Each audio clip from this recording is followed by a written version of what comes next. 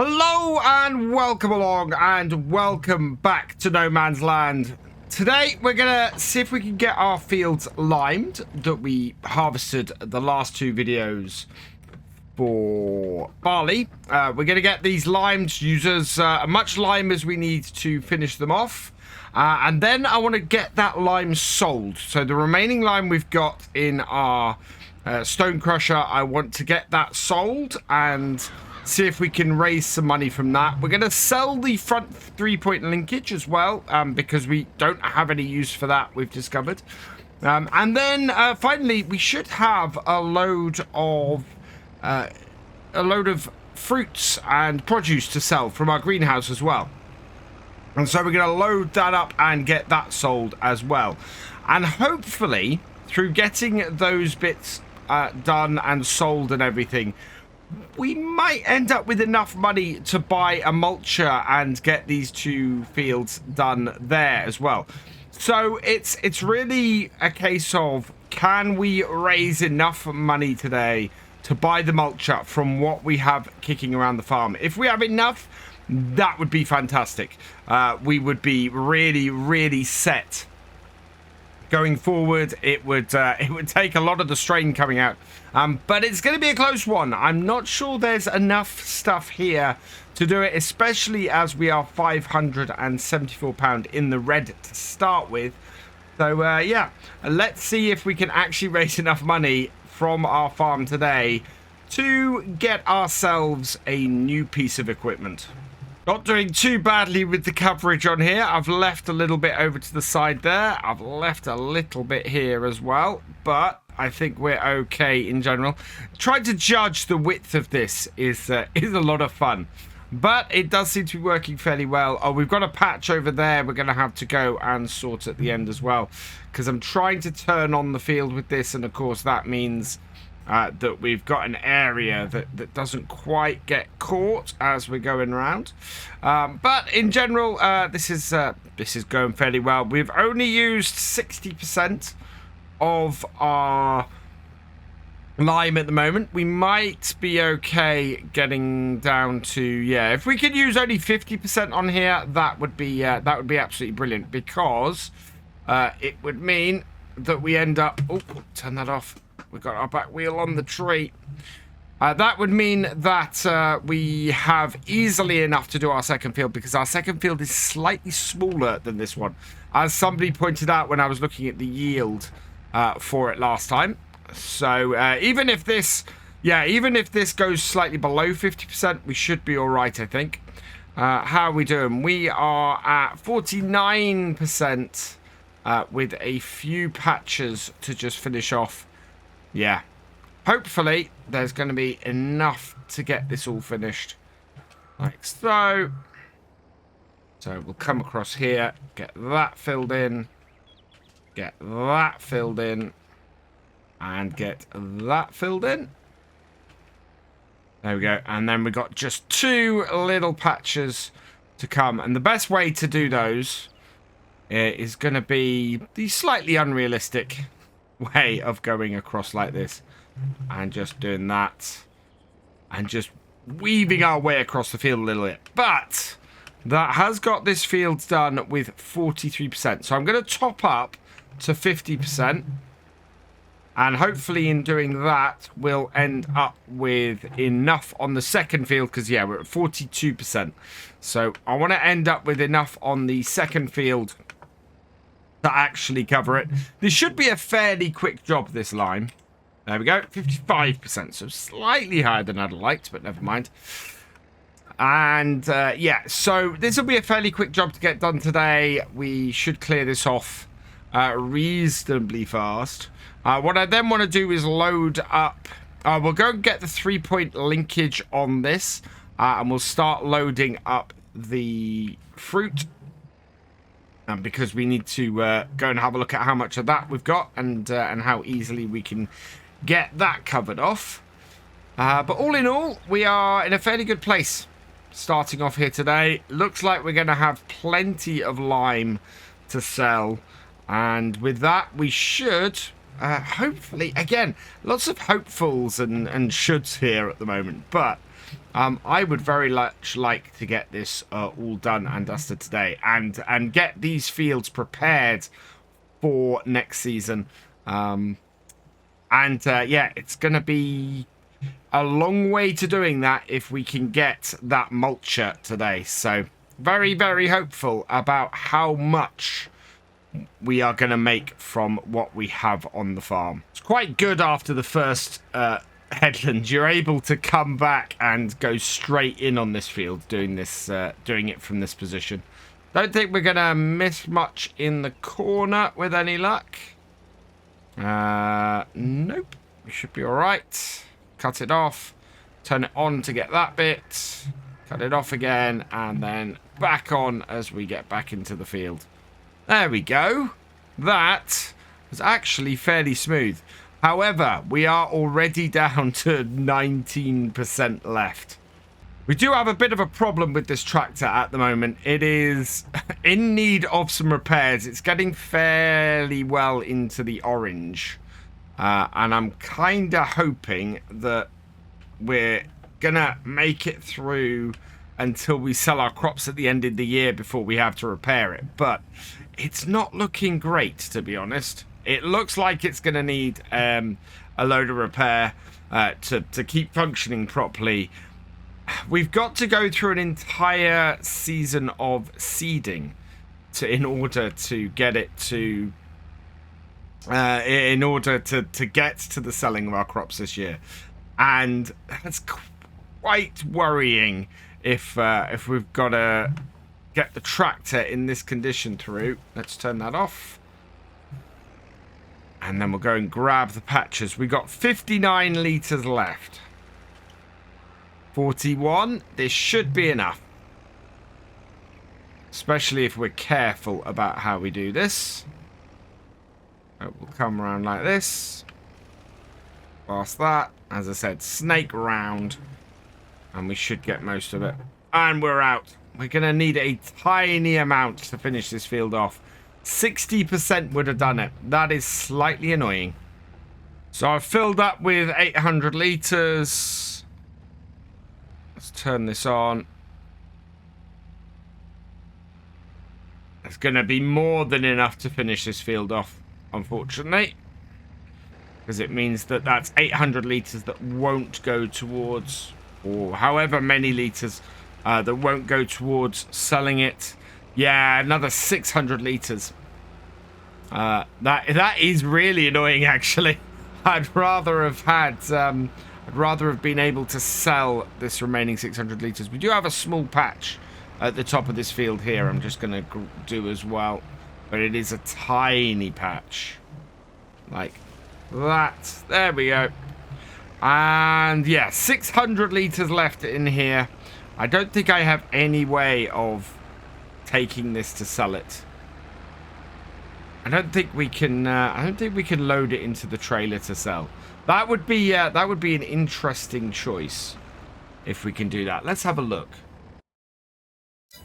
Do we have somewhere in our cell that will take lime? Does it actually take lime at the shop? Lime. Yeah, it does. Actually, the farm shop will take... Oh, no, that's my lime production you can sell out. £2 is how much you can buy it at. So, yeah, no, we've got nowhere on here where we can sell it. The lime production is, I don't think, can be unloaded into. We can check, but yeah, we'll need to unload this. That does mean that we have all the lime we need. So let's have a look at the production here. We've got 3,868 litres. So we're going to change this to selling. And hopefully that will sell that in a short period of time. I don't think there's any way that we can unload this into here, because that would be good. So we'll just unload the lime there, and then we can put this back in our shed. And we'll get the... yeah, if we can load it into... I don't think it'll take it, but if we try and load it in, it might actually go in if we're lucky. Otherwise, yeah... it might leave us just a few pounds short of buying this. And that's what worries me. Let's grab this. Put that on there. And see if we can actually get this lime in. Because if we can't, we'll just have to store it until we need it. I don't want to sell any of the straw or the barley until it reaches the maximum price in the middle of... Wow. Okay, just put that on the front of there. Just reverse this up. You can hear it scraping, but... There we go. Got to wait here.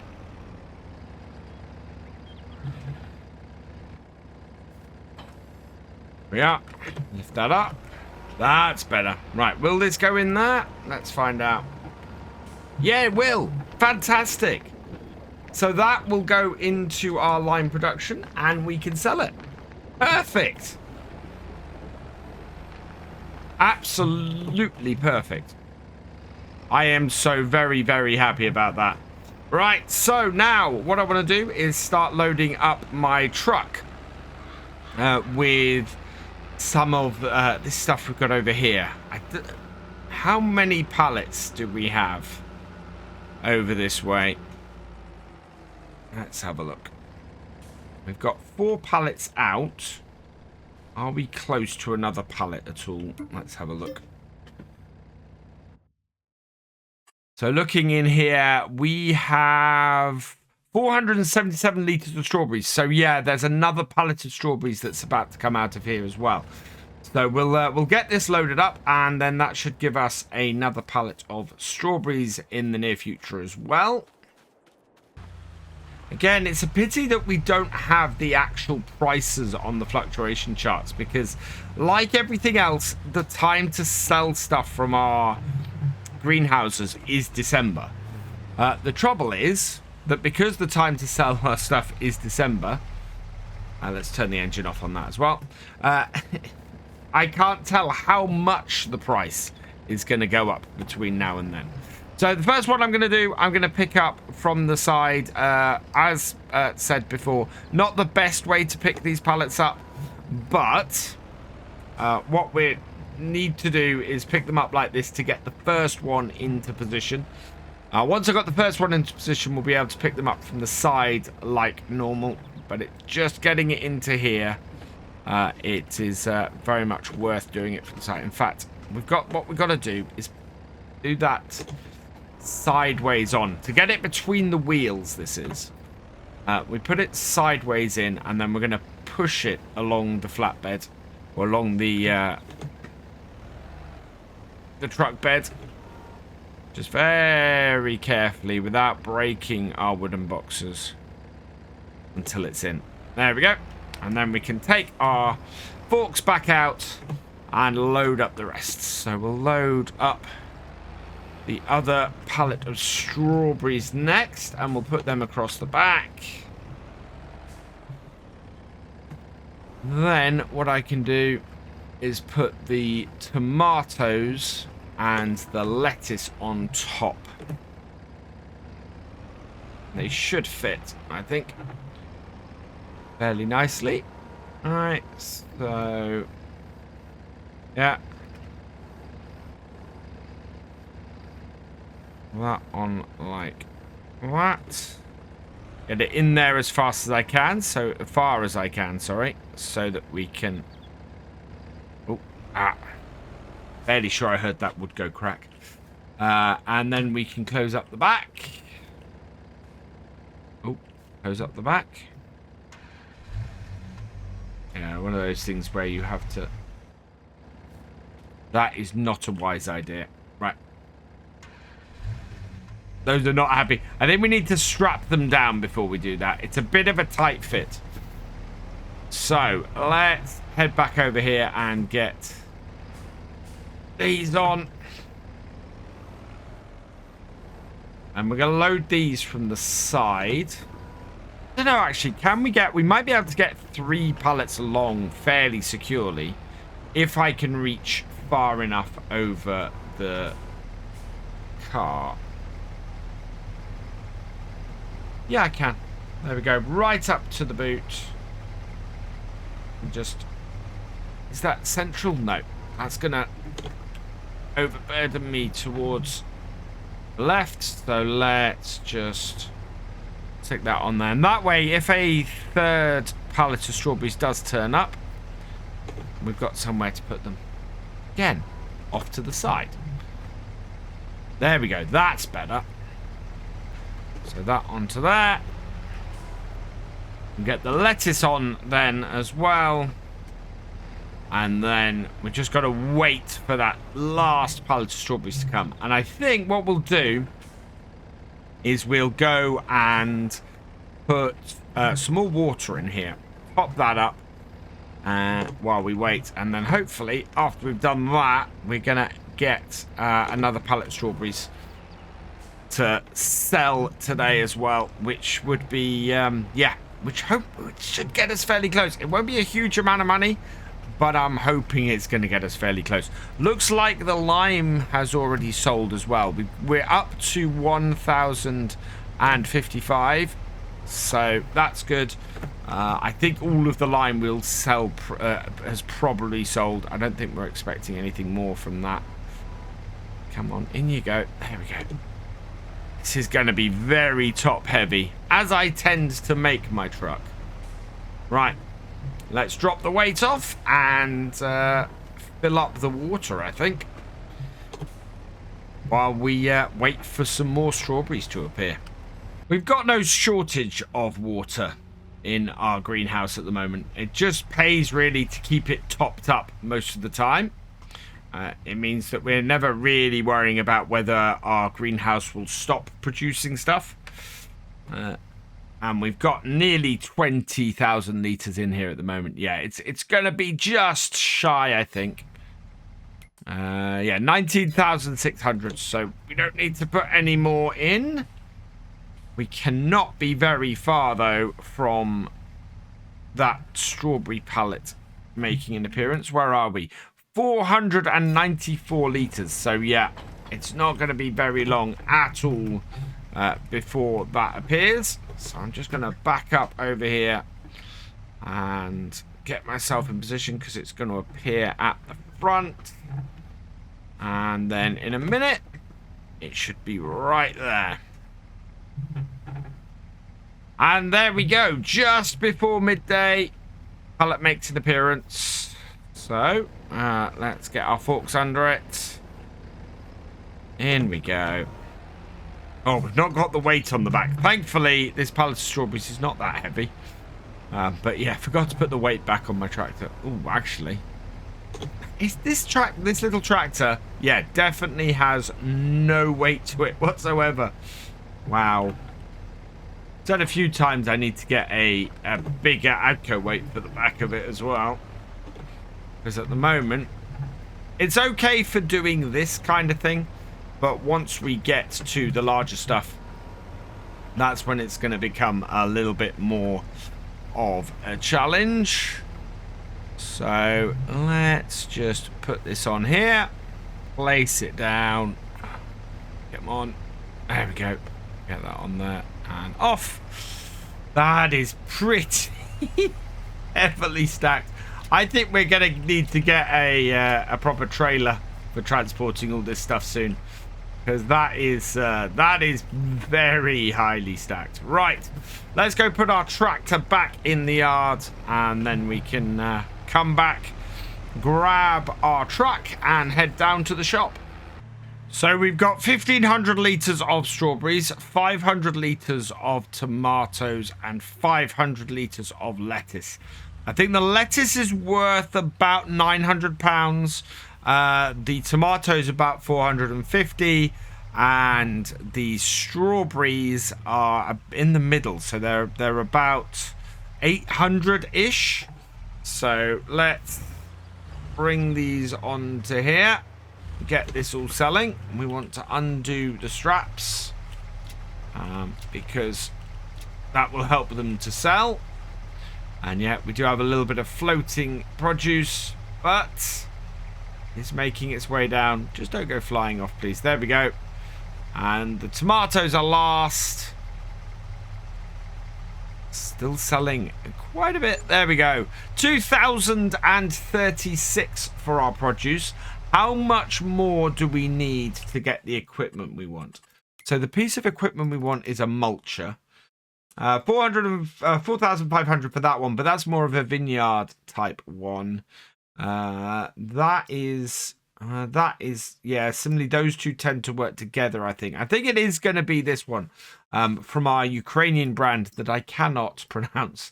And it is going to be 4,700. So we need 1,700, really.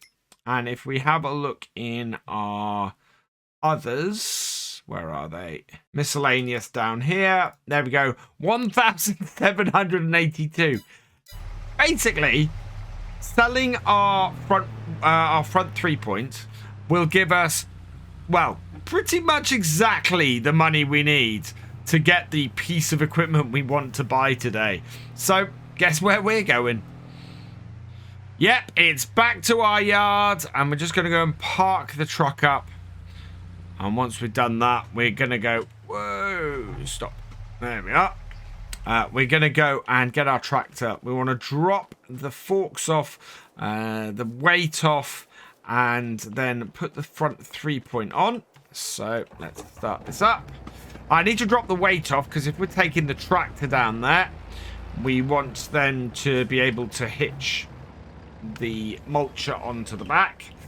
So let's disconnect that.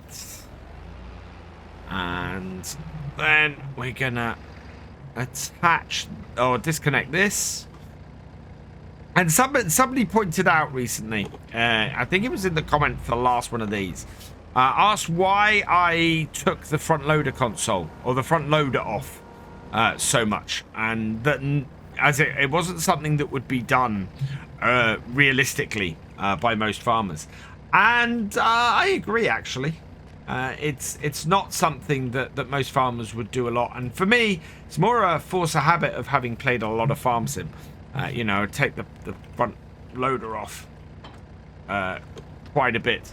So I'm going to try and avoid doing that, especially now that we're getting rid of this 3-point hitch. We don't really need to remove our front loader, and it's not something we would probably do. So yeah, I'm going to try and leave the front loader on for most of the time while I'm using the tractor, and go from there, I think. So we'll take this round and into the shop, like so. Turn it off. I want to disconnect that. Can I back this out? This is where this gets interesting, because this, yeah, it tends to get, I think it's getting caught on my front wheels. Yeah, I'm not going to try and remove that. Oh, no, it's gone. It has gone. Let's back it out. There we are. Yeah, it's not great on this tractor, to be honest, this 3-point. So let's head over here, and we're going to repair it. It'll cost £6 to repair, especially after that. 1,959. Repairing gets us up to 1,966. So we made £1 roughly, and then we want to get that sold. I think painting it isn't, yeah, painting it is £204. I'm not going to do that, so we will sell that. Yep, there we go, and we are up to 5,051, which is perfect. This means that we are actually going to be able to afford our mulcher today. And nothing in the sales, no, just a massive Demco side dump, which is of no use to us whatsoever. So into the mulchers, 4,700. I'm gonna get it in the Bordeaux. It's very similar red to, well, we've got the other one in red, slightly darker red for this. And buy that, yes please. There we go. And leaves us with £351. Perfect. So very, very happy with that. Let's hook this back up. Well, let's hook this up for the first time, I suppose. And head back up to our field. And we can get doing some mulching. And get our fields ready. And then we don't have to worry about that once we are doing the harvest of the sorghum. Now, I think this is the last piece of equipment that we have to buy this year. There are some optional bits that we can pick up if we want. For example, I'd like to replace my mower for something more realistic, because I know some people haven't liked the fact that I'm basically using a front mower like a rear mower, and it wouldn't really work very well. So yeah, there is that, and I would like to fix that issue.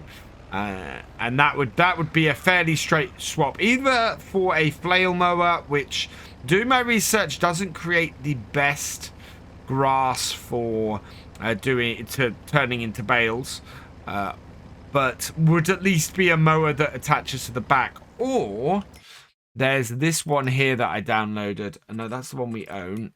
This one here that I downloaded, which is this class one, which we can get in, well, it's still a class mower, but in the red and yellow color scheme that we've got on our farm. That would be 9,000, which is around about what our mower is currently worth.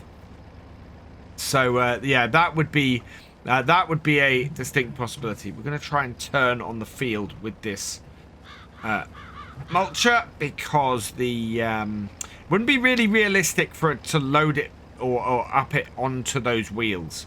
They wouldn't pull forward, they'd just scrape along the ground. So I'd much rather run it this way. But it's working really well, and for 4,700 is a really good price for this. So I'm very happy with how this mulcher is working.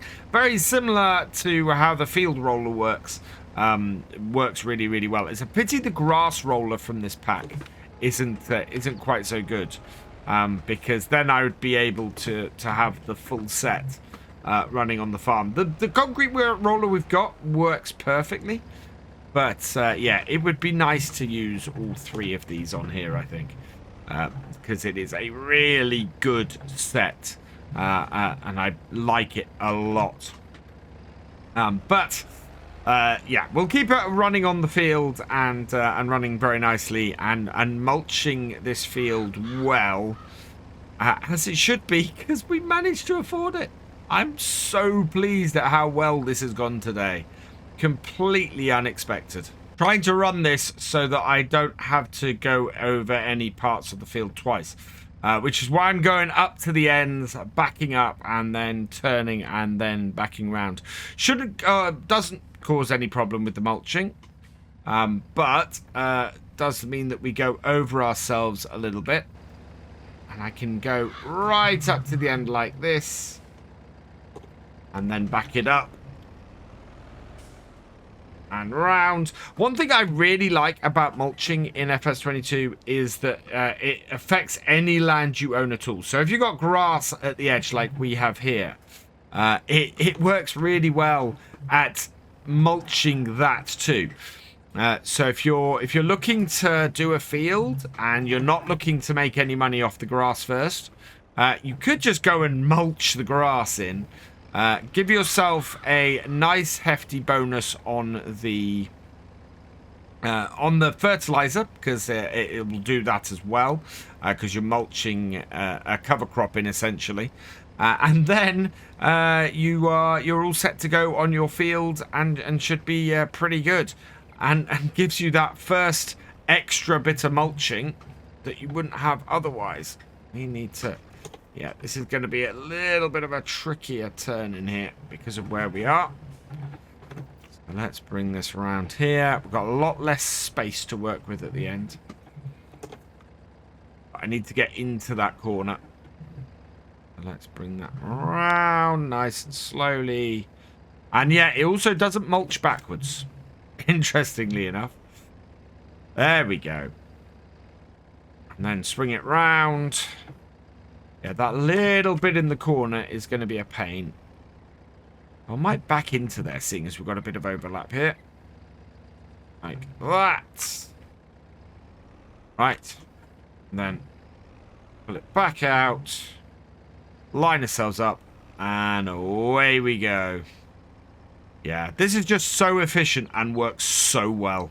This first video, of course, marks our first year, or the end of our first year on no man's land. We've got 5 fields producing crops. We've had our first harvest. Everything is going absolutely swimmingly on here. Let's fold that up. Go onto its wheels. And then we'll just pull forward slowly to help it fold in. Like so. There we go. And yeah, it's gone really well. I am so pleased about how well our farm is set up and how well we've got everything on here. It's just brilliant. I am blown away by our progress, and we've done this on a single area of land, starting with nothing but £50. We did take out a loan, yes, in order to get ourselves started, but even then, we've only taken out and borrowed what we've needed to borrow to get ourselves started, which to me is absolutely brilliant. And yeah, I am so happy with this farm, and we're not finished here yet. I still got the sorghum to go. We've got a cut of grass to go. I'm expecting to do that in August to round out the summer as well. And that will be hay for hopefully our animals coming up. And then, or hay for our sheep, because it's sheep that I want to get. And then, yeah, we'll be in a really good place to go into the second year on here. Earn even more money through having animals on here, and probably maybe planting a few trees and going through some forestry stuff as well. And yeah, just everything is looking very, very positive. The only thing we've got hanging over our heads is the cost that we're going to have to repair this tractor, because it's going to be a costly one. I was hoping it was going to last until we'd sold everything this year, but looks like it's going to be one of those jobs we need to get done a little earlier than we want to in order to keep things running smoothly. Going very smoothly. We've got we've got 2/3 of the field done at this point, and no missed spots from what I can see. Well, the only spots that are turning up as missed are spots where we actually missed doing seeding on it. So yeah, they're bare earth anyway, and therefore they won't mulch, which means, yeah, those bits will end up with a slightly lower yield, but they're small bits. The biggest bit of it is just over the top of the hill here. You can see it there. There's a very distinct white line going up the field, and we've seen that throughout this year. It's a patch where I missed actually doing the seeding on it. So yeah, not too bad. Otherwise, we're pretty good. We are we're still heading into that red with this tractor, but this field is nicely covered. Have we got 2 or 3 rows to go? I think we've probably got 3 rows to go. That's going to be yeah, that's going to be a little bit of a stretch for this to do that last bit twice, so in 2 goes. So let's actually, I don't know. No, I think we've only got 1 row to go after this, so then we will be done and dusted. And actually have got a very long way today, because I was not expecting us to do as well as we have. Yep, we're doing it in a single pass on this last row, so it's not that wide. But this will get our field nicely finished. I am amazed we managed to afford this mulch today. Managed to get all of these jobs done is just fantastic, and has put us in a really, really good place. Let's get that folded up, and yeah, we've got to go forwards. I can't go forwards, right, so we'll wait for it to fold. It's scraping a little bit on my field, but never mind. But yeah, that is pretty good. Let's just take a look at our progress today. So we are completely, yeah, we've got rid of the stubble on here, so we've got nothing, no crop on here. Although it does still say we have barley on here, yeah, it's counting as nothing is on there. However, when we look at this screen here, we can now see these two fields are very nicely mulched. Weeds fertilized. Let's take that off. Yeah, so they're going to need fertilizing fully. Nothing needs rolling or liming, so we've covered all the lime and everything. We're just, yeah, in a really great position. So I'm very, very happy with where we are now. And next time, this should be ready. Our sorghum should be all grown and ready to harvest. We are running on the updated version of the map now, and our fields of sorghum are ripe and ready to harvest. So we're going to head out there. We're going to get the tractor and trailer out there first and get that positioned so that we can easily empty our combine into the trailer. And then we're going to come back and grab our combine so that we can get started. Lots of interesting mods and things released over the last few days. There's a very nice John Deere batwing mower that also functions as a mulcher. We can switch it between mulcher and mower if we wanted. And I'm slightly tempted to get rid of the brand new mulcher we got last time and our mower, which isn't very realistic to be placed on the back of our tractor, or yeah, on the back of our tractor as it's a front-mounted mower. And get that instead. But I still a little bit out of our price range. Even if we go and do that, we are still gonna be about £5,000-6,000 short. And at the moment, we do not have £500 or £600 in order to spare. What I do think I am going to do though is replace our rear-mounted, our current front-mounting mower that we're using as a rear-mounted mower. I think we're going to replace that with a proper rear-mounted one. We're coming up to our second cut of grass on the field here. It's actually looking fairly good, that grass.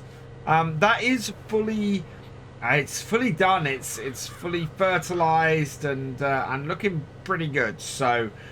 Yeah, we're going to be cutting that probably towards the end of August after we've got the sorghum done. We need to get these sorghum fields cut, and then what we can do is mulch them and get them ready for next year's crop. We're probably going to put barley or wheat into these two. Both are good crops for us to have. I don't know if we're going to do sorghum again next year. We'll see how we go. Right now, this looks like it's handling it pretty well and doing okay. Let's pop outside and see how well it goes. Yeah, this little combine is absolutely fantastic. I think it's probably going to take us 2 days to get both these fields done, but this is kicking off well. Hopefully the yield's going to match. Eventually, I want to expand this field closer to that tree line up there. The field behind us won't work so well expanding up that way, but this one should do pretty well. It's really a question of where is the best place to expand next. I mean, we're in a position where we can't expand very fast at the moment anyway, and we're trying to make the most of this single plot of land we've got.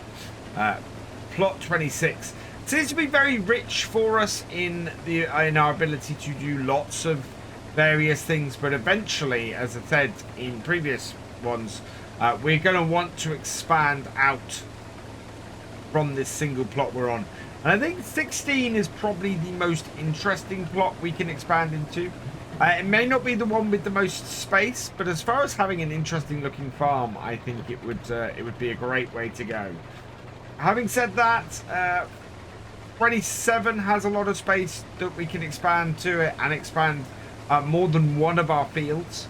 Whereas, I think it's plots... Let's have a look at this. Plot 25 would also be a good expansion place for us, because it would allow us to expand 2 of our fields out that way as well. So, really, there's a lot of options kicking about here for where we could expand to next. And what I think I might do is when we come to that point, when we're getting near to looking at that, I may put it to you guys. May ask you guys to decide which way we should go, and maybe put it to the vote. Maybe put it out on a vote on the patron and members areas, and see what you guys think, and which way you guys think we should go. I think that would be a pretty cool way to do it, maybe. This sorghum really kicks up a lot of dust at the front. I mean, it's you saw it when we were in the cab. It is almost impossible to see out the front with that. With the amount it kicks out the front, it doesn't really kick a lot out the back, but that's because I think this is cutting higher. Sorghum does get cut at a higher level than other crops, and therefore there's not as much stalk and not as much to come out the back. But yeah, it sure kicks a lot of dust up off the front of it. We are about halfway, 2/3 of the way through our third headland here, and we're at 94%. So hopefully we can get a little bit further along here before we have to empty. I'm keeping a close eye on it because we're gonna just pop out towards the tractor and trailer, empty this out as we finish this row, and yeah, I don't want to run into the crops. So 98, there we go, 99, that will do. Turn the thresher off for a minute, back this up, and we can offload into our trailer like so. Oop, there we go. That's got it, I think. There we go. Right, so let's empty this out, and yeah, I think we might get maybe another tank and a half off this field, which would work pretty well for us. Would give us a very nice amount of sorghum, especially considering this field should be fully done. Everything but mulched. No, everything but mulched. This field was this year. So yeah, we can still squeeze a little more yield out of it. And combine is empty. Perfect. Trying to keep the auger out, as I said last time, and as somebody pointed out to me when I did my first episode with this combine, you wouldn't put the auger in on this because on these older combines they had no way of the grain pouring straight out of the tank and out of that auger hole. So you you leave the auger out, you keep the grain in place, and then you don't fold it in until you have emptied your grain tank. Otherwise, yeah, you're gonna lose crop. Right, we want to cut in at this point, so let's head up here, position ourselves about here-ish. I think is a good place. Get ourselves nice and straight, down with the header, and away we go. I do find that compass fairly invaluable when I'm doing stuff without GPS. Really helps me to keep on the right track and make sure that I'm cutting along a straight line. If it ends up changing too much, then I know that I need to sort myself out, get myself realigned and in the right position. So yeah, it's pretty useful, that feature, and I've used it in FS. I think I've used it all the way back as far as FS15 to get myself on the right line and in the right positions. So yeah, it's a great little feature that works really well when you're not using GPS. Of course, everything gets easier with GPS, but on a combine of this age, just not something you'd really fit to it. So yeah, I like to be realistic and not be using GPS on something like this. Beginning to look like 2 full tanks up here was a tad optimistic for this field. We've only got half a tank on here, and we are in the last section of the field. I was hoping for a slightly better setup, but you know, me guessing and estimating how much I'm going to get off a field based on what I get off the headlands is notoriously out, and I think this is looking more like a 2/3 to 3/4 of a tank off the rest of this field, especially as the bottom half of here does not have a full length in, yeah, not a full width, full length in it. And we kind of got the same from the other bit. So yeah, we're at 62%, so we are going to hit that 2/3. Whether we hit the 3/4, that is another thing entirely. I'm kind of hoping we do, but it's looking very suspect at the moment. That is the 2/3 of a point of a tank point, though. I don't know if actually all of this is going to fit in the trailer either. It may take us a couple of runs to do that, or because it's only 10 to 11, we could end up doing the second field and getting that cut as well today. So it looks like 3/4 of a tank was pretty much spot on. In fact, it was spot on. 75% full, and we can go and empty this in our trailer, or as much of this as we can in our trailer.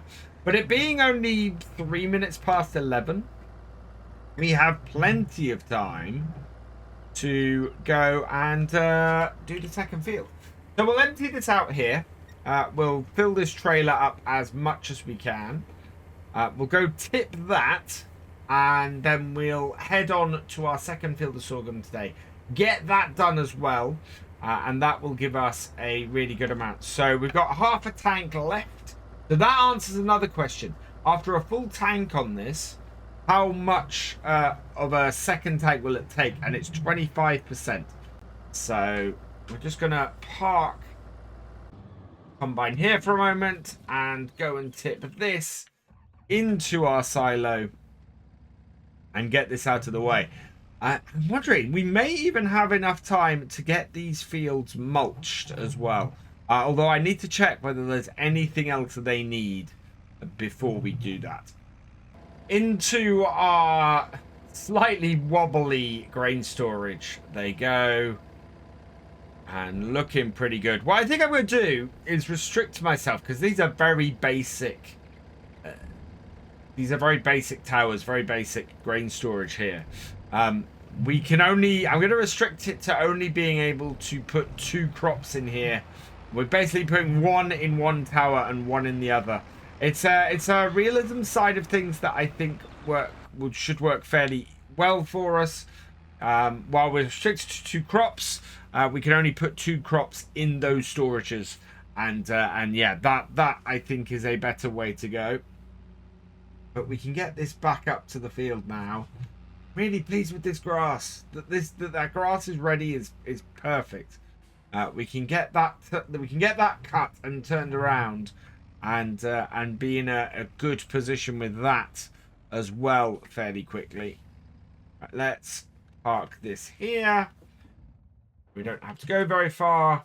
We can jump in our combine and get the second field cut today as well, which will just make a massive difference to the amount of work we have to do. I could have, at this point, I'm looking at how long it's taking us to do things. We could go down to 2 days. I'm kind of liking the whole 3-day setup at the moment. So we're going to stick with that for now. With actually how much this will take, no, we'll do the 25% once we've got this full again. It's not going to be 50% off this headland, so we'll easily make it round the field and make it back. Should be absolutely fine. So this is a bit I was talking about. I think if we come up the top here, put a road along the side of this field there, and go through to the other side of those trees.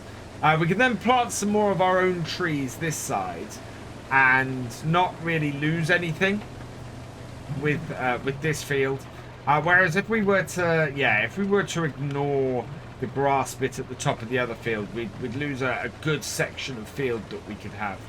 And it would make, you know, the shapes of these fields not wholly square at the tops and everything. So I quite like the idea of expanding things like that a bit.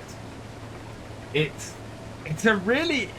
I love how our farm is shaping up. I love how things haven't turned out to be just big rectangular fields on here, that we have got some slightly odd shapes. I want to work with the landscape on this map. We're at 88%. I think we'll empty out at this point. So bring this over here and empty this out.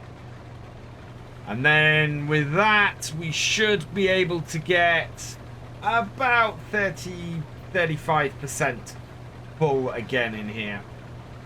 Which is... Will we get 20,000 litres of sorghum off here? And look at... I want to have a look at the price as well. So the price of sorghum, we've got 8,000 litres already, is 631, which is a little bit lower than I expected. Looking at the price fluctuations, though, we are in the absolute doldrums of it. Like everything else, end of December is when we want to be selling this. So how much is it going to go up? I don't know. I would like it to reach £1,000 per litre. But we'll have to see that. Let's not put that in.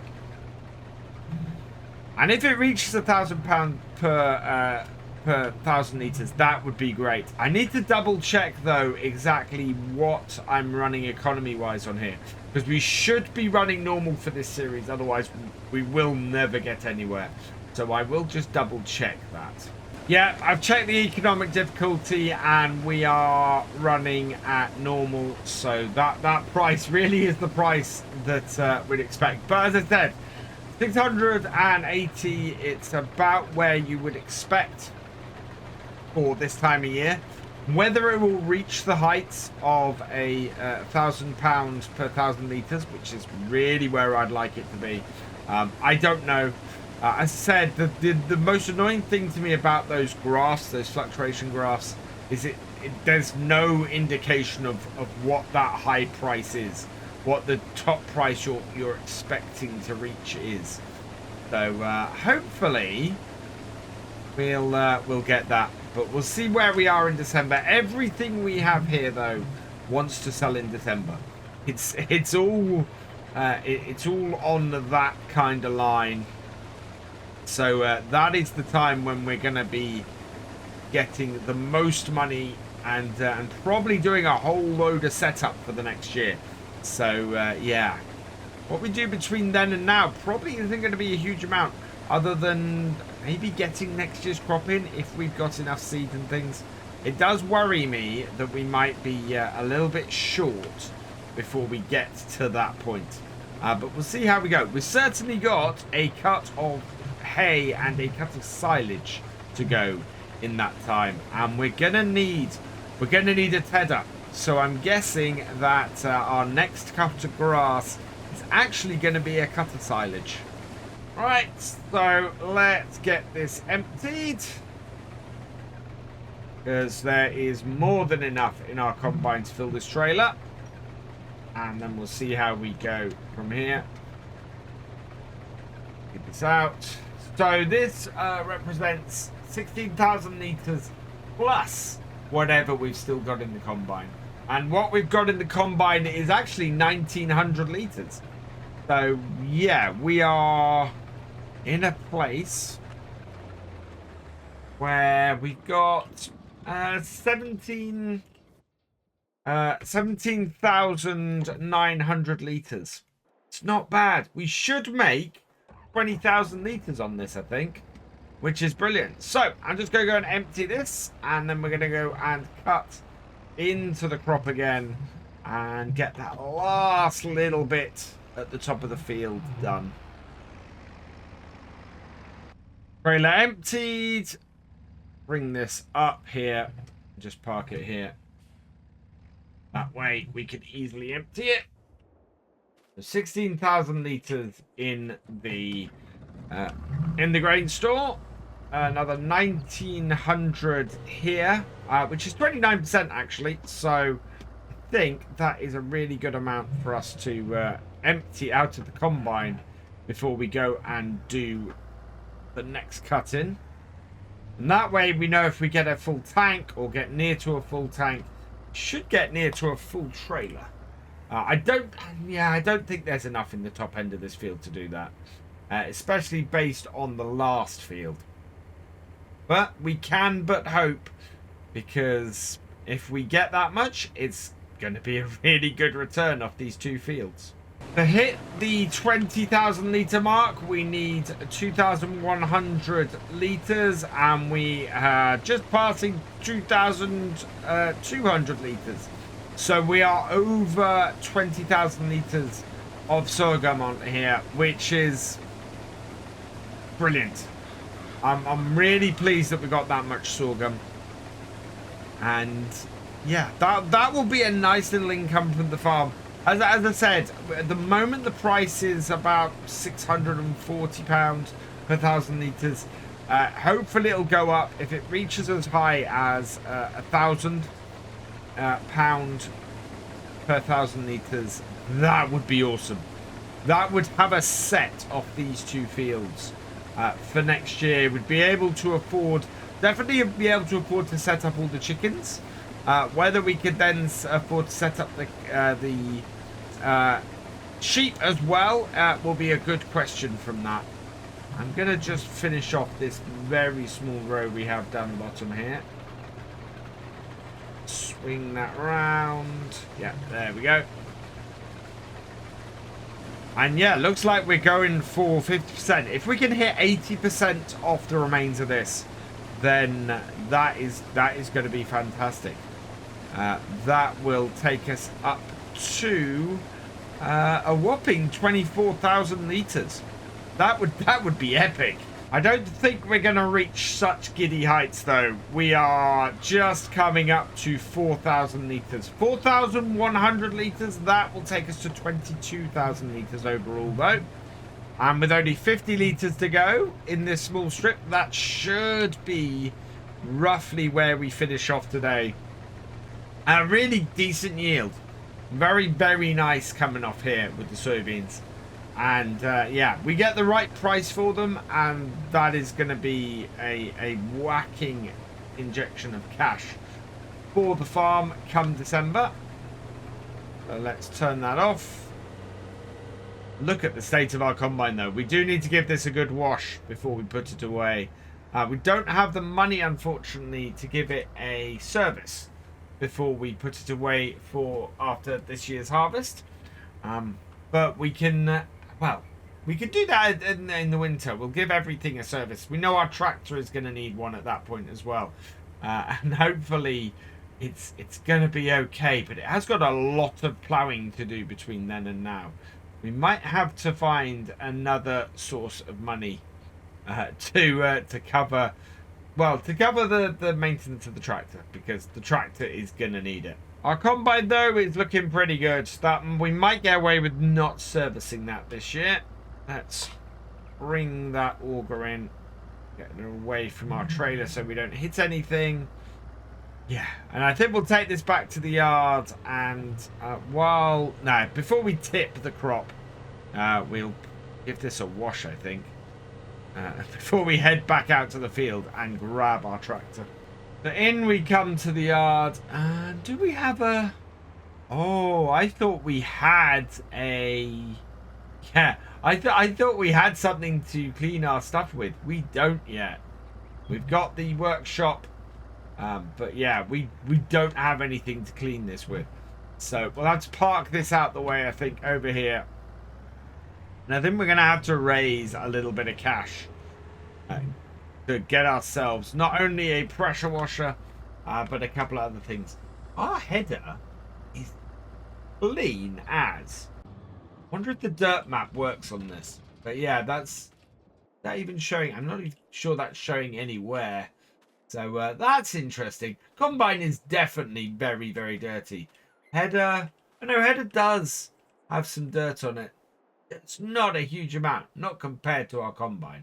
So with the combine safely back at the yard, we now want to get our trailer.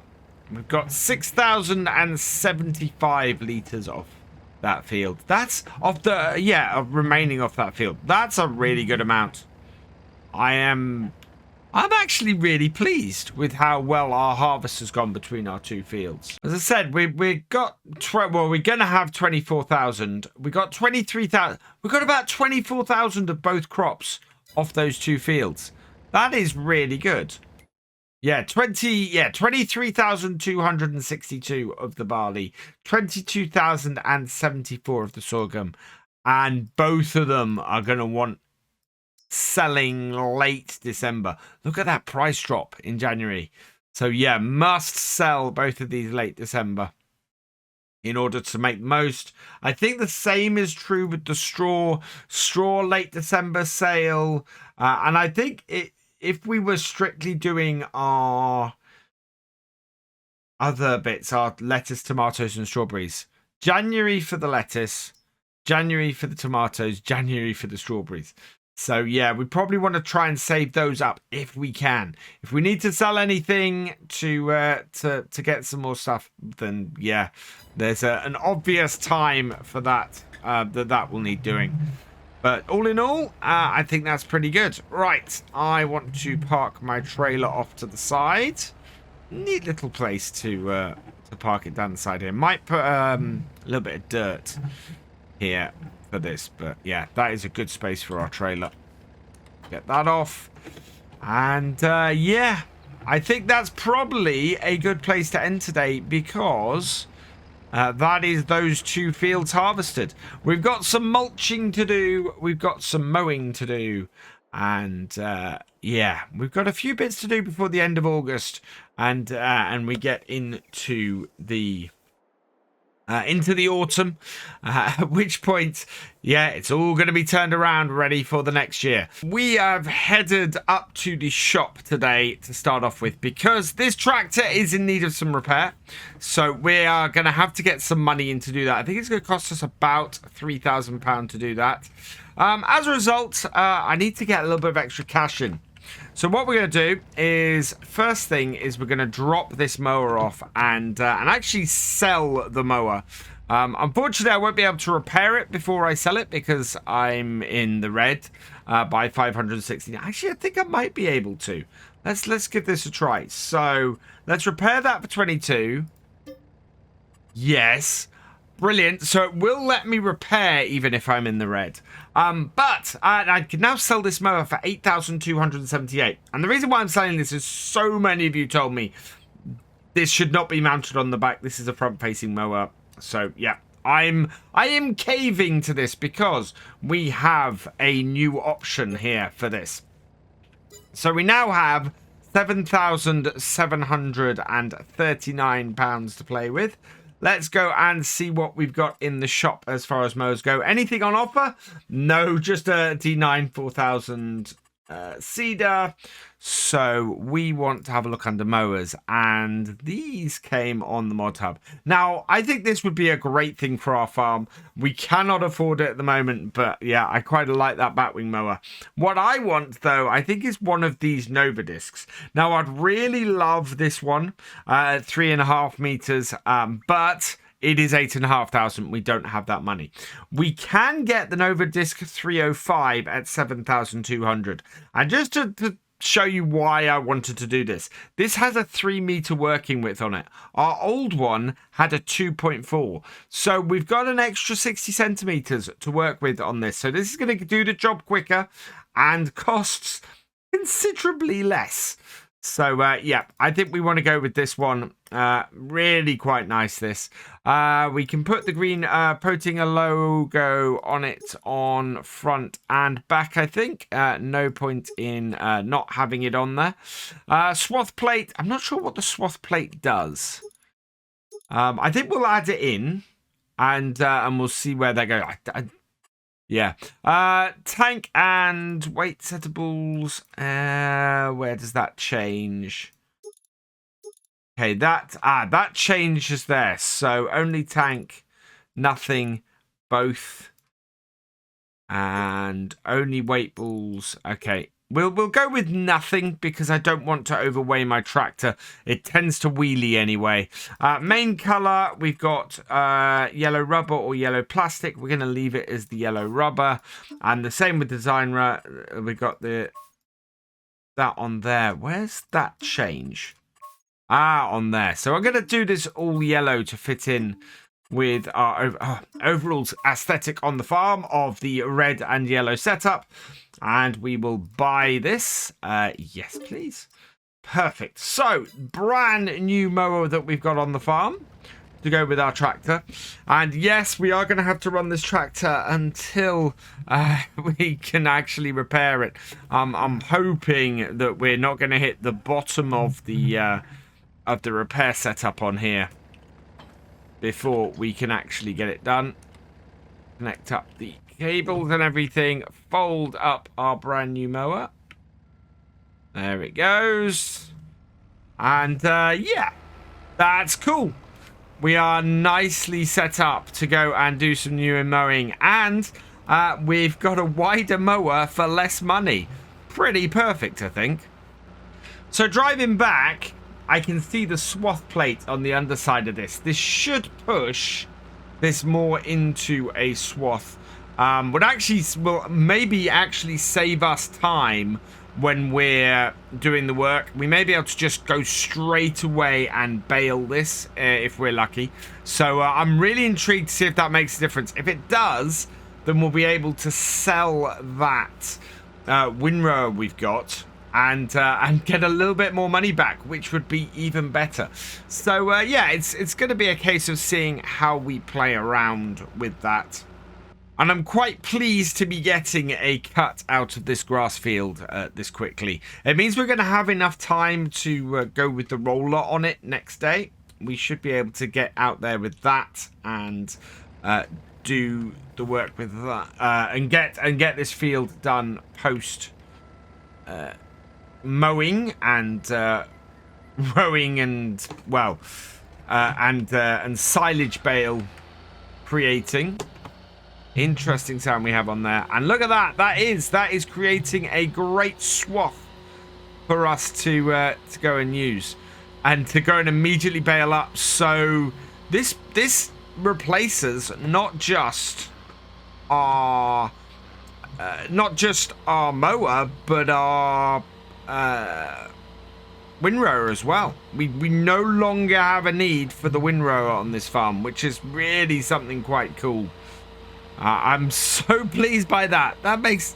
Wow! I didn't even know this had that ability, and that is just absolutely cracking. We do have an issue, it seems, though, now with trees that are a little bit close to the edge of our field. Whereas before, we had the tractor just going straight round behind. Now we've got the mower going straight round behind the tractor. Now, of course, we have trees in the way as we're sitting off the edge of the field. Maybe in future it might be wise to turn and go round the field the other way on the first cut. What do you guys think? Should we be driving on the grass that we are going to be cutting in the next round? Or do you think that there's no issue with that? And actually, we might as well do everything on the field, especially if it means that we can go right up to the edge in the way that we are here with this field at the moment. Oh, wow. I love this little mower. This is so good. It is. It's working absolutely brilliantly. We are... yeah, it's swathing everything up, so I'm not going to have to go around with the windrower. We are getting through this really quickly. It's a nice extra bit of width as well. It's not the biggest one we could have got, but it is doing a grand job of it. And yeah, it is going to make doing this job so much easier. Of course, when we come to do the hay at the end of autumn, or mid to late autumn, what we are going to find is that we've got to take the swather off. But then that's why we have our workshop. You know, we can, having bought it with the swather on, it's very easy to take it off. And yeah, we can go from here, and I'm going to get rid of the windrower. We just don't need it. We're not using it for when we're doing crops, and we're not going to be using it for doing grass work anymore. It's absolutely perfect. So I'm recording this on Tuesday, and it's a few hours after the new DLC has been announced, which I'm actually really looking forward to. We've got the olive farm, the vineyard that we're creating on the Old Stream farm, which is going to be absolutely perfect for the equipment that's in the DLC. But more than that, I think a lot of people, certainly in these early hours, have missed that the equipment, the small tractors that are in the DLC are going to be absolutely perfect for the kind of work I'm doing now, and the kind of farm I'm creating now. They are small. Several of them are reverse drive, so are brilliant for front mounting a mower or rear mounting a mower like the one I've just sold, and using them on a map like this. Yeah, I think that there's a great potential for them on a small dairy farm, or a small sheep farm, or just a farm where you're starting out and you're starting by doing a load of grass work and a load of baling and things. 95 horsepower, which is what a lot of the tractors in the pack are. Absolutely perfect for for doing stuff with a small round baler, or even the small massey baler. Yeah, I think it's quite exciting. I'm looking forward to trying it out and seeing how I do on certainly the Old Stream Farm series. Whether we'll still be on No Man's Land when the DLC comes out, I don't know. But certainly, I think the tractors might be something that's useful on this map if we are. So we'll see where we are at the time, I think. This mower does screech a little bit, but otherwise, yeah, I can't fault this. This is perfect. I think we're going to go and sell the windrower and be done with it. We don't need that anymore. We can just, even if it costs us a little bit of money to remove the swather from this has already proved itself. Absolutely, this has already proved itself. I am so impressed by this mower. I did not expect this to be as good as it is. I thought it would be a mower about the same size as the one we already had, that would do the same functionality and would just make things a little bit more realistic having it. We don't need it. Well, we don't need our windrower anymore. It's just completely replaced it. So what I'm going to do is I'm going to park this here. It's going to block... Oh, no, we can park it in front of the lake for a minute. So we'll fold it down and lower it. And then we should be able to remove it. Like so. There we go. And, yeah, I'm just going to nip up to the shop quickly. Ooh, we might have to reverse this out a little bit because we've got a bag of fertilizer in the way. But yeah, we'll pick this up and we'll take this down to the shop. And I think this is probably going to be... This is going to be enough on its own to pay for repairs to the tractor. Let's not hit the fertilizer with it though first. Right, I'm going to take this down to the shop because I think this might be worth a little bit of cash. It's a pity I hadn't realised we didn't need this windrower earlier, because we could have got the bigger mower as a result. But never mind. I think a 3-meter mower is pretty good for what we have on the farm. I mean, it's done that field fairly quickly. We're not doing any of our fields as giant fields. So let's detach the PTO and move this out. Is this going to be enough to repair our tractor? Am I actually going to be able to do this without going any further today? It's worth 3,400. If I repair it, 3,475. Right, let's sell that. Yes, okay. Now, if I could repair my tractor today, that would be great. We've got 405,000. Sorry, 4,500 to play with. Let's have a look. How much is my tractor going to cost to repair? 4,000. Oh, really? We still can't repair this today. As much as I want to, we still can't repair the Massey today. So we still got to do this work. We still got to get this tractor doing a little bit more before we can get it into the repair shop. But yeah, ever so slightly annoying. Let's go and get this. Well, let's go and get this grass baled up, and then we can get it wrapped as well. And hopefully we'll get some money off it in a couple of days. And can get this tractor repaired, because we really need to get this tractor repaired. So our baler is just inside the shed here. I'll reverse up to that. There we go. We really need to get, I think, something to clean our equipment. At the moment, it's just everything in the farm, including our combine, is just really dirty. And needs sorting. We do need to go and mulch our 2 other fields. But to be perfectly honest, a lot of that we can start doing in the autumn. Looking at turning our fields around, mulching them, and getting them sorted. The one thing we are going to have to do is roller this field next time. Because we need to roller this field before the grass starts growing. Because if we don't do that, we're going to end up with a whole load of grass growing and then sending it back to this stage. So yeah, we're gonna have to get our roller out and get this field rollered. We might get to that today if we're lucky, but I think it's probably going to be a case of next time rolling this field and mulching the other 2 sorghum fields up the top there.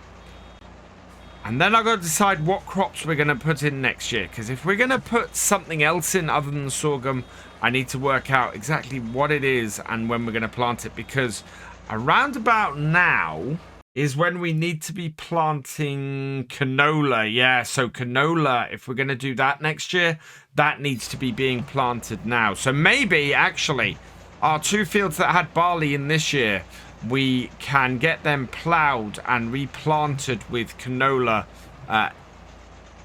within a very short period of time would be good.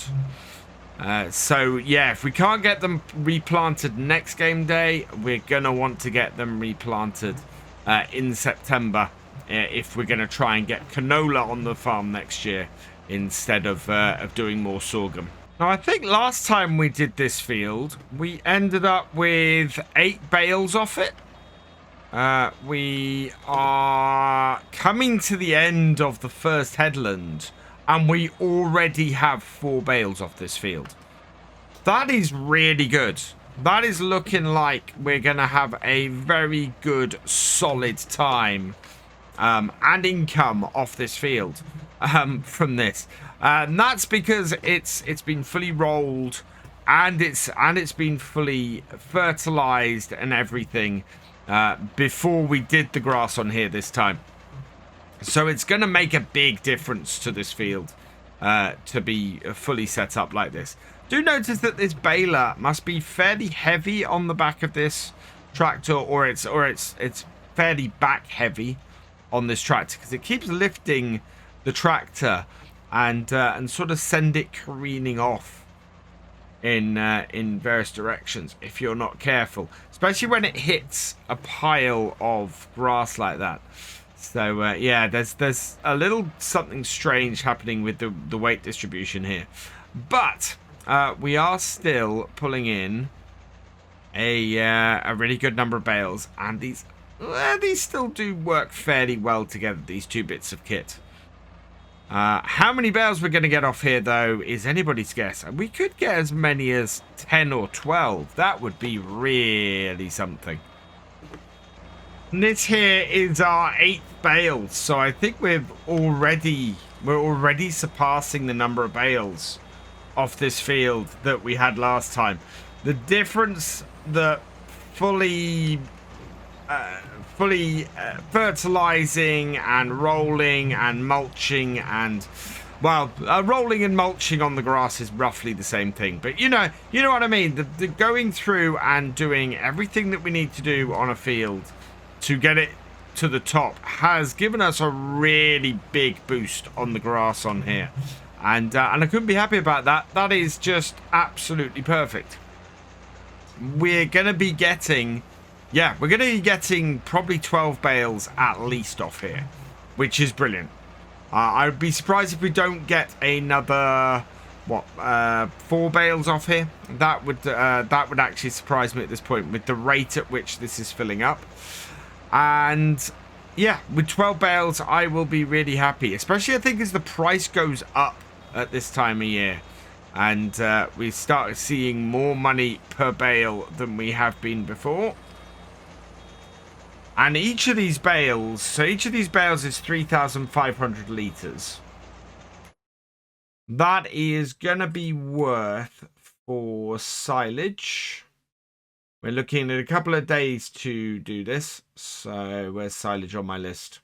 There we go. Silage is at 290 at the moment. So we're looking at, at least 1,000... at least about £1,000 per bale, which is brilliant. That is absolutely great. So I'm very happy about that. We will we'll easily be able to pay for the repairs to our tractor after a couple of days, and hopefully the tractor can hold out until we are in the position where we can get the repairs on it. It is currently, we are fairly deep into the orange. It's going to be a tough one. I really, really wish I wasn't having to push the tractor as far as I am, but don't really see that I've got much choice. If we don't get the money in from this, we've either got to borrow it or...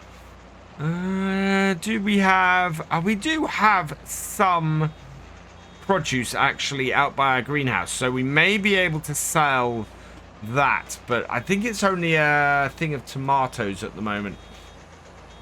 So whatever way I look at it, I need to get £600, sorry, to repair this tractor. And every day I leave it, that price is going to go. The amount of money I need is going to go up because obviously we have our loans and things to cover. I just don't have the money right now to sort the tractor out. We definitely could have done this better today. I could have bought the slightly smaller mower, sold everything a little bit earlier, and repaired the tractor first before we went any further. The ability to not be in the situation we're in was very much there, and I missed it because I didn't know the functions that were available on that mower, which is annoying. I had to experiment first. Anyway. We are okay. I think we should be okay. It's how much this tractor is going to end up costing to get repaired. That's what worries me. As we get further and further into that needs repair part. But I think we might have got all of the grass. Yep. So there we go. Let's lift it up. And we'll take this back.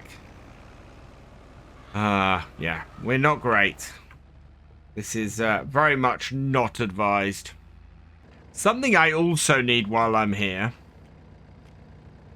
Let's detach that and those. There we go. Is this. We need fuel. Let's see if we can fill up from here. We can. We've not got a huge amount left. Yeah, we've got about 90 litres. It's going to be enough for about half a tank in our tractor, I think. Oh, a little bit more. Nearly 2/3. So that's good. What we need to do, though, is switch over to our wrapper and get this stuff wrapped now. I was trying to think, is it possible to load up one of these bales into the back of the truck and go and sell them and get the tractor repaired that way? Not really. The only thing that we've got to sell at the moment is the stuff that we've got in the silo. And I really want that to make as much money as I can. The alternative, as I mentioned, is over here. And that is one thing of strawberries and one thing of tomatoes. Hang on. Can we sell one thing of strawberries and one thing of tomatoes? How much is that going to bring me in? So tomatoes, so that would be enough.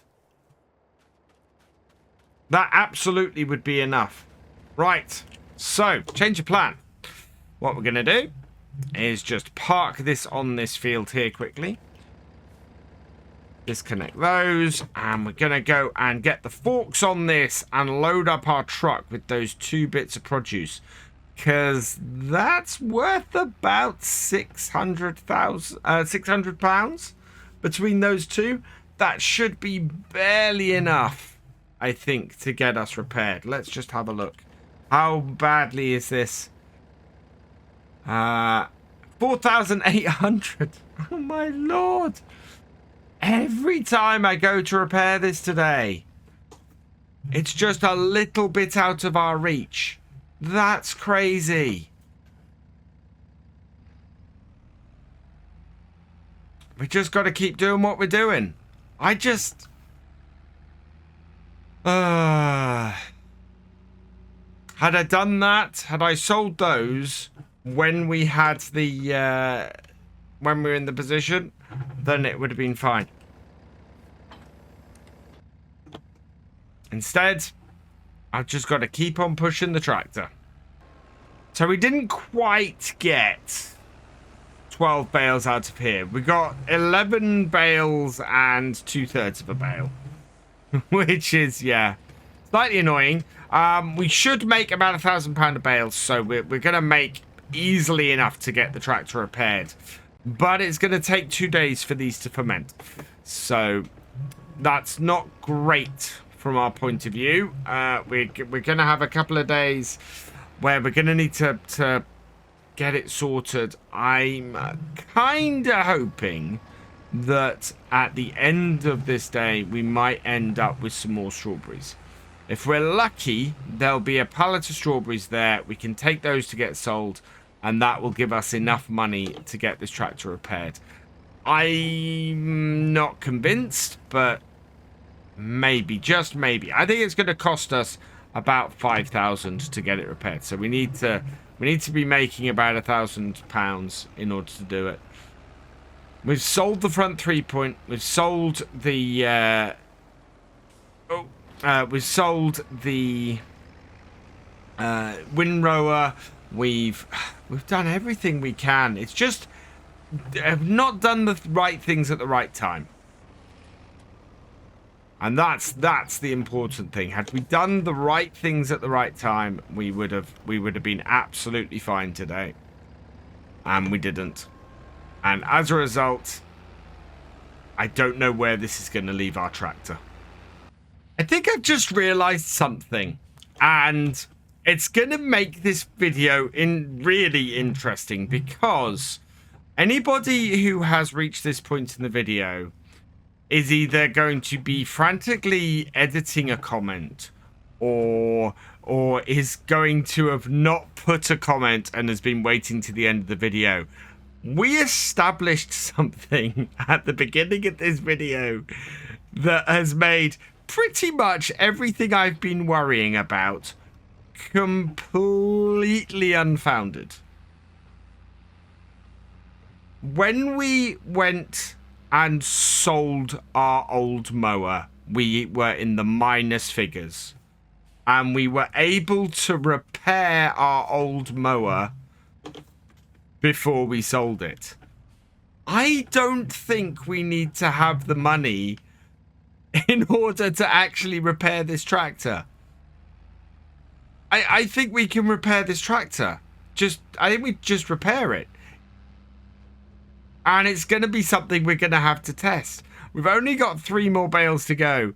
But once we've done it, once we've got these done and moved, we're going to go and test that. We're going to go and see if we can actually just repair this tractor without actually needing to have the full funds to do it. So, final bale wrapped. And we just need to drop it off. There we are. Back it up. Not bad. And removing an entire step with that mower has been brilliant today. So very, very pleased with that. And now we're going to go and finish this off and see if really I have been worrying over nothing. Because if that's the case, I'm gonna laugh. Because that's a little bit ridiculous. We get our wrapper back to our shed though and get it parked up. And then hopefully we might be able to get this tractor repaired. And not have to worry about the state it's going to be in going into the much heavier ploughing and reseeding that we've got coming into the autumn. So let's reverse it up. Like so. Yeah, there we go. I love the echoey sounds that you get in FS22 when you drive into a shed. Just absolutely wonderful. Park this here. Will it repair it? Yeah, it will. 5,000. Oh my lord. 5,018 right down to the bottom. What percentage is this tractor on actually? Let's have a look. 1%. We've taken the Massey Ferguson down to 1% before we repair it. So our repair. Yes. There we go. Minus 1,013 into the black. But into the red, sorry. But at least our Massey is fully working. And at least we know in a couple of days we'll be able to sell a single silage bale and get ourselves out of this financial problem. What a lot of worrying over nothing. We've got some mulching to do and we need to start getting our fields ploughed as well. So it's going to be a fairly busy day here on the farm. I'm picking up the mower first because I need to move it out of the way in order to get the mulcher out. So we'll find some space over here to put this, I think. And then... Actually, no, there isn't going to work. Oh, I know where we'll go. We'll go over here. And then we are, going to have to get the plough out and start ploughing our fields ready for planting some canola in the near future. We've only got sort of August, September to plant the canola in our two barley fields. So quick turnaround on those is going to be essential. But we also need to get the two soybean fields mulched, ready for the next year crop to go in that as well. Hopefully by the end of October, we should have all of our fields ploughed, mulched, and replanted, ready to get them rolled as we go into the winter. And then we're going to start skipping a few days again. We do have a negative 1,446 at the moment, and yes, that is because we repaired this tractor last time. Somebody put it as an interest-free loan, but it's really not. It's going to be a little bit of a millstone round our necks for a couple of days until those until our bales have fermented. So we've got to get that sorted first, really. But until those are done, we might as well get our fields ready. Thankfully, we don't have anything to purchase in the meantime, so we should be good. Let's bring this onto the field. Yeah, this mulcher does actually work, thankfully. Somebody did suggest that I buy the John Deere mower, a batwing mower, and use that to do this mulching. I would love to. It's £15,000. It is out of our price range completely. So yeah, not going to be able to buy that anytime soon. This though does work really, really well. Allows us to get everything done pretty quickly, to be honest. And I think we're going to end up with all of our fields prepared by the end of today. And yeah, as I said, hopefully we're going to get some started with the with actually getting them ploughed as well, which would be absolutely perfect. Now, something people did point out after the last video, which I didn't realise until after I'd recorded it, was there was a reason we needed to keep the windrower that we had before. And that was because when we do hay bales, if we choose to do hay bales, we are going to need something to row up the tethered hay or the tethered grass with. So yeah, that would be a reason to have kept that.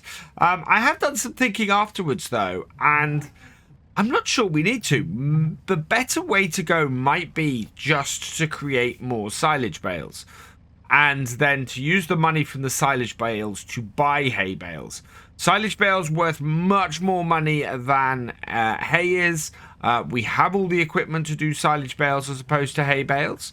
What do you guys think, though? Do you think that that is a valid way to go? Should we just keep making silage bales, make our money from that for our sheep, and then, yeah, just buy hay bales in based off of selling the silage bales and making a little bit more money off that? I think that might be a better way to go. It kind of makes a little bit more sense to me to do it that way, especially as we have all the equipment now to do the silage bale setup that way. Whereas doing the hay bales is A, going to make us, well, it's going to make us less money overall, and B, means that we're going to have to spend money to do it as well. Okay, first field is just about done. What we need to do now is, well, I'm going to have to come back and do this bottom corner because we're not quite wide enough to get that, but we'll get everything around the edge here. And then we'll go up and we'll go round and do the headlands because I have definitely missed bits in the headlands. We're also mulching a little bit the grass at the edge, but that's okay. And then we should be able to pull this straight across the roadway and go and do the second one. I do like the efficiency of this mulcher. It's really quite good. Nice and wide, not too expensive, and works well. Fantastic piece of kit. Right, and let's get this over the other side and get this done as well. And yeah, mulching in the sorghum stalks here. Don't think it adds any fertilizer. I think it just mulches in as everything else does. It'd be nice if it did, because you know you've got a fair amount of stalk going in here, as opposed to our other grain crops and things. It's quite a large amount here. There we go. Look at that.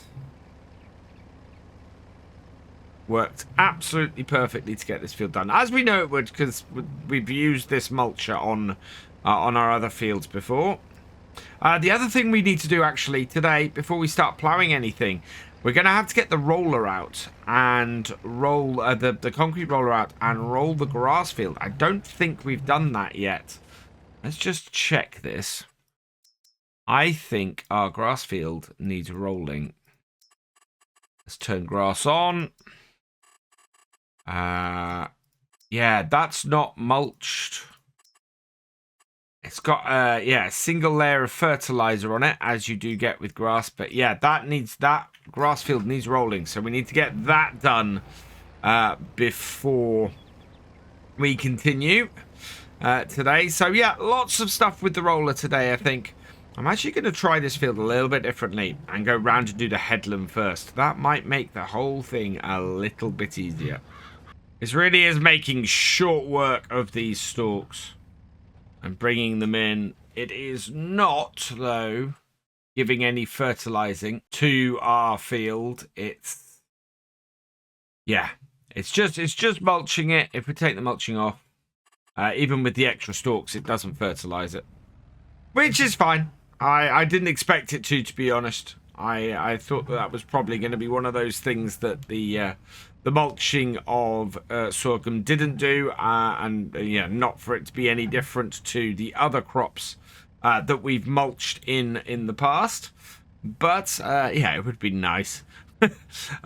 We are gonna have this finished though momentarily, and then we'll just take this back to the yard and we'll hook up to our concrete roller and get that going on the grass. So the way we're planning this is actually I should get everything planted and all of our fields turned around before the end of the year. If we can do that, We're going to end up skipping ahead a lot next year, doing a fair bit of grass work as each season goes through and looking over the animals. We should be in a position, though, where all of our sales this year goes straight into improving the farm. Yes, we do have a loan that we need to finish off and get paid, but in general, I think most of what we have this year is going to be put towards that. I have a feeling. What do we... yeah, I knew I had a feeling. 18,000...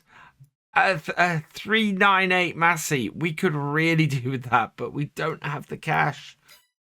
I really wish. Even if I could sell if I can sell those silage bales at the end of today.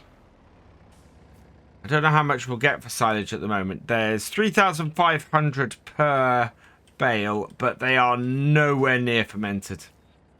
The chance of that tractor might still be there at the end of the next, going into the next game day, when we're looking to sell those silage bales, is just so slim as to be non-existent, I think. Right, what we want to do now, though, is we have a roller sitting here ready for us. So we're going to unhook this. We'll take this back to the yard later. And then we can spin this around. Yeah, we could really do with the second tractor on this farm, and that classic Massey, that 398, that would be perfect. Unfortunately, I don't think we're going to be able to do it. Right, so yeah, and you can see there goes the fertilizing. So that will do this field really well. I get it turned around before it starts growing, which is vitally important with this. Just need to back it up to this corner to get us properly rollering it. A little bit of careful maneuvering. There we go. And then away we go. And get this field rollered, ready for its next harvest of grass. So yeah, really just a case of getting everything ready. This concrete roller is a lot less wide and operates at a lot slower speed than the mulcher does. So it's taking us a little bit while longer to actually get the field done. However, it does do the job really well, and we are getting a nice coverage of fertilization from it. And having now done our first full cut on this field, after integrating the other bits in earlier, this should mean the entire field now gets a full fertilization going into its next cut. So we're going to get our first full cut off this at the end, well, sometime in November, I would guess. This will give us a full cut on here. So we're looking fairly pretty for our grass area setup as well, which makes me very happy. The grass the other side of the road here, which would be another small field area, we are going to be using that, I think, to put the animals on. It's kind of where I want the animals to go, but I need to sort of work that out in my own head. Otherwise, yeah, this whole thing is working well. We can see the bits we didn't cut this time. The feedback, actually, when I asked during the cutting last time, should I ride on the field for the first headland? Very much a resounding yes. The grass isn't affected so much by driving on it to do that first headland cut. So, yeah, I think we'll probably do that in future. Make sure that we get everything that we're targeting in the cut. But in general, it just seems to have worked pretty well. Very much like that new mower we've got. It's gonna save us a lot. And as I was saying before, I think the way to go, but I do want your feedback on this, will be to just continue to do silage bales. And then to use the money from the silage bales to buy hay bales. If we have a look, the price of a of a hay bale. A round hay bale is 980. We will make more than that per silage bale, I'm pretty sure. If we go and have a look in here and have a look at our pricing, silage bales, there we go. Silage is 281 per 1,000 litres. So that's nearly 300 per 1,000 litres. What's that going to top out at, actually? 343 that will top out at, with 270 still. I do like this. So in January, it'll actually be fairly high. We're looking at probably about, where are we now? We're August here. So yeah, we're looking at about a 300 average for silage bales. So 369, about about 1,050 on average for a silage bale. So we'll make more money off them than we'd spend in buying a hay bale, and we won't have to buy extra equipment. That to me just all seems very useful and makes sense. But yeah, let me know in the comments what you think. Maybe if we can pick up some cheap equipment, it might be worth changing our minds on that at 980 a bale. But we'll see how we go. We missed a bit. Working it out, our silage bales at 280, I think, are worth about 980 per bale for 3,500 litres, which is identical to how much it costs to buy a hay bale right now. So yeah, it makes sense to me a lot to do it that way. I mean, we can't sell them at the moment, and the price is likely to go up before we do.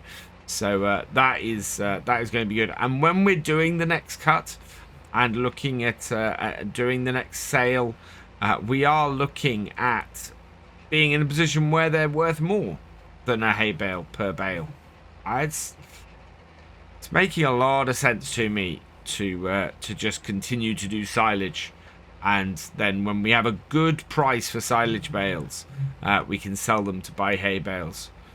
Because otherwise, yeah, we're just going to spend extra cost to do that. And even when we look at it that way, we're never going to end up making more money if we do hay bales than we do from making and then selling silage bales.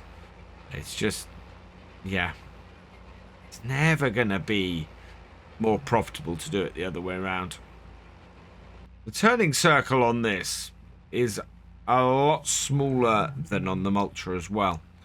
Going back to where we were earlier, it's not really a delicate or a tight-fitting working piece of equipment. This, I mean, we can reverse it up and things like that, but it gets a lot fiddlier that way. But that is this field rolled and done, which is great. Oh, a small patch there, and means that this is now fully fertilized, and we won't have to worry about our grass again until we're ready to cut it. Let's have a look. Yeah, fully fertilized field, absolutely fantastic. And yeah, that's not a big area, that really.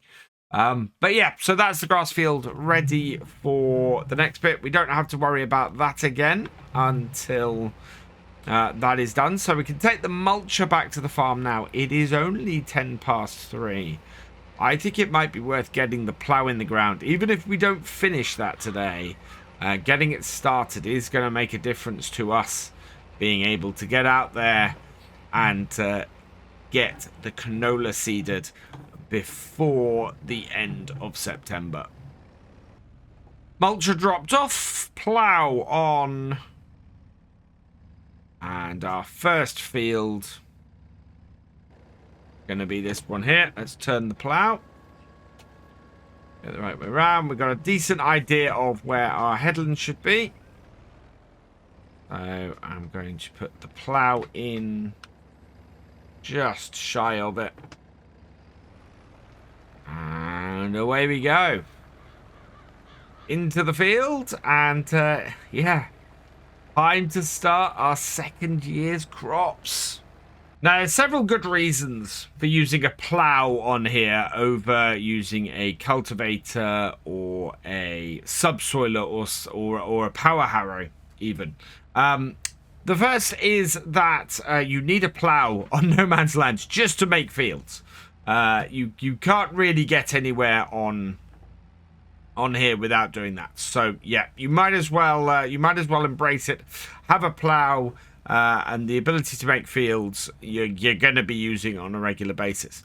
The second is stones. With anything that you're pulling the ground up with, you are going to pull stones up. Now, you might pull small or medium stones up.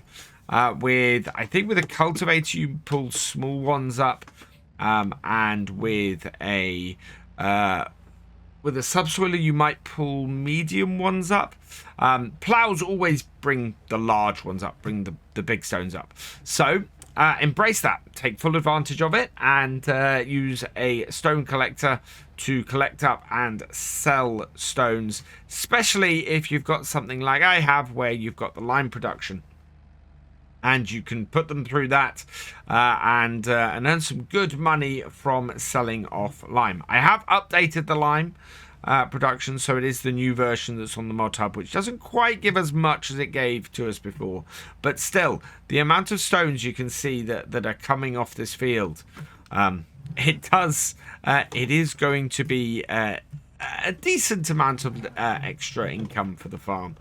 And sets the field to cultivated. And the third is weeds. With a plough, you get no weeds on your field. So, yeah, it's a bye-bye to all these bad boys in front of us. And, yeah, we have a weed-free field, so no need for a weeder or herbicide. We can just be weed-free and not have to have another piece of equipment on top. Going back to the cultivator, if you've got small stones, the cultivator, you can just roll those back in. But, yeah, medium stones cannot be rolled back into a field, so you'd still need a stone picker for that with another piece of machinery. So it just makes sense for me on here to do these fields with a plough. Yes, it takes a little bit longer, but overall, I think it ends up being worth it. I honestly didn't think we would get this field done today, but it's amazingly good, this little plough. It works faster than most ploughs I've used on Farm Sim. I don't know if it's just that these are smaller fields that we're working here on No Man's Land, but it seems to basically just chomp through them like nothing. It could be that it maybe works a little faster than some of the other ploughs, which would suggest the whole thing of not necessarily going for the widest plough, but going for one that works quickly. Because if it works quickly, it will cover more ground than maybe a 4-furrow would, going at a slightly lower speed. I mean, 8 miles an hour is a decent speed on this little tractor with this little plough. And of course, it costs less money as well to get this set up in the first place. Coming up to 5:30, and we have almost got this field done. I think it's going to be a little bit longer, and then we'll be able to properly get it all done. So, yeah, maybe another half hour in game, and we'll be able to clear this out and be a really good position. We've got our other barley field still to plough. So we'll get that done probably next game day. And then on top of that, both these fields are going to need some serious stone picking. But that should be easy enough to do as well. And then, yeah, we're going to be in a really, really good place to get the canola seeded. And I think for the canola, what we're going to have to do, or what we probably should do, see if we can install a couple of beehives. The bees will do well from it, and so will the crop, and as a result, we'll make even more money. But that might have to wait until after we've sold the silage bales and got ourselves out of this slightly negative hole that we're currently in. Almost got the headland at the bottom end of the field now. Trying not to turn too much. Keep these lines nice and straight, and then we won't break our plough. He's very fiddly at the bottom of this field. It gets yeah, there's a lot of headland that's a little bit of a pain, but it is still doable and works. So an odd-shaped field is one of the things I like. You know, I wouldn't have gone with the odd-shaped field if I didn't want to do that. I could have just kept the original square, and yeah, I've talked about expanding out to the sides here a lot, and yeah, this field would get an even odder shape if we went out towards plot 25. As it is at the moment, we're right up against the edge of plot 26, and yeah, there's a little bit of an odd shape at the bottom end of the field, but the top end of the field, much better. We should have a much easier time of finishing this off up here. Oh, a little too far over. That is how close we are to the edge of this field. There we go. Right. Just the top end of the field to do now, and I need to do it the opposite way round to how I did the bottom. And also see if I can get a good angle at which I can put in as few turns on this as possible. There we go, 7:10 in the evening. Better get the job done and stay out a little bit later. There we go. Perfect. So that's pretty cool. We've got the field ploughed. We've got our first barley field plough. We still have our second one to do. So we'll get that done next game day, and then get both of them, the stones picked up on those. So yeah, we'll leave the plough on the back of the the back of the tractor, sorry, for tonight. Why would you ever put a plough on the back of a combine? We've still got a fair amount of ploughing to do. We need to get our second field ploughed. So we got the first one done last time. We need to get our second field ploughed today. And once we've got that done, we're going to be in a position to start selling some stuff off. We also wanted to get the stones collected today, actually, because that is going to be a big thing we need to do. So let's bring this in. We've already got the plough going in the right direction, which is good news. And we want to set this up on the edge of the field here. And yeah, so this little plough has been doing us really well. It's been, well, it absolutely zoomed through the last field. I'm expecting it to do something similar on this one. We want to be getting canola into this field and the first field we ploughed in September. So we've got a fair amount of work to do this month to get that in. Shouldn't be a huge problem. The biggest problem actually is going to be money. We need to get money in to possibly get... Actually, I think we're all right for... we might actually be all right for seeds. But yeah, we're certainly going to need more money in soon. We are... Until December, when we sell our crops, our first year's crops, we are a little bit short on cash. So I'm hoping that we're going to be able to make a little bit of money off these fields from the stones. We have no use for the lime. So we should make some money off these from stones. And we're going to make a load of money off the bales for silage, which is great. As many people have pointed out, we don't need to even sell silage bales to buy hay bales, as I was suggesting we do last time. Sheep will take grass bales, so we can just come into this and get, you know, just not wrap a couple of silage bales when we come to do our next cut, and we'll have something to feed the sheep with there. Only downside to that really is that we probably lose a little bit of money doing it that way. So I might still wrap everything and sell it. and then buy some hay bales in, just because overall that will make us more money in the grand scheme of things. All in all, though, I'm fairly happy about where we are at the moment. We are nearly $2,000 in debt, plus our loan, but I think we're going to get out of that fairly quickly. We're about 80% done on the silage bales, so they will be ready by next game day. So next time I think we're going to be doing some selling off and sort of sorting our money situation out. The tractor that was on offer last time unfortunately has sold, so we're not going to be able to add that to the farm. But in future, we will keep our eye out for a second tractor, and hopefully next time one turns up, we'll have a little bit more money to play with and actually be able to pick it up. I've said it before many times, but I love how this little tractor and plow combo works. For our farm here, it has been absolutely perfect.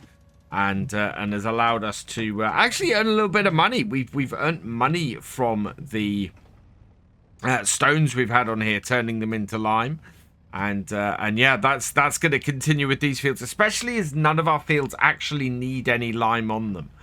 They're in a position where they're all fairly well covered at the moment. Speaking of which, about an hour ago, I don't know if anybody's seen it. But precision farming got announced. Yes, precision farming is returning to FS22. I should say precision farming's release date got announced. So, yeah, we have precision farming coming back to Farm Sim on the 19th of April. It will be returning, and looks like it's got a whole load of new features. I recommend go check out the blog post if you haven't seen it. But yeah, precision farming is on the way back. I'm hoping maps like this are going to get updated. Certainly, we're expecting Calmston to get an update. One of the things that Oxy said early on was that he was going to keep his maps in FS22 updated with the latest add-ons and features and things that come out. And so, yeah. Looks like we've hopefully Calmston will get updated. I'm hoping both this and Oldstream get updated as well. Don't know if we'll still be doing this series at that point, but certainly I want to see Oldstream get updated, because I fully expect to still be on that farm when precision farming is released.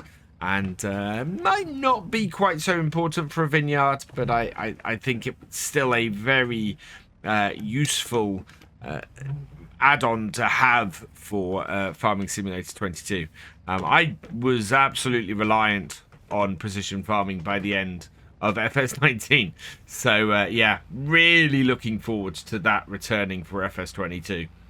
Not too bad. We are nearly 3 hours into the job, and it's, yeah, going along very nicely. We're on to the bigger part of the field. I think we're about 2/3 of the way through the field looking at this. Trying to keep my plow line straight, but not always succeeding in that. It's still producing a lot of stones, and we are going to try and do stone collecting as our second job today. Get these fields ready so that next time we can get them planted. Getting the canola in, getting these fields reseeded is absolutely the priority at the moment. We need that to happen, or we're going to miss our window. At the moment, we are in the second month of that window. So canola has to go in August, September. And we just were not in a position to plant it during August. And we're still not in a position planting it in September. Thankfully, we are running 3-day months here. And this is only the first day of September, so we'll be able to get this done and ploughed and prepared, ready for next time when we will want to get this seeded. We do have our other two fields, the fields that had the sorghum in. Those are going to be next year's barley crop, and yeah, that needs planting September, October. So it's quite a busy time. I want the second half or the final day in September, basically, I think we're going to be on the plow again.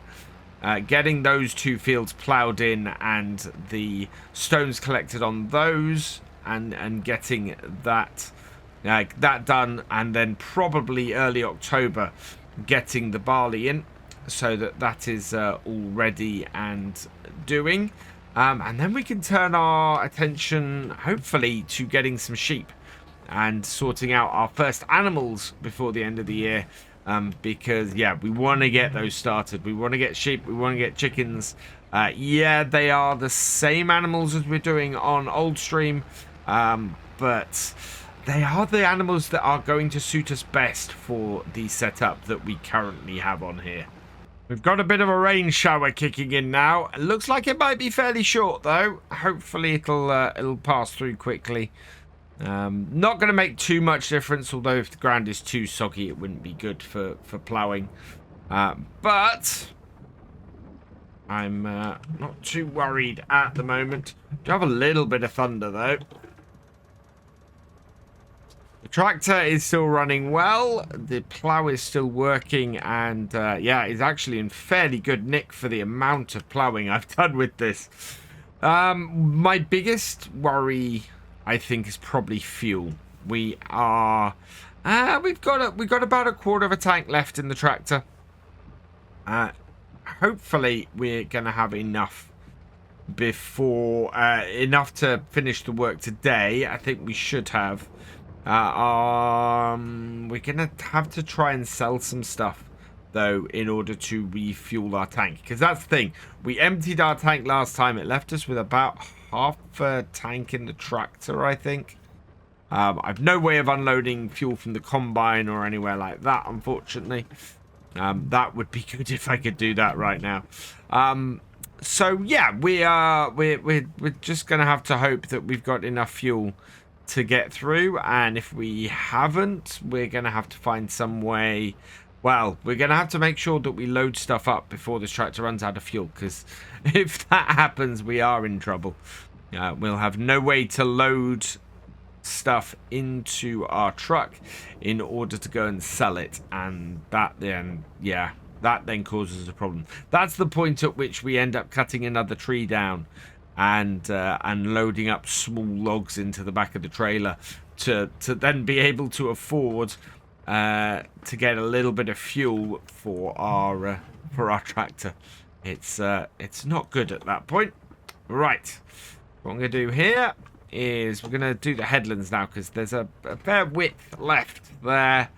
So I want to line myself up, and we'll do this headland pointing out, and we'll do the other headland pointing in. So I should clarify, when I was talking about doing the far end out and this end in, what I meant was that the position of the plough, we're actually turning the soil in the other direction. So it's turning the soil out of the field at the moment, and then the other end of the field, I've turned it into the field. That is to try and get a little bit more variation on the actual ploughing directions. It's not something that affects anything in game. It's just a sort of a realism thing. Just trying to take those kind of bits into consideration. Same with just not leaving the plough down at the moment while I'm cutting the headland. I'm trying to not turn the plough in the soil so that it doesn't damage the plough, basically. Of course, doesn't damage it in game as it stands at the moment, but in real life, if you were to turn a plough like that in the ground, yeah, you'd be breaking all sorts of bits and pieces. So yeah, still just trying to keep things as realistic as possible as I'm working my way around the field. And yeah, hopefully that will work fairly well. So finishing off this headland here, and then we just got that side there to do, and I need to turn the plough to do that. So bring it up to the edge. There we go. And yeah, Then we just got to go down the side of the field here, and then I think that's this field plowed, which is fantastic. Means that we are fully done and dusted. Oh, no, I need to be a little bit further out to do this in one go. There we are. Yeah, there we are. That's better. Yeah, and I'm on a better line there. Perfect. And we're not leaving anything at the edge of the field. Much better. So there we have it. That is this field just about done and dusted. I think we've got a line of... Yeah, we have. We've got a line of weeds along the edge of the field. So that's just sorting that out. And as we come down to the bottom here, that should all sort that as well. And then there's just this fine little line taking us back to the corner over there and back towards the farmyard. Perfect. I am very, very happy with this. Our little plough has done us proud yet again. We could possibly go a little bit closer to the woodlands here with this field, but I'm not too worried about that at the moment. All in all, though, that is a cracking bit of work from our plough. So we'll go and switch over to the stone picker and start picking, well, probably the field in front of us, I think. So dropped off the plough. We'll back up now to our stone picker. A few people have said to me, oh, they've had real troubles with this and not been able to maneuver it, especially down the road, because we had the smaller version, I think, of this going down the road on Old Stream, and yeah, it is a bit of an unwieldy beast, this, especially once you unfold it and it heads off to the side. You're kind of at its mercy a little bit, but we're going to turn it on, drop it down. It's not massively wide, but it should do the job well. And yeah, we've already got a few litres, but I don't think there's much stones kicking along this headland. We always get a nice number of stones off these fields with this plough. We're already up to 450 litres, which will be great. We're going to create nearly 1,000 litres of lime off of that. And that is because whereas before we were doing 5 times lime to stones, we've got the upgraded version of the factory now. So now we have to put water into it, which is fine. And we only get, I think it's only 2 to 1 now on the factory. Let's have a quick look. There we go. So yeah, 2,000 litres of stones gives us 4,500 litres of lime, and we have to add 1,200 litres of water into that. So that's good. So yeah, it's a little bit more realistic. It's been made and requires a little more input than just throwing stones into the stone crusher, which I quite like. As always, I like something with a little bit more realism in it. Yeah, that's now working for us like that, and we'll be selling all of the lime we create off this year's fields because we can make a nice amount of money off it. In fact, let's have a look at what the value of lime is. Lime, there we go. So top price will be, actually, no. Show price fluctuations. Top price is in February. About now, it just drops like a stone to 400. Wow. But yeah, 2,890 in about February time. So we won't be doing an immediate sale. We'll be selling this a bit later because that price difference is just mad. I'm picking up stones off the headlands now, and we've got 1,133 litres off this field so far. That's pretty awesome, actually. That's a very, very nice amount of stones we've got off here. We've got to go round once more, though, around this headland. In fact, I think it's going to be more than one more time around this headland. I think we're going to end up in this bottom corner because we're getting a bit close to the rocks here for a start, but also There's more than just a single width on either end of this field. And yeah, look at that. There's so many stones off this field. And they're all large ones as well. They were all sort of the marked as red on the map. So we're over half full on here. Now we know our second field is slightly smaller. So I'm going to see if we can go round the second field and get the stones off it without having to empty this. It is nearly 5:30, but I want to get this finished today because we want to devote the full day next game day to getting the canola in on these two fields. We've now got 2 things of strawberries and a thing of tomatoes out of our greenhouse as well. So we're doing well, actually. I'm quite happy. I'm willing to sit in the red a little bit more like this. So long as we don't need to buy anything, I'm willing to sit in the red a little bit longer until we're actually in a position to get to sell all of this stuff for the best price. And then hopefully we should make a fair amount more rather than having to worry about doing an emergency purchase or anything like that. So coming up to the end of the first field, and there we go. Turn it off, fold it in. 58%. So yeah, 1,354 litres of stones off this first field. So the second field, probably expecting to fill the rest of this up. It holds 2,000 litres, I think, which will make about 9,000 litres of lime, which at the price we were looking at lime sales going is actually pretty good. It's nearly £3,000 per 1,000 litres of lime. So yeah, we could be looking at making somewhere in the region of about 27,000 just from the stones off these two fields, which would be insanely good. And we got 2 more fields to go after this.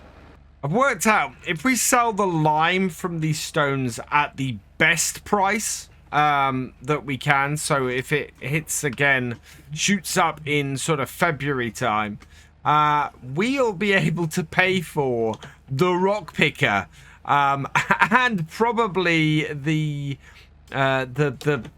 lime production facility together from all 4 fields, which is just insane. I mean, that is a massive amount of money, and I asked actually at the beginning of the old stream farm let's play that we're doing, if having a rock picker, renting it, and getting rid of the rocks and selling them was worth it. I think actually from this, if you set it up properly, absolutely it's worth it. This is just incredible amount of money that we're set to probably make off this. So yeah, I'd say set your rock picking up the right way, and you will absolutely reap the rewards from doing it. It is getting fairly late in the day though, unfortunately. So I think it's getting quite dark because I've got all the lights on and everything. We are about halfway through the field. I am still hoping to get this done tonight, but I don't know how dark it's going to be when we finish is the only problem. Our rock picker has been getting noticeably heavier as the as things have gone on and it's filled up. And in fact, yeah, there we are, completely full at 2,300 litres. And it's coming up to 8 PM in the evening. As much as I really want to have this field done at this game day, I don't think it's possible.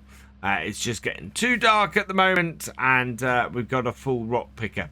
So what we're going to do is we'll finish that off next time. I do want to get the canola seeded in the other field first, so we'll probably get that done and then rock pick and then seed the second field when we see how things go all in all, though, I'm pretty happy with the way. Ooh, there goes the howl. I'm pretty happy with the way today's gone. But yeah, that howl definitely tells me I should be getting back into my little house where it's nice and safe. So let's just back this up. Empty it out. And yeah, 2,000 litres, 2,300 litres of rocks going in there. And yeah, hopefully we can get that started producing stuff soon. I'm just finishing off the job from yesterday, getting the stones picked up here on our second field. As soon as we've done that, we're going to be moving on to some new stuff today. We need to get the canola planted. So we're running out of time to do that. We've got to do it by the end of September. We are currently halfway through September, so we've got some time to do it. But we do need to get that done. The other job we've got to do today that would really help us as well would be to get the silage bales sold. They should now be fully fermented and ready for us to sell. So we're going to get those done as well. It would be helpful and be useful to save them for a little bit later. But we do need to get out of this situation we're in where we're in the red. So the longer we hold off, the longer we're going to be sitting in there and the less flexible we are. So we're gonna have a look at that and see where we go from there. But as I said, we need to get this job finished off, and once that's done, we can start moving on. And as we come around this corner, that is all the stones on the field collected. Perfect. Another 863 litres to go into our stone crusher and create some more lime for us to sell. We do need to put some water into our lime crusher because this is the updated version now. Let's bring this around and get this unloaded, and then we'll be able to move on to the next job, which of course is getting the seed in the ground. As long as we have enough seed. I think we do have enough seed kicking about. Let's unload this. There we are, into our lime crusher. And before we continue on, I would just want to double check exactly when is the best time for us to sell the silage. So we'll go into the market here, and silage, the best time to sell that is going to be somewhere up here. Here we go. Grass silage. Show price fluctuations. We're looking at January. Really. So yeah, the price is climbing. It is currently £294, but we know we can get up to a peak in January of about 343. So yeah, we want to try and sell the silage bales ideally then. Yes, it means staying in the red for a while longer, but that's not the end of the world, because we can at least have them there and ready to sell. We've got a lot of selling around the December-January time. Our barley is going to be sellable in December. Our sorghum is, December, January as well. So that is all going to be sold around about then. In the meantime, if we need to earn a little bit of money, we can. So I'm going to leave this here because that's where that goes. And if we come in here and have a look, you can see in here, we have no water in here. We have a load of stones. So we're looking at getting about 7,000 litres of stones. Oh, no, sorry. 3,000. So about, it's about 10,000 litres of stones by the looks of things, which is absolutely perfect. Really, really happy with that because those are going to sell for a good whack of money later on. Now, over here, I just want to get our seeder out and get that sorted because I think we do have some seeds. Yeah, we've got a couple of bags of seeds in the back here. We've got some seeds already in here as well. So we'll close that up and bring that up. 53%, I think that's probably going to be enough for us to get started. So, let's hook this up. We've hooked it up. Let's get this out to this field here. We are not looking to put in grass. We want to plant canola in here, which will earn us a really decent amount of money next year. So we're switching from barley and sorghum to barley and canola on here this year. There we go. Down. And away we go. Mainly because the canola is worth that little bit more money. I've just realized we are really, really low on fuel. This is a problem. We said this last time. This is a big, big problem. Right. Do we have any fuel in our fuel tank? No, it's empty. Right, so I can load the fuel tank up into the car. What I can't do is load anything else without the help of our front loader. And I'm slightly annoyed with myself for missing this. So what we're going to need to do is get ourselves some money. This is where the inflexibility of the cash flow is a problem. Now what I can do here is get the fuel tank loaded up onto the back of the truck, so we'll be able to at least get that transported. Oh, well, I did throw it in there, I suppose. Yeah, and we'll shove that in the back of our truck like so and strap it down. Now I think what we'll have to do, because we can't, yeah, I'm gonna have to take the truck out to the field, and hopefully there's enough fuel left in this tractor for us to throw a couple of bales into the back of this, because that is the only way I'm going to be able to clear enough cash to get some fuel into this truck, because I can't pick these up. Yeah, I can't pick these up with anything else. If we run out of fuel in the tractor, we are stuffed. So, I've got the bale grab on the front of the tractor. I've got the tractor down to the field. We need to get 2 of these bales into this trailer. Or into this truck. And hope we have enough space. And hope that this truck doesn't do a massive wheelie. Right, there we go. Oh, God, no. That's not going to work. Turn the engine off on this. We're going to have to do a couple of trips because, yeah, we're not going to be able to stack anything on top of that. I think it's going to take a couple of these. Let's see if we can actually salvage things. Here we are down at the shop. The sell point has been merged into one. That's a slight pity. But yeah, it's all been merged into one here. So if we undo this strap, there we go. How much should we get? 1,000. It's, oh my lord. It's going to take 3 bales to do this. So I'd better go and get a couple more. And I don't think we're going to get a huge amount of fuel, but we should at least get enough to deal with this. I think we're going to end up just planting that first field today and then selling these silage bales. I completely forgotten about the fuel issue. So 1 more bale that we want to get onto here. We've sold a second one. We are still flashing. We're not going to get a huge amount of fuel off this, I don't think.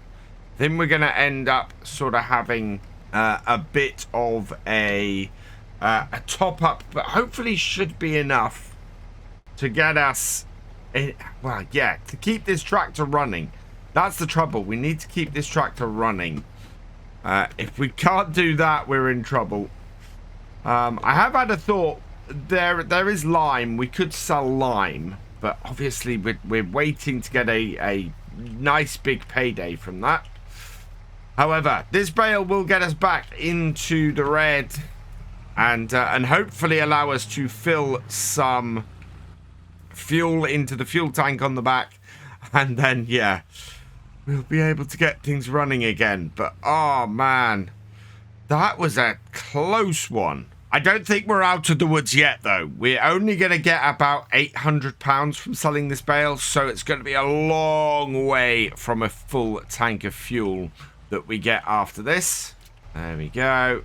But we should now be able to refuel it, and I think the refuel is down the back here. Yeah, there we go. Right, so jump out and do the thing that we seem to keep doing by mistake. Jump into the fuel tank, refill it. How many litres are we going to get in here? I'm hoping this is going to be a nice, decent amount. You know what? That is all we needed. 525 litres in the tank. We've still got £165 in the bank, and that is going to be more than enough for us to be able to get our tractor refueled and continue on with today's work. That was close. Rather than risk the tractor being driven back to the yard and conking out, I'm just going to pull up beside it here and refill it, and then we'll get all of this back to the yard after that. So here we are. And refill, and look at that, back into the green, and everything is sorted. And with fuel back in our tractor, we can pick up where we left off and get back to doing the seeding. Oh man, that was just a little bit tight. But we should now have enough fuel to get through the rest of our seeding season. And get all of the canola in and all of the barley as well. All in all, that's actually worked out for the best. Wow, I was really panicking for a minute then. One thing that has gone right for us today is the amount of seeds we've got. We've got 2 bags of seeds sitting in the shed. I doubt they're both full bags, but they are... You know, we do at least have more seed sitting in the shed. We had a half full seeder before we started. And we're now down to 39%. And we are about 2/3 of the way through the field, I think. So we're going to have more than enough seeds on here. We won't need to spend any money on those, which is absolutely perfect. We may need some money on fertilizer. I think if we look at this field here... so head over to here. Yeah, fertilized. This is actually going for a... no, needs rolling. So yeah, this has no fertilization on it. We are going to have to roll these fields as well in the next day. So there's a lot of stuff to do before the end of September. And this is why I wanted to get the canola in today. With a single day left in September, what we'll be able to do is get these 2 fields rolled. We will also be able to get these 2 fields fertilized with their first lot of fertilizer, which would be good as well. I don't want to really leave it until after we've had our first stage growth, because it'd be good with our fertilizer spreader to do 2 lots of fertilizer, one just before germination and one just after, because our fertilizer spreader does not have care wheels on it. So we need to get it across the crop when it's young in order to make sure that we don't do any damage going forwards. There we go. And yeah, because then the crop will spring back and we'll be good. We won't lose anything to it. And we will get the whole thing fully fertilized at that point, which will be brilliant. This, though, is going in well. We're not using seed very quickly. Canola is a small seed, so it doesn't tend to get used very quickly. Makes me very happy because it's going to save us money. There is another reason why I want to put canola in on the farm here. I'd like to get some bees. Bees are very easy to maintain. They produce us some good money from honey. And yeah, we should be able to increase the yield of canola on the farm if we have some beehives. So that's what I'm looking to do, is get get the canola into here and then try and place a beehive or 2 pretty central to the farm if we can. Gonna have to go back and do that last bit of headland. Yeah, if we can place a couple of beehives fairly close to our fields. We need one sort of this side of the farm to cover this field, and then we've got a perfect patch where our other where our silage bales are at the moment, to place another hive that will then work for those 3 fields around there. Should mean that we have a pretty good coverage on most of the farm. I've managed to work myself into a bit of a corner. Never mind. There we go. There's plenty of space that we can drive around here to get out of this. But yeah, we should then get an increase in yield on the fields of canola that we do, which would be utterly fantastic. It's going to make a big difference to us. Around the edge of the field, and we're done. Good. So we'll be looking at possible locations for that probably in the springtime. Once we've got the money in for everything, we'll be in a better position to be able to get things like that and increase the yield of things like the canola. There's definitely good places to put them. We've got the edges of the forest over there and things like that as well. So, yeah, it's all good. And it's only 25 past 3. So, we are in a great position now to get our second field of canola planted. And then we will have achieved everything we've done today. Even everything that we wanted to do today, despite our almost complete disaster. Half a tank of seeds, nearly halfway through the farm in our seeding. I am ecstatic. That is absolutely brilliant. We have more than enough seeds to keep us going this year, which is absolutely brilliant. Bit hard to see things in the shadows here of the trees about where we've gone and where we're trying to go, but I'm pretty good. I'm on the same lines. I'm on the right lines. Not getting completely straight rows each time at the moment. I need to do a little bit of course correction, but in general, this field is going fairly well. Yeah, you see, much easier to see it when you're out of the shadow. And we're going up to the longer edge here now. Like so. Too far back, down, and down. I think that's good. Yeah, that's good. And hopefully I can keep a nice straight line coming along here and course correct going over the top. But all in all, we are going to get this canola in today. We are going to be in a position to get it rolled and fertilized next time. And we got enough fuel to do it. So it's all going well. I can breathe a sigh of relief. Going over the top of the hill here, this is the first time I've noticed you can actually see where the road goes from how it's rendered, which is pretty cool. It shows us roughly where that would go round.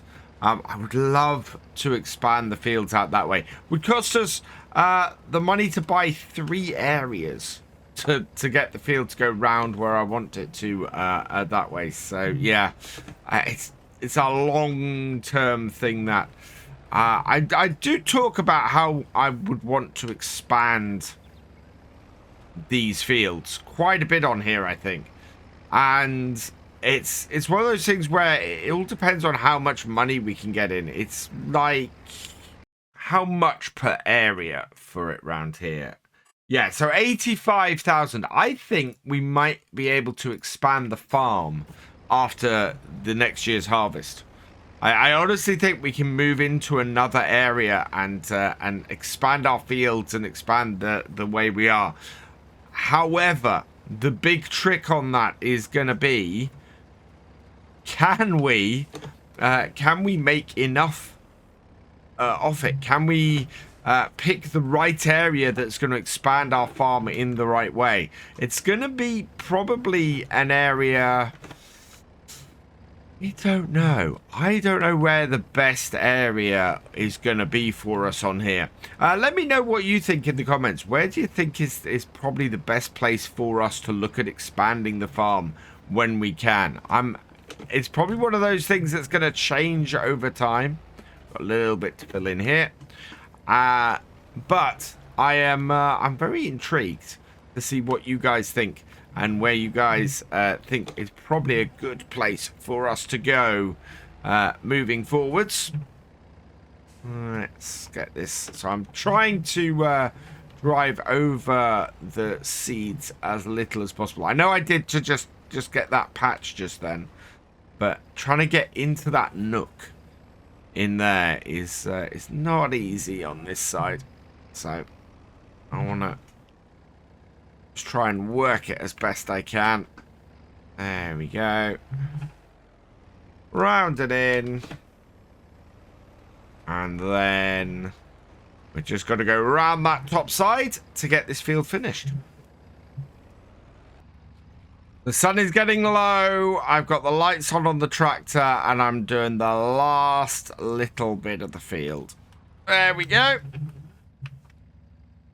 And we are down to 45 litres of seeds, but it is enough. I am going to switch the seeds over to the barley, which is what we're going to plant next. And yeah, that is successful. That is a really good day's work on the farm. I'm very, very pleased with that. It's so close to disaster. So close. But we've come out the other side. We're all good. We are going to have to load this seeder up with some more seeds later on. But for now, we can just go and put it back down this end and not worry about it for a little while, which is good. Attach it. Bring our tractor forwards. Off and off. Perfect.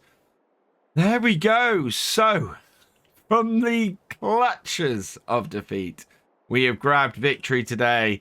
And yeah, our little tractor is still going strong. Having got our 2 canola fields fully done and planted and everything, we need to get them finished off today. So we're going to start by doing some rolling. We're going to get this field rolled first, followed by our second one. Once those are both done, what we also need to do is get some fertilizer on our 2 fields.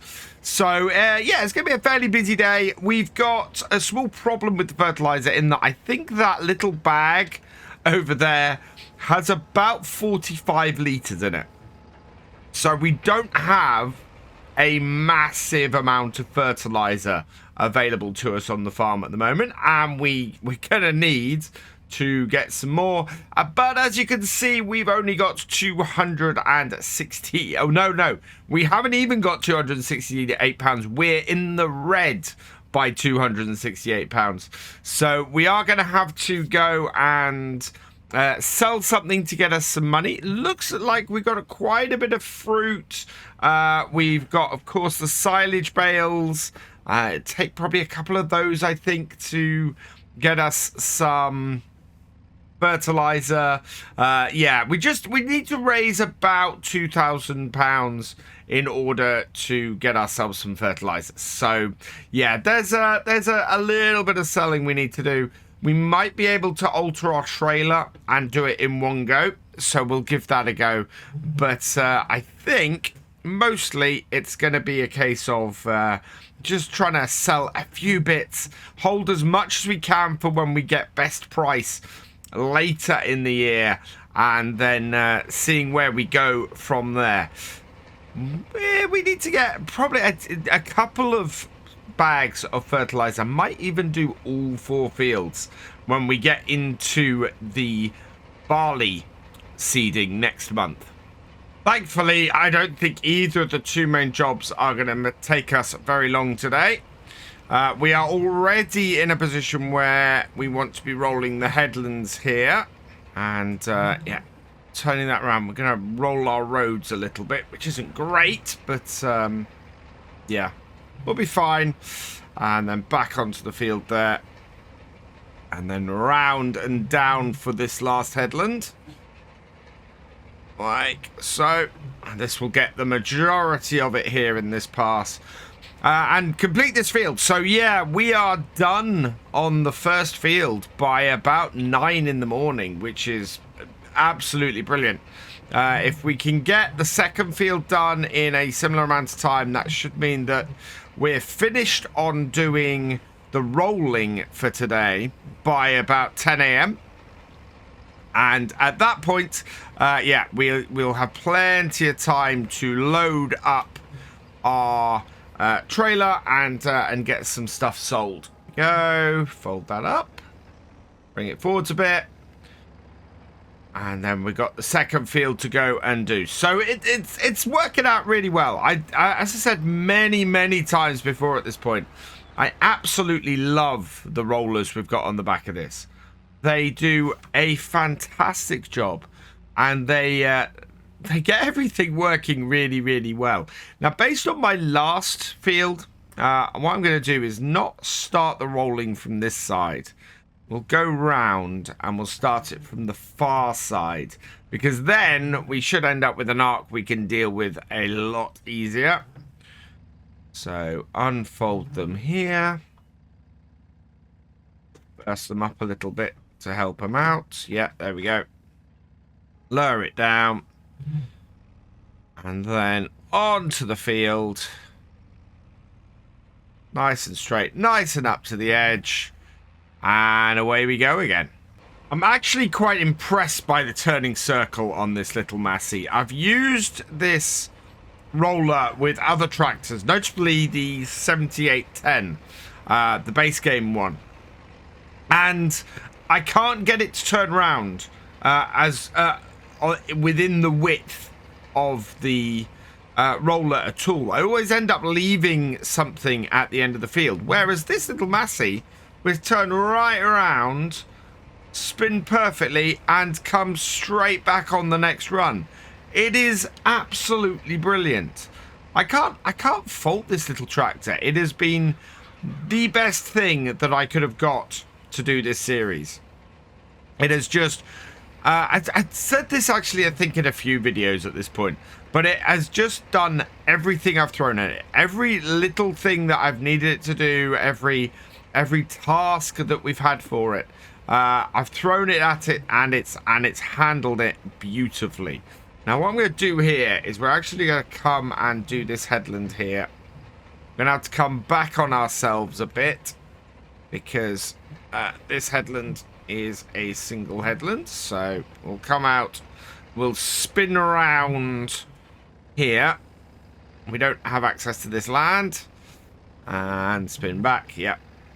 Then go back around here, because I got 2 rows left, and this will allow us to finish in the bottom corner, or sorry, in this top corner, doing this way. So we'll bring this around here, and then I'm gonna spin around here like so, hopefully not miss a bit. Yeah. And then come back down here, and then we can do the headland at the far end and finish in that top corner there, I think. Although again, we'll probably have to come back on ourselves a bit. So I always find it a little bit interesting trying to calculate exactly where I want to be with my equipment on these. Not such a worry when I'm rolling like this, and I can go back. It's more of an issue when I'm doing things like ploughing and things like that. Again, spin round on here, and we'll roll the headland again. Make sure that we get all of it. We do have a small pile of stones there that we missed, so that's going to be damaging our equipment each time. But thankfully, we've not got a whole field full, which would be a bigger issue. Missing, it's always the case that missing small patches isn't a huge problem. It's when you miss the big ones, when you have a whole load of either missing fertilized bits or missing stones or anything like that, that will then cause you a much bigger problem in the long run. There we go, though. That is that all done and dusted, which is brilliant. I'm very happy with that. Now these are all fully, yep, silage bales. So I think our next thing knowing that we need to get some money for some fertilizer, is going to be to take the sides off our trailer and come up here, load it up, and sell a couple of silage bales, I think. I don't know whether the price is better for silage bales or fruit at the moment. Let's drop this off and have a look. Reverse this up. Yeah, we'll drop it off here. And then we'll have a look. So the price of silage at the moment is 302 and heading up. If we look at the price fluctuations, we are in September. So the price is on the rise. It's going to peak in January. I'd rather not sell all of those now. Versus the price of tomatoes, again, is on the way up. Strawberries is on the way up. And lettuce is on... Oh, no, is in the doldrums. So lettuce is the thing we absolutely don't want to sell right now. If we show current prices, 1,500. Yeah, so it is at the bottom for lettuce. Tomatoes and strawberries would not be so bad. 502 per 1,000 litres. Let's go and see exactly how much... I'll turn our tractor off. Let's go and see exactly how much of these things we've got. So it looks like we need to do some work up at our greenhouses anyway, because, yeah, we have a lot of pallets of stuff. So each of these is 500 litres. So we've got 2,000 litres of strawberries. We have 1,000 litres of tomatoes and 500 litres of lettuce. So based on our recent prices, ignoring the lettuce because the lettuce is at worst price, we can sell... yeah, actually, these will regenerate. Our silage bales will not. Although we are doing more silage bales next month. So I think we're going to take the sides off the trailer and get those loaded up. Doing this should be really easy. Should just be a case of pulling this forward and pulling it into here. I have considered over time maybe switching to a dedicated grain trailer and a dedicated flatbed. Might be a wise way to go at some point. Would allow us to actually load stuff up onto... if we get a car trailer and use our truck, that would probably work fairly well for us. Let's customize. Take those off. Yes, please. Yep. There we go. And yeah, would mean that we could then use the tractor to load stuff up and the car to take stuff. We've got some good trailers now. There are some good car trailers about. They cost about well, there's one that I've used on a couple of maps now that only cost 1,500 to buy. And looking at this trailer, this one is yeah, trailers. This one is worth 6,000. So we wouldn't be able to buy a grain trailer off the back of it. Yeah, just look at that. We wouldn't be able to buy a grain trailer off the back of selling this trailer, but I think a dedicated grain trailer at some point is probably going to be a good choice, and then a car trailer on the back. Just make things easier for us to get stuff to and from the shop. Utilizing all the vehicles we've got on the farm and taking a little bit of weight off this one. So who noticed I went the wrong way? Oh well, at least we corrected it and got back in the right place. Let's reverse this up here. And yeah, I want to give myself enough space to get through. And load this up. Like so. And yeah, this has two positive things for us here. We're going to be able to get all of these loaded up, and we're going to make space for more. However, we need to get the weight on the back of this, because otherwise this is just going to wheelie. And actually, having to place the weight on the back of this tractor, that is a very good reason to get a car trailer to transport this stuff. We are having to drop and pick up the weight in order to do things. Somebody did suggest that, well, on the old stream in farm in the comments, that we get a shop weight, which I always think is a good idea, to be honest.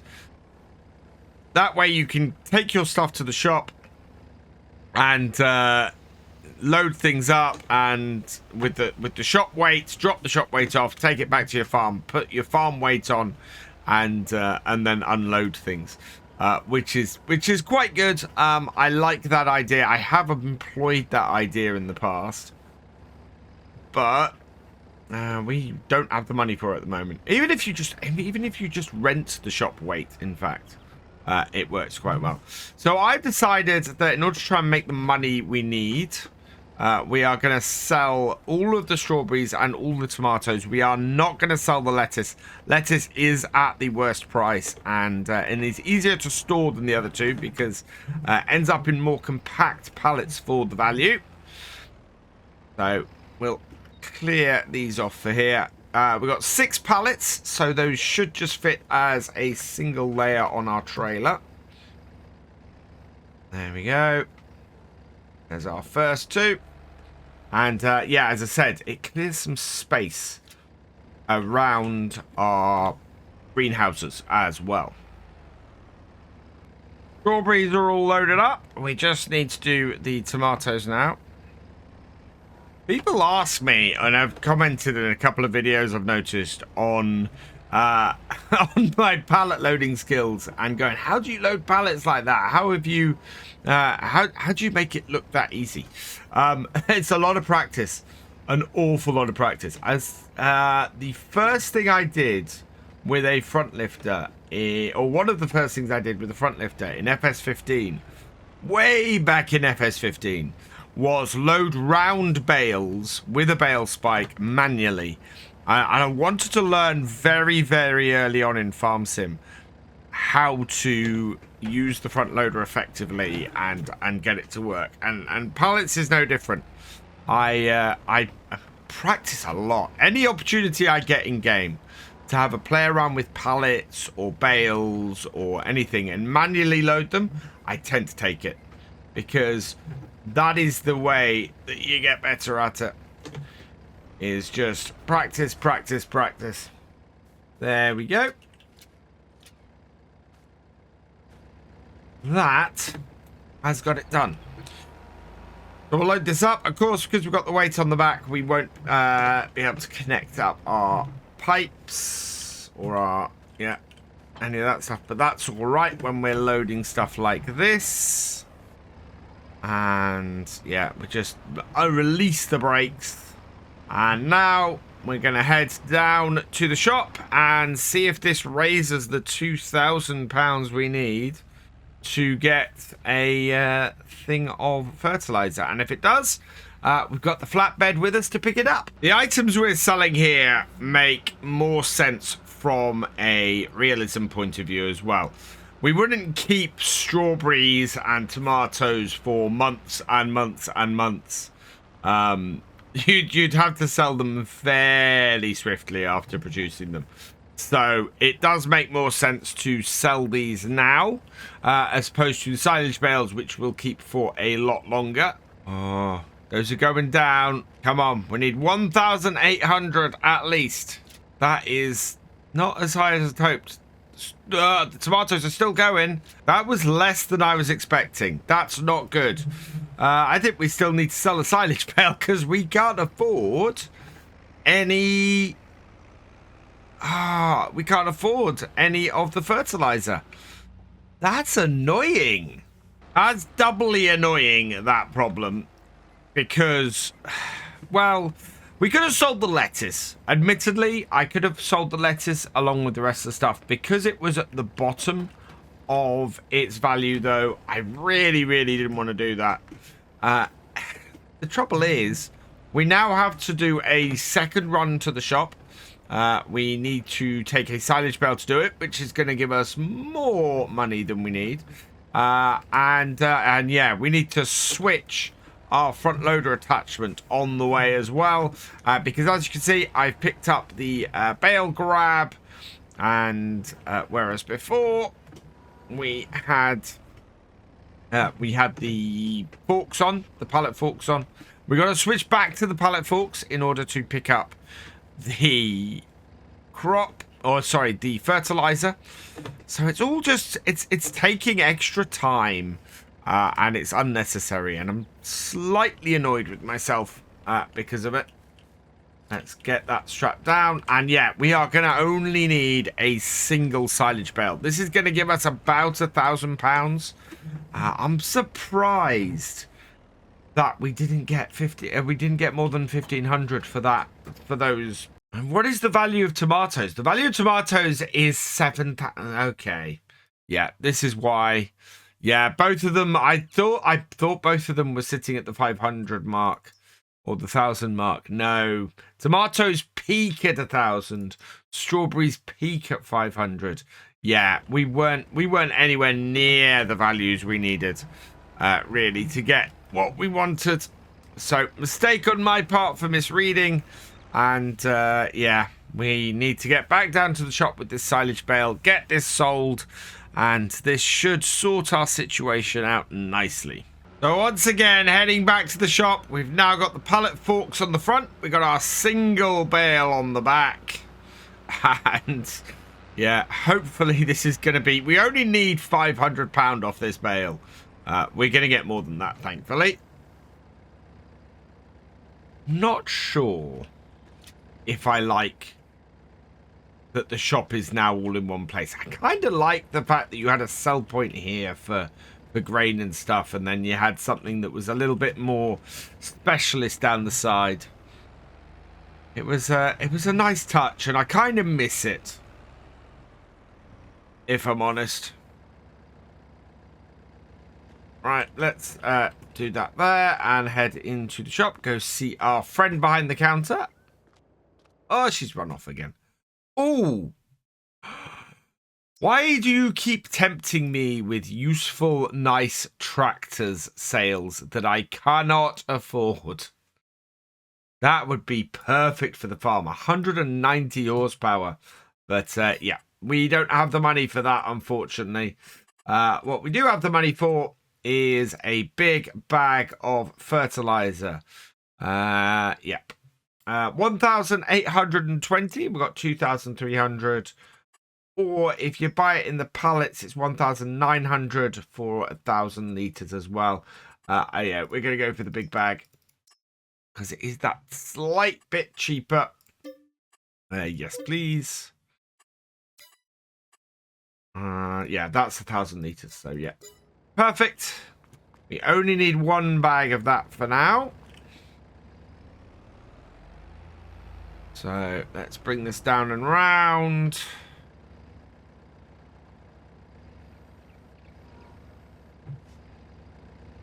Oh, no. That is well to the side. And this is why we got the weight on the back. Because the moment I try and lift this, it's going to send our tractor forward. Because this little tractor, is not very heavy at all. Whoa, as you can see, even with the weight on the back, that wants to go flying. I'm hoping this is high enough that it's gonna load into our fertilizer. We have loaded our fertilizer trailer from this before, so that's all good. Right, let's hook this up and get us home. If we're really lucky, this bag of fertilizer will be enough for us to do all 4 of our fields. Would be absolutely wonderful if that's the case. And we'll see whether it is and whether we get that far. But, yeah, that would be great. That would be absolutely brilliant. I want to drop my weight down and off. And again, this is why a second tractor would be useful. Because we could then hook that up to our fertilizer spreader and load it up with our Massey here. And I think that is probably an aim going forwards. I really want something that will help us load our stuff more efficiently, or just make life on the farm a little bit easier. One tractor is great, but we could do better. we could very easily do better and make things easier on ourselves. Right, we need the weight back on the back. All this transferring round. There we go. I shift that across. Heavy weight to push across the floor. And up. There we go. And in. And we want to get it right on the tip. Doesn't do great for our weight distribution, but does allow us to actually get the bag over the lip of... Oh, no, it doesn't. Wow. We can't load this from here. Go on. Over you go. No. I'm going to have to get a big bag loader, because that is not going to work. Even at the full extent. Yeah, this is why we need something to load this better. Ah, that is annoying. Right. Put that down. And this is why we bought pallets in the past. I think I'm going to have to just load that from the side. As much as I want to load it realistically. No, we could get a bit of equipment and load that properly. If we're going to be doing more big bags on here, let's get the piece of equipment that lets us load big bags properly. So let's get this one in, and then I'm going to pop to the shop and probably hire the piece of equipment I need to load big bags on here. Okay, so back up at the shop. Let's go speak to our friend here behind the desk and see what she has for us. We want front loader tools, and it is... Oh, we are £139 short. That is really annoying. However, on the plus side, it only being £700 means it's only going to cost us £7 a day to lease it. So yeah, we'll lease that. It's not something we're going to use a massive amount, so still worth getting hold of and grabbing that. And it's not something that's configurable either, so we don't need to change any configuration on it. Let's bring this up. Get up. There we go. And head back to our farm. Yeah, I don't think we have one of these. Please tell me we don't have one of these already. Yeah, that's the only thing we've got leased at the moment. Front loader tools owned. Yeah, we don't have one, so that's fine. Would have been wise to check that before I leased this, though. Our issue at the moment very much is cash flow. We have lots of produce and lots of things we can sell, but it's the worst time to sell them. At the same time, we have no money, and so we need to sell them. And it's just a case of what can we sell in order to survive. Right, look at that. Straight over the top and straight in. Absolutely worth it. And empty. There we go. So yeah, that's the total summertime I needed to use this for. But let's go drop it off over here. I think it's talking about the flatbed trailers as it was earlier. If we do any forestry over the winter this year, then there's a couple of flatbed trailers out there. There's one really good one. It costs about 15 grand, I think. But what it will allow us to do is put a logging attachment on it. So there's a couple that will allow us to do that actually now. But one of them is works well as a car trailer as well. So we just put it on the back of our truck. And yeah, why have I got a... Oh no, it's... I thought that toolbox was floating. It's not. It is actually attached to the tractor. I'd not noticed that before. That's a wonderful little detail. But yeah, so if we're looking to do something and make our truck more useful, then yeah, I think that getting something we can put behind it and use with this tractor would be, or so that we could then free up this tractor just for loading work, would be absolutely perfect. Right, let's get these fields fertilized. And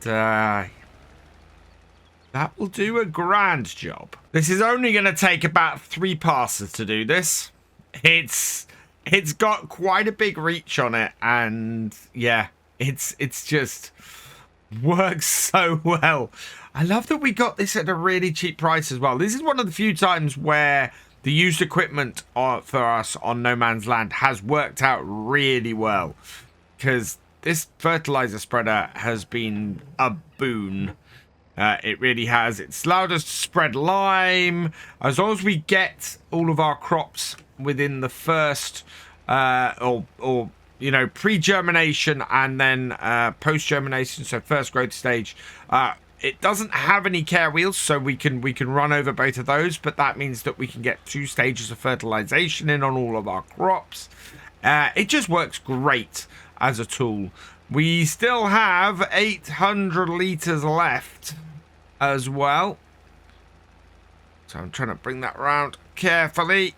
Oh, a little bit of fertilizer into the trees. And then this last little bit here. There we go. And we've got 865 liters left. It may be that this 1,000 liters of fertilizer we bought is going to be enough for the entire farm. That would be perfect. That would be absolutely wonderful. Save us so much money. Yeah, and then we just need a second one to do the second load of fertilizing. Brilliant. Coming up to our last pass. It's, look at that. It's just works so well. Takes up so little space to do this.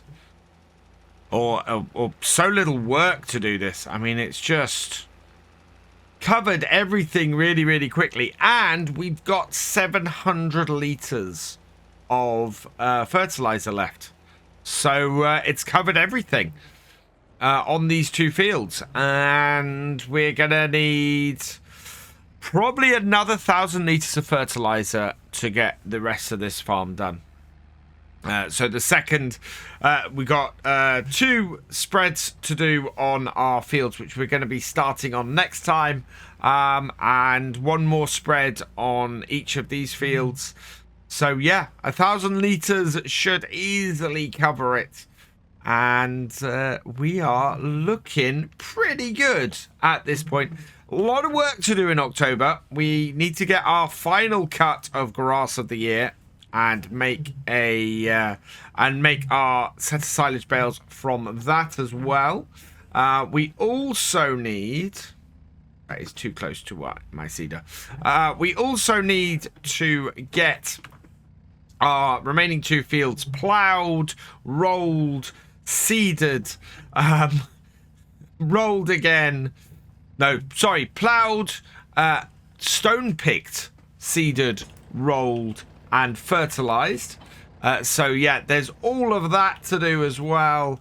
And yeah, it's gonna be a busy old month, October. We are headed up to these 2 fields here today because we need to get these plowed and destoned ready for planting. I'm gonna switch this round so that we are going the right way. I'm gonna start with our further field today and start off up here.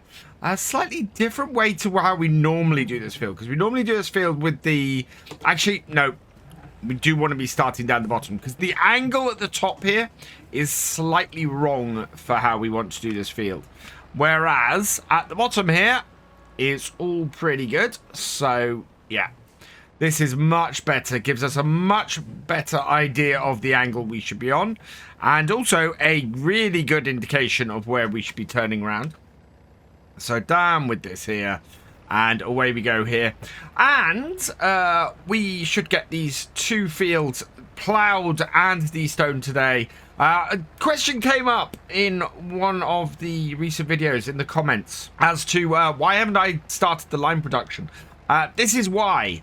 We are looking at getting these 2 fields done, the stones from these 2 fields in, and then we're going to kick the lime production off. Hopefully going to be doing that today as well, if we can get these 2 fields destoned.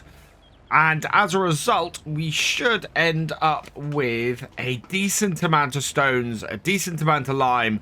And then when the price reaches the top, as we've discussed in previous videos, we are going to sell off that lime because we don't need it at the moment, and hopefully make a good amount of money from it.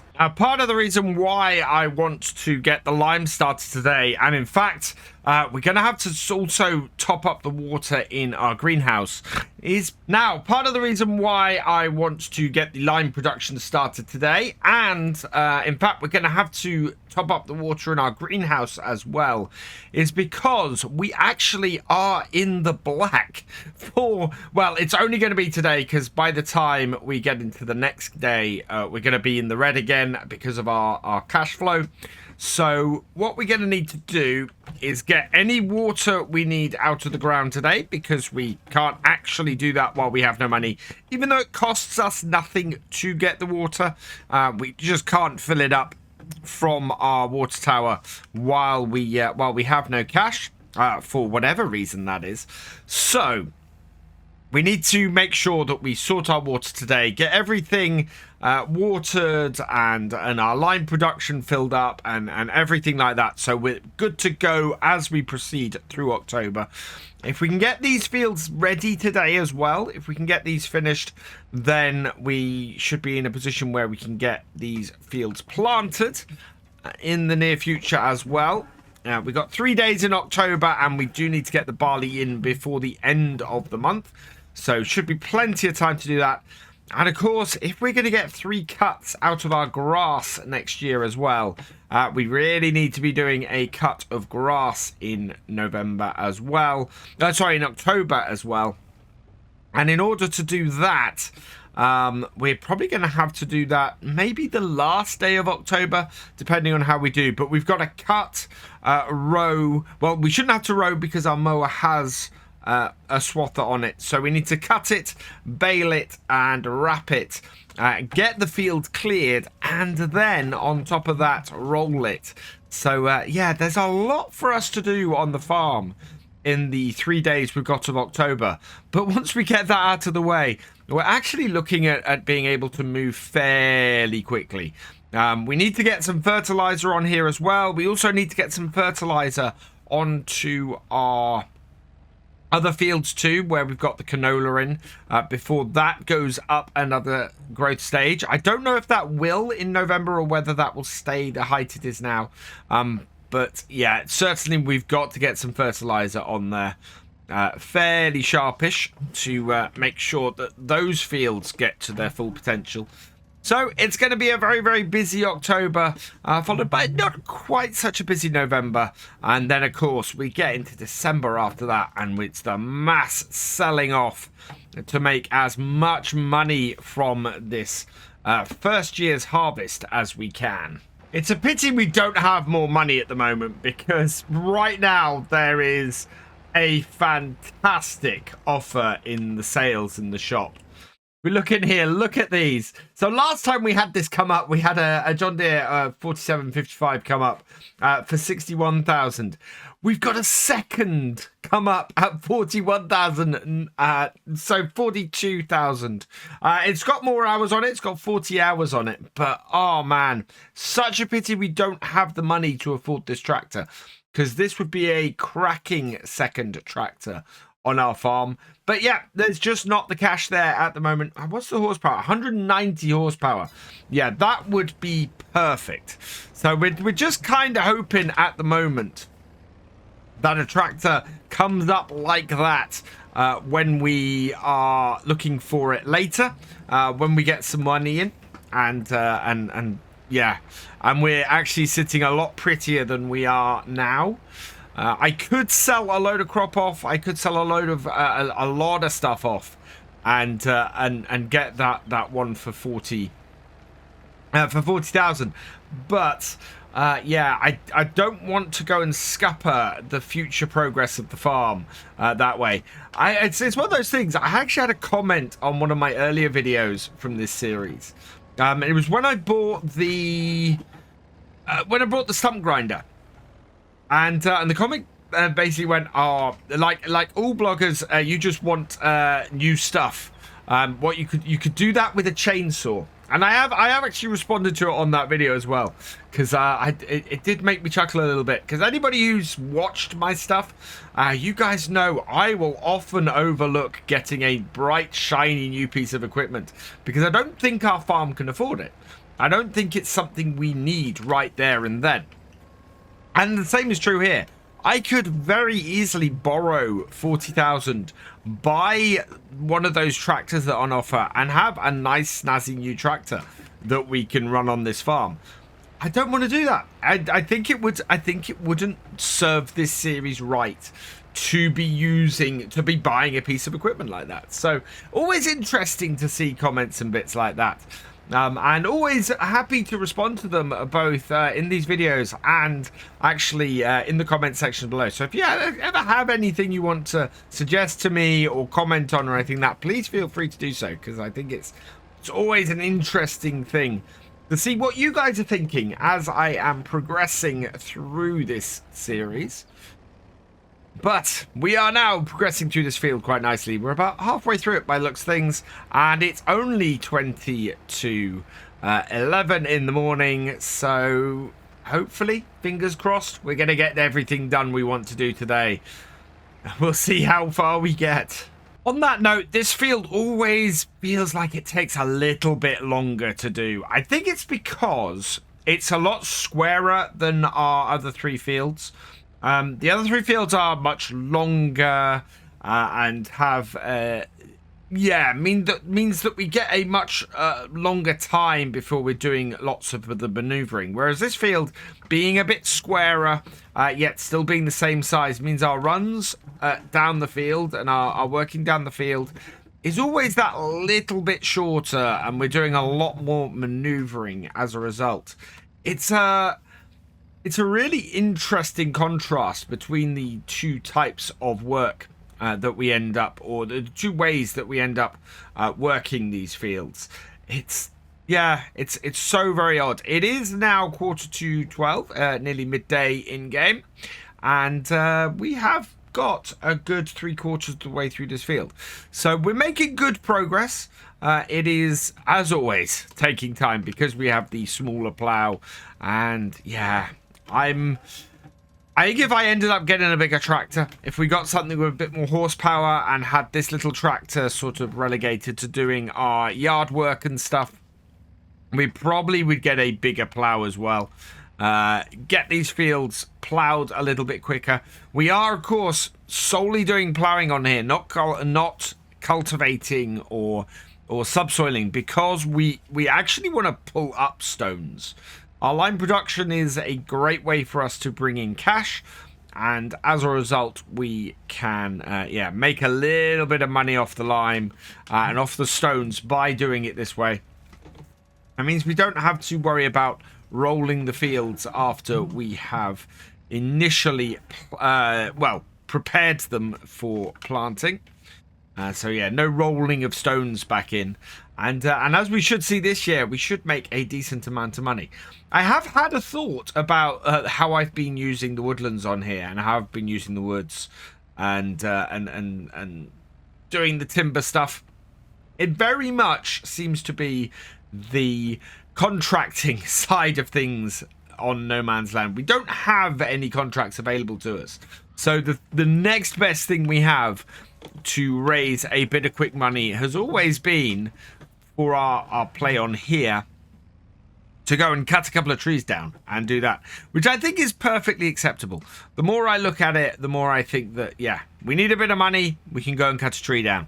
It's the same thing as if I was playing any other map that had fields. We need a bit of money, we'll go and do a couple of contracts and get a bit of money in like that. So yeah, it's very much the way we do things on here, sort of reflecting back on it.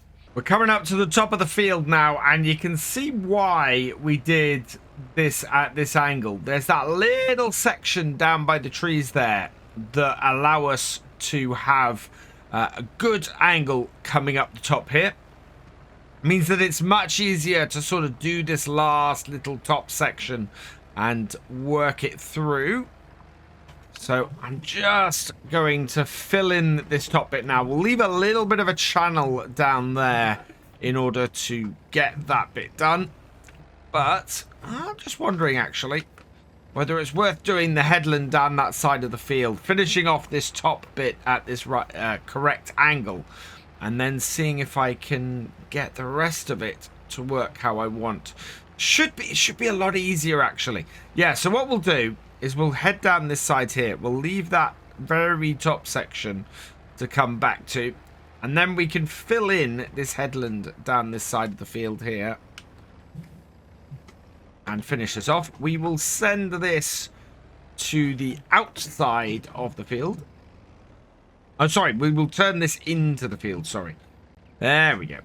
So yeah, turn this into the field, coming down here like so, for this headland, and get that a nice straight 180-degree line down the side here, and hopefully that will get all of the field. We've got a small patch there we're going to miss. We've got a small patch there I'm going to miss. Just go reverse up, do that down. There we go. Sometimes not always very obvious exactly where you need to be, but will allow us to finish off the field there. Look at that. It's a great field, this. In fact, I love our entire farm setup on here. It's brilliant. And with this headland here done, we're actually ending up in a really good place, a really good corner to then get back into the main part of the field. To turn that, and we will head along the roadway up here without having to go on the field at all, and everything nicely lined up, and can head up to the top end of the field here. It is, though, 20 past 1. Wow, this is taking quite a bit of time today. Oh, I needed to leave it the other way. That's all okay, and down. And away we go, filling in this last bit at the top end of the field. With the top section there filled in, we are on the final headland. And pull this up to my edge. There we go. And that will be this field finished. Has taken us better part of this day, though, to get this field done. Maybe this field just being a little bit more finicky and a little bit more difficult to do because it's that squarer shape, means that it does take a little bit longer to do. I'm slightly surprised it's taken us till 20 past 2 to get to this point in this field and get it this far done. It's yeah, it's a little bit odd, but with this field done, what we can do, head over to the next one and get to work on that. And yeah, hopefully get both these fields ploughed today. We're getting a really nice amount of stones off both these fields. You can see them littering the ground everywhere, which is great. We are controlling the weeds, of course, by doing this too. We won't get any weeds on this field, on either of these fields or any of our fields now, because they have all been ploughed. So that's grand news, and saves us having to get a weeder out on these. So we'll instead of having a weeder on here, we have a stone picker, and the difference is that the stone picker makes us money while the weeder would not. So it makes sense to be ploughing and pulling up some fairly large rocks doing it, because the more rocks we can put into our line production, the more money we will get out. So that's why I like doing that on here as well. It's amazing to me, actually, how long these fields are taking to do. And I think we had something similar when we did the other two fields. We didn't quite get all of the rock picking done on both fields. We basically had to rock pick the second field, the one over there, and then seed it and then roll it when we did that. So I think what we're going to end up doing is next time doing the rock picking on here and getting the fields rock picked and seeded Whether we'll then be able to get them rolled as well, I don't know. It's going to be a difficult one. We're getting one job done today, though. I don't think we're going to get anything more than this ploughing completed, because we're not even halfway through this second field, and it's already 10 to 4 in the afternoon. We've got an awful lot left to do, and not a lot of time left to do it. It's just coming up to 5 o'clock, and yeah, we are 2/3 of the way through this field. If that, it's taken us longer today to plow these 2 fields than I ever expected. So much longer, in fact. I don't think it's the tractor. We seem to be plowing at roughly 8 miles an hour, which is reasonable speed, but we still seem to be taking longer. And I didn't think these 2 fields were massively bigger than our other 2, but it does seem like next time what we're going to have to do is get these fields destoned and then planted. And if we're able to do that, that would be great. What we then got is a really big amount of work to do on the final day of October to try and get the grass field done. So what I think we're going to try and get these destoned, seeded and rolled in one day next time, and with any luck we should get all of that done, because if we can get that done, we should then be able to turn around and do the same and go through and do everything on our grass field. So get it cut, baled, wrapped, get the bales moved off it, and get the field rolled. Because if we don't roll it before November, we'll end up rolling it when it's got that little bit of growth, which is the whole reason why we want to cut it before November. And that will set it back and will mean it'll be harder for us to get 3 cuts again next year. So it's going to be a tough one. We've got a lot of work to do in a very short period of time. We're stretching into the evening now, and the moon is rising in the sky. We've got the well, we've got all the work lights on because it's getting harder and harder to see things. I am slightly surprised by how long it has taken to get these fields done today. Normally we have more than enough time to get through and get everything ploughed, but apparently not today. It's taken that little bit longer to get everything done. Does mean, as I was saying earlier, we are going to have the stone next day, straight before we plant. And if we're lucky, we'll get through all of that with enough time to actually get the rolling done as well, to clear things up for the grass, which I do keep going over a fair amount at this point. But it's more from a point of view that I'm really surprised. I'm very surprised that it's taken as long as it has to get this job done. This job is nearly done, though, and that is the important thing. We have got both these fields in a really good place. We just need to do this little section down the bottom here and then get the headlands done, and we'll be done for the evening. Unfortunately, I don't think we're going to be able to do much with the water. Hopefully I can get at least some into the lime. How are our greenhouse doing? We've got plenty of water in there, so we don't need to worry about doing that today. It is just the lime production that's going to need some extra water. Gone 7:30 at night, and yeah, everything has, or the sun has set, the moon is up, and we are running on the last bit of headland here for this ploughing, which means this job is then done. As I said earlier, though, it has taken us a lot longer than I expected today. And yeah, we are well into the evening. Not abnormal for farming, you know, to be working well into the evening to get a job done. But I'm slightly surprised that we haven't managed to get as much done today as I thought we would. Let's go one more down here, because there's a big line of bits here. There we go. Where we haven't actually got it all. That's got it. Right, that should be the whole of this here. Plenty of stones off these fields, so we're going to do well from the lime off here. But speaking of the lime, we do have one more job to do today. We're going to have to now go and drop this off, drop our plough off, and get ourselves the water trailer, because I want to fill up that lime processing unit while we still have the money that allows us to do so. Now, I've picked up the water trailer now, and yeah, we have no water in this at all. So I'm glad we're doing this right now. We absolutely have to do this right now. Even if just to get a little bit in there. I don't think we have a huge number of stones.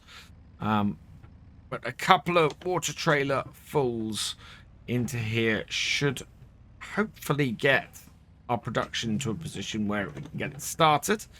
Come on, back you up. There we go. So back it up. We want to go and open our stopcock here. Like so. Refill our water trailer. And yeah, it won't let us do this unless we actually have money in the bank. If we're negative, which we're likely to be after this game day, we won't be able to fill this water up. So very, very important to get this done now.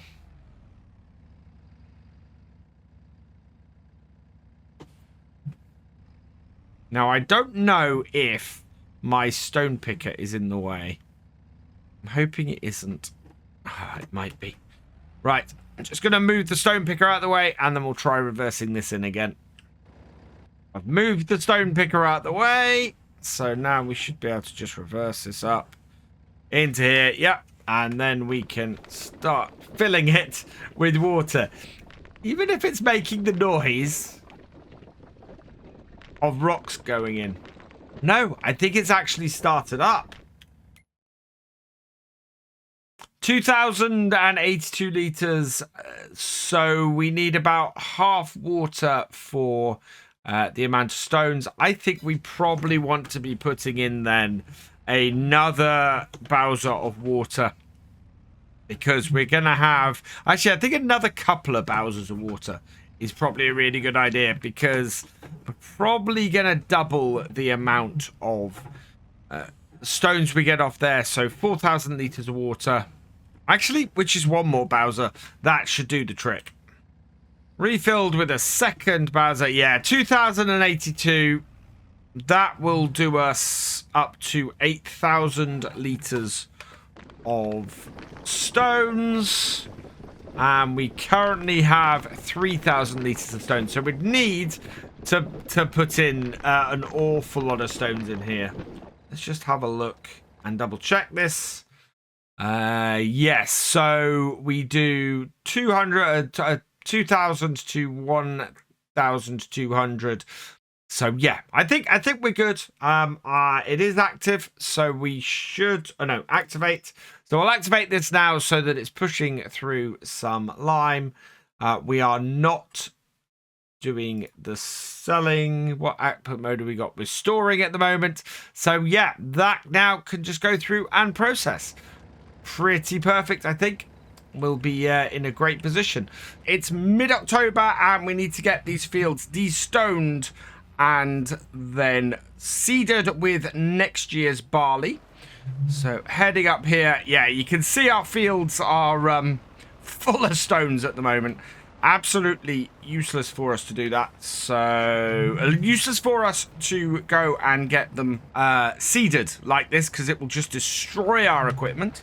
Plus, using the stones from here, we'll be able to make a bit of money. Now, we are back in negative figures again, so I don't think that our production is going to be running.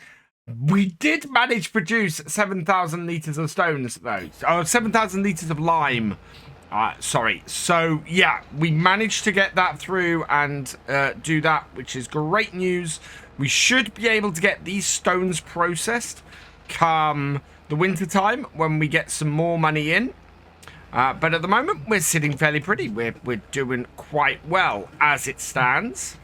We just need to get the stones off here, load them into our stone crusher, and get the barley in, because next game day what I want to do is get our grass field cut again and create some more silage bales. Coming up to about halfway through the first field, and this is probably going to be the job that takes us the most time today.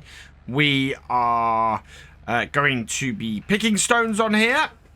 We're going to be seeding, and then we're going to be rolling. I'm expecting this to be the longest. I'm expecting the seeding to take a little bit less time because of the width of the seeder. And then the actual rolling, we've got a nice wide roller, so it should be a fairly quick job to get that done. We've only got about 8% of our stone picker full at the moment, and there seems to be less stones on here this time than we had last time. I wonder if there is sort of diminishing returns on that, seeing as we are ploughing these fields every time. I'd be really interested to see if that's the case and see if we actually end up with fewer stones every time we plough these.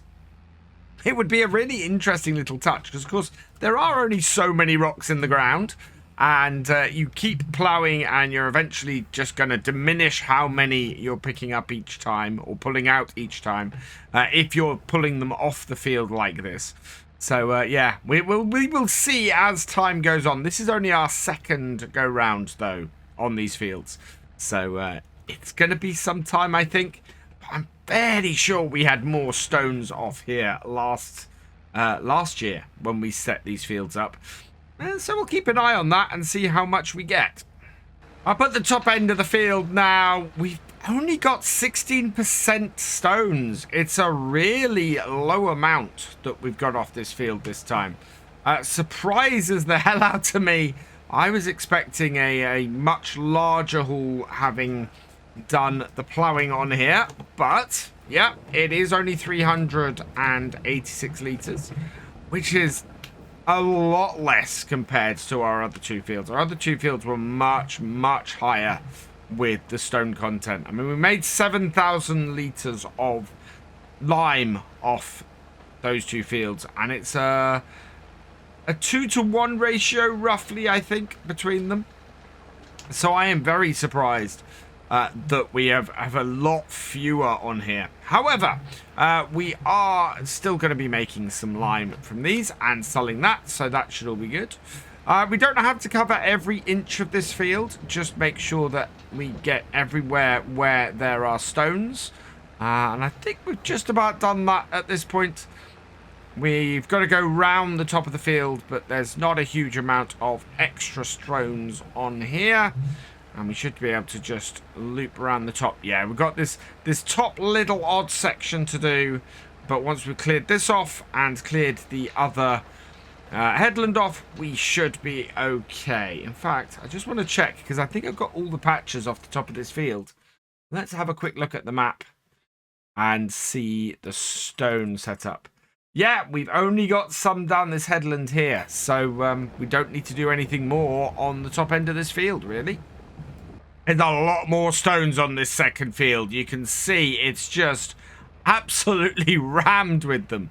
So that's a little bit different. I think a lot of the stones that we got last time came off here as opposed to the other field, maybe. Maybe that's the thing. I don't know what it is at the moment that governs how many stones get pulled up on a certain section of the map. It's very, very odd, the difference between each bits. We got one or two fields. We get fields sometimes that pull up a lot of stones. We get some that don't pull up many. And yeah, I don't know what governs that. But certainly we've got a lot more stones on this field than we had on the other one a minute ago. I mean, we're already up to 25% on here. At the end of the last field, we'd hit 18, 19%. We are now about double that. So yeah, this field has a lot more stones. We've had as many stones in this section of the field going down from the top as we have had on the entirety of the other field. So this is more like it. This is going to generate us a lot more lime, which is always good. Does mean that we're fairly busy on the rest of this field, and we are going to have to cover pretty much every inch of it in order to get all these stones up, because they are everywhere. But it is going to pay us really well in the long run. If we get 1,500 litres off this field, that actually is going to translate really well. We could end up with about 3,000 litres of lime from processing this. That will be 10,000 litres of lime in total, because we have 7,000 in there already. And yeah, that would bring us in a whole lot of money, because lime is worth quite a bit. I think it's worth like 4,000 per 1,000 litres or something for us to sell, which is brilliant. Will make us a lot of money, which would be good.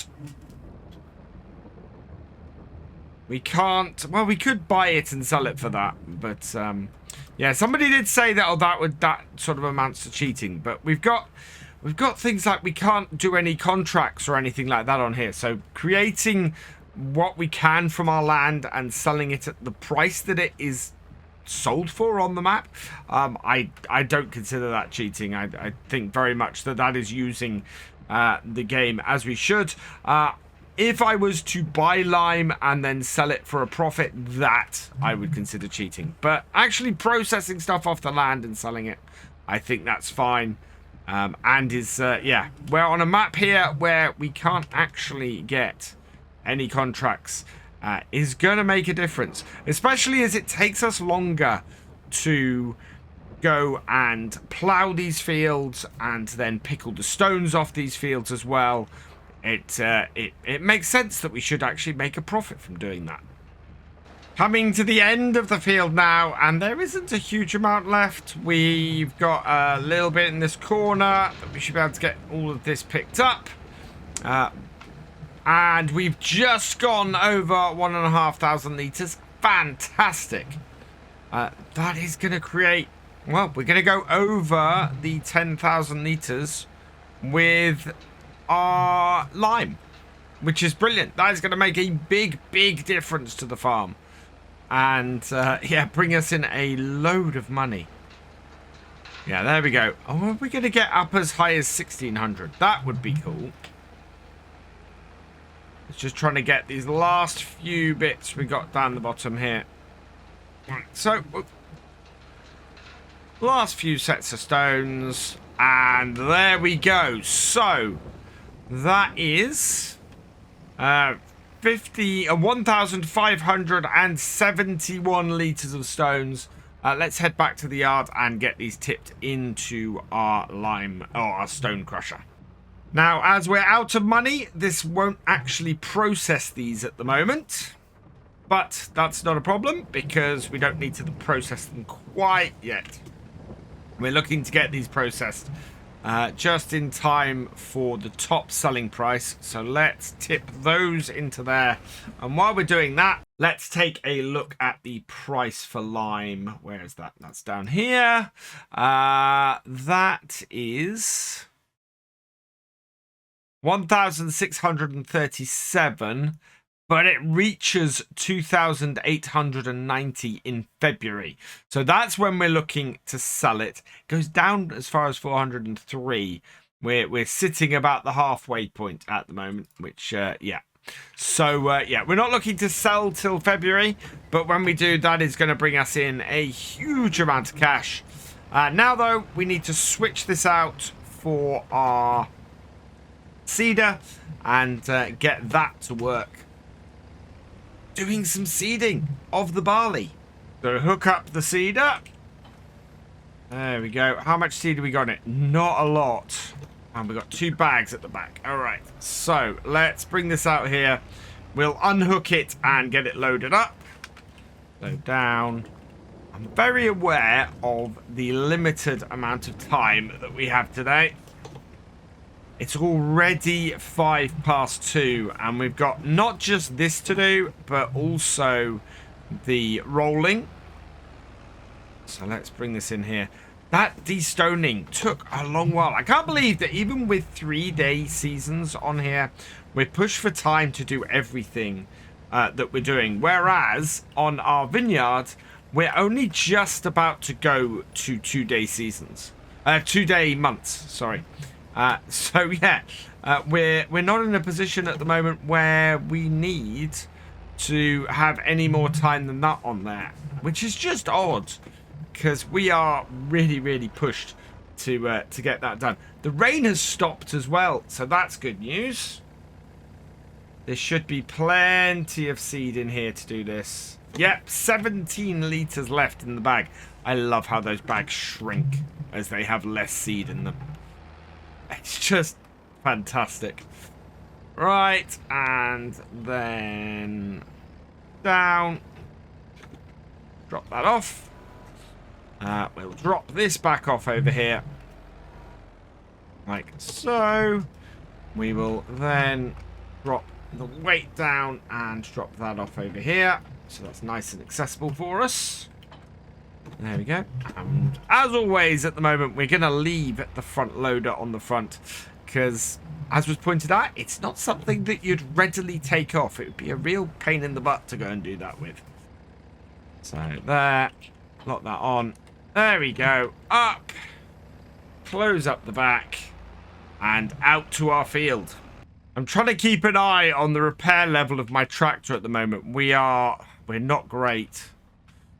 We're gonna need some repairs. Our front loader is even worse. So yeah, when we get some money in, we're gonna have to repair both the tractor and the front loader. And based on previous experience, neither of those are gonna be cheap things to do. Right, we've got barley selected. Let's just double check that. Yep, barley is what we are seeding. So let's start this up. Drop it down. And the angle we're going at is 260 degrees. So, yeah, let's try and keep on that line. Well, we're definitely getting through this quicker. It is still taking a significant amount of time to get through here. And time is running away. It is now 20 to 4 in the afternoon. And look at this. We are about halfway through the first field. It is going well. We've still got 76% of our seeds. I think we're going to go and fill up before we start the second field because I'd be surprised if we were left with more than 50%. And I think the other field is ever so slightly bigger than this one. So as a result, if we don't refill this with seeds before we go and do the second field, we are going to find ourselves in a position where we have to do it halfway through the field anyway. So it makes sense to me to go and refill. If we can get the right amount of seeds into it, though, that would work out pretty well for us. There we go. And yeah, the barley is going in well. It's going at the right time of year as well. So this should germinate in time and give us a reasonable time frame to be harvesting this. It's not going to be an early harvest for this. It'll be probably the second month for harvesting it, but it should still be fairly good as far as that is concerned. And yeah, our farm is going into its third year, looking fairly strong. It's 20 to 5 now, and we've got to the point where we're doing the headland. We've got a little bit to fill in at the top end of this field. But we are getting a bit tight to get the rest of everything done today. I'm not too worried. The rolling, as I said at the start, is not something that is going to take a huge amount of time. What it is going to mean, though, is that we then have to squeeze that into the next day. And with having to squeeze that in, we would be ending up doing a lot of stuff with the grass work. We need to do the grass work next game day in order to ensure that we get 3 cuts of silage next year. So if I don't get everything done next game day, we are looking at having a bit of trouble. But as I said, it's a quick job, and as long as we get all this barley seeded today, we'll be okay. We do just need to get all this barley seeded today. Otherwise, yeah, that is going to be a big problem. One field down and one to go. It is 12 minutes past 5 though, and we need to go and refill with seed because we are down to 45%. So yeah, we'll go refill with some more seed before we head back down here and get this second field done. It doesn't look like we're going to be getting any rolling done today though. So once again, the sun is setting and we've got, well, we have got a full seeder. Let's see if we can actually get this field seeded before it gets too late. But man, that is... I can't believe how quickly it's getting dark at this time of year. The sun has dropped below the horizon and it's got really, really dark really, really quickly. As a result, there's not a lot I think you guys can see anymore. So what I'm going to do is get this finished off and get this planted off camera so that we're not doing this next time. And yeah, I think we're going to leave this here for now because... it's just impossible to see what's going on. I love this sunset. It is utterly gorgeous, but I can hardly see where we are on the field. We have got the barley in finally. It took till 8 PM the previous night to get the barley done, but it is in the field. What we need to do now, as it's day 3 of October, is get the... well, get it rolled in. We need to get this field rolled before the barley germinates. We then got a fairly busy day today because we need to get our grass field cut, headed. Oh no, actually cut, rowed. Well, which we can do with our mower at once. Baled and wrapped, so that we have another set of silage bales. And then once we've got that done, we need to get those silage bales off the field. And that field rolled as well. So it's going to be a pretty busy day as far as jobs that we need to do on here. We should get it done fairly quickly. Most of these jobs are fairly easy ones for us. So I'm not expecting this to be too much of a problem.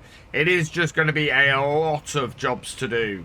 So, yeah, we want to get them done as quickly as possible, starting with this rolling. And as we know, this roller is pretty good at this job. I have had quite a few comments recently asking why I don't just treat these 2 fields as if they were a single field and go over the roadway across, and so I have fewer times to turn. And the reason for that is exactly where we ended up last time, where we had the field not quite finished. I was looking at leaving a bit of field and therefore being in a position where I would have had an unfinished field, 1 unfinished field out of 2. Whereas if I treat these as 2 fields, while it would save me a bit of time, there is still that possibility that I could end up with a field, with 2 fields that are unfinished, and I'm unable to, you know, and then germinate, or I'm left with having trouble to roll them, or whatever. It just means dealing with each field as a separate field means that I don't necessarily have to do both fields in the same day or at the same time. The other reason is the shape of the fields. This field here very much lends itself to doing at this angle, whereas the other field wants a much straighter angle because of the way it's shaped. And as a result, I'm going to end up doing one of these fields in a less efficient way than doing it as 2 separate fields if I do them as one. So yeah, there's several reasons why I don't do these as 2 fields. It is a very valid question though, and yes, there are some people absolutely who would treat these as 2 fields, but for the way I'm doing this and the way I'm playing it, it doesn't really fit with how I'm doing stuff. And as we come down to finish off the headland on this first field, all done and dusted. Very happy with how quickly that's gone. I mean, it's only 9:10. So yeah, getting this job out the way nice and quickly is good. We want to lift this up and fold it because I want to start at the top of the other field. We'll pull this up and round and take it up to the top here, and then we can unfold it at the top and get this second field done as well. Now these are really the last couple of jobs we need to do before we are before winter. We are going to end up with, well, what is our fertilization like on these two fields? Bring this over here. Let's turn everything off except for the fertilization state. Yeah, so we're not fertilized at all. I need to run some fertilizer over this today then. We need to get some of that on. Make sure that these fields are fertilized as well. Because as we hit a growth stage, we are also going to end up with needing to put the second lot of fertilizer on in order to get it on before our wheels on our tractor and our solid fertilizer spreader start causing issues. I think we have some fertilizer in our fertilizer spreader. I hope we do, because as you can see, we only have 800. Well, we have minus 844 pound on here, so we don't even have money on here. We do, as we've pointed out in the past, have a lot of crops and things in storage, so we're fine for money at a future point. At the moment, though, it's cash flow. We don't have great cash flow, and we kind of need to rectify that, but we can't do that until December. If we actually get everything done today, it's going to be a fairly quiet November. There isn't going to be much to do on the farm, so I think we might end up skipping most of November and going straight to December for the sales, for the sale of our crops. The only thing that might stop me would be if we had something really good come up in the shop, but even then we're not going to have the money to purchase it. So that's exactly what's going to happen, of course. It's happened to us the whole way through. We want something from the shop. We need something like a new tractor, because we are definitely going to need one of those on here. And yeah, it comes up for sale, and we don't have the money to buy it. So I'm keeping my fingers crossed that just as we sell all the crops and all of our stuff this year, a tractor of about the right horsepower for what we want is going to come up and give me a very nice boost to the farm just when we've got the right amount of money to do it. And then we can get jobs like this going with a hired worker. We can put the hired workers to work and be a little bit more efficient overall on the farm, which would be absolutely great. Would make a massive difference to us. Oh, and we could possibly do with a little bit more horsepower with whatever tractor we have. It would be good to have a bigger horsepower tractor. Maybe something around about the 150 horsepower mark. Most of our equipment fits into that level, and this little tractor is only a little bit underpowered for some of it. It would allow us to get a bigger plow as well, and get that job done quicker as well, which would be a huge boon to us. Would make a massive difference to us getting these fields turned around a bit quicker, because as we've seen this year, it's taken a while to get these fields turned around and done. But we'll see where we go, and hopefully it will all work. We do need to get this grass cut today, because if we don't do that, as I've said before, it's not going to regrow enough before the winter for us to get 3 good cuts out next year. And we want to get 3 good cuts out, because that way we will be in a great position. It's going to be the midway through each season we want to do our grass cut next year to make everything work out the best we can. Whether we get there, I don't know. It's going to be interesting.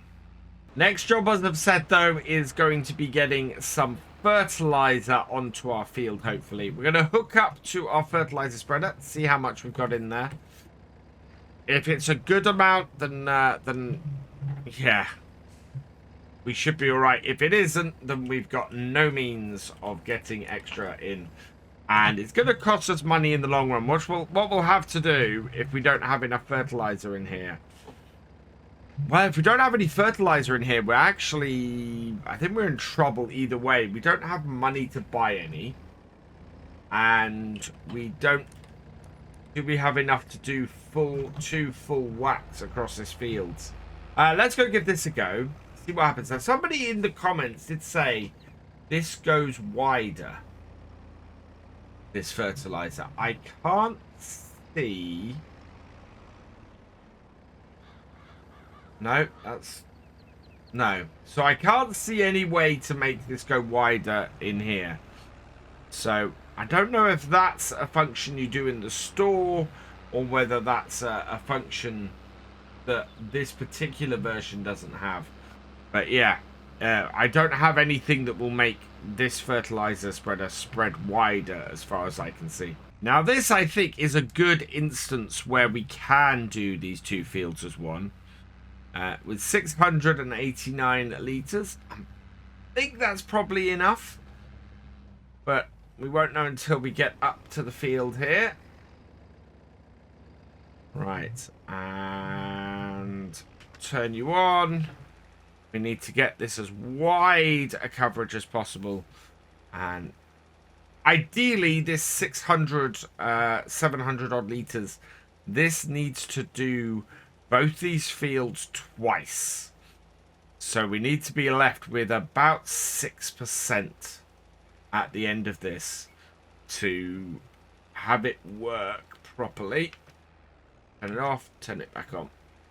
Even that little bit at the end there could save us quite a bit of money in the long run. I'm going to get this so that we waste as little as possible. There we go. And off. Yeah, you can see the odd shape that I'm now dealing with a little bit.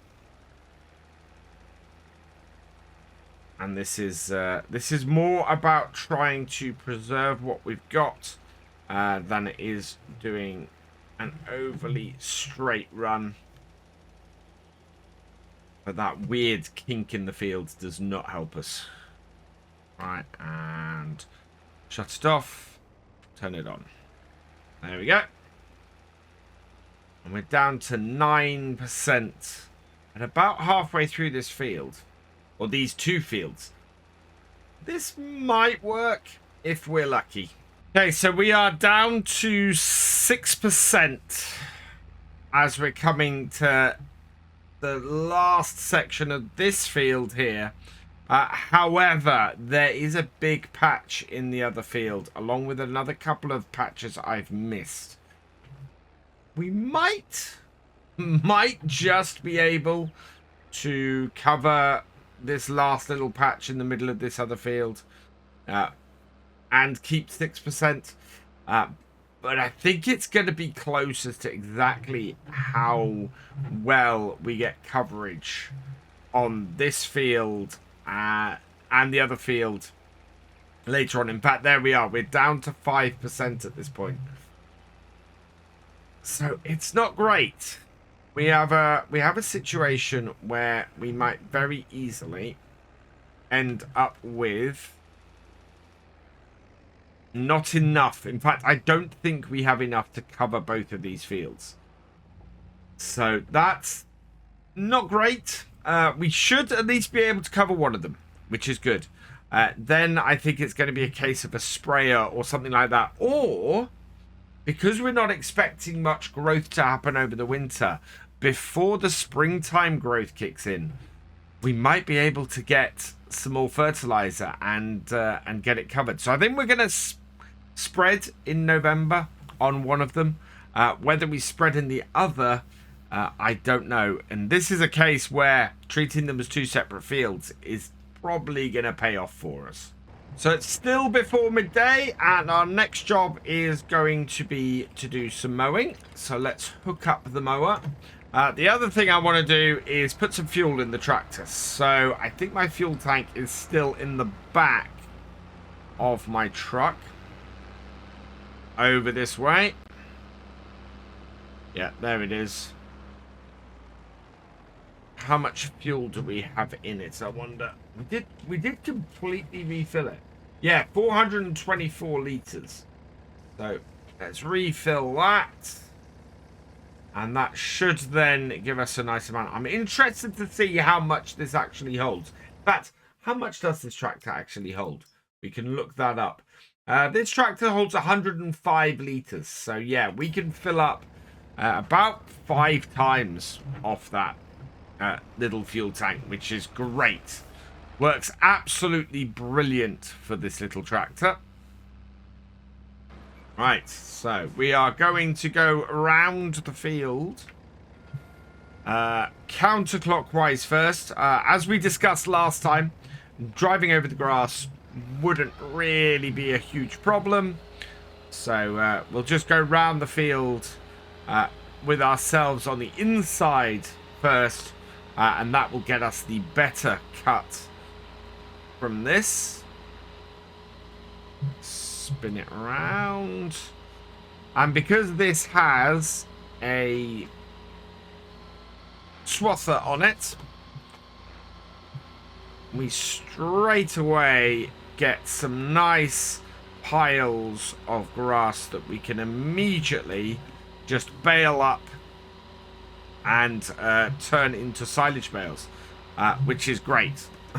Absolutely perfect for us. Saves so much time doing this job. So we've come to the edge of, or the end of the first round of the field. I'm going to head back, and now we're going to go clockwise around the field and get the rest of this cut. I'm going to do 3 headlands, so we're going to be going around the whole field 3 times, and then hopefully straightening things out a little bit and making some straighter cuts around it, which I think will work out better for us overall. Coming up to the end of the 3rd headland, which quite nicely clears out this end of the field here. Now I'm going to run this along this side here, and yeah, not worry about cutting on the outside bits. So head down here.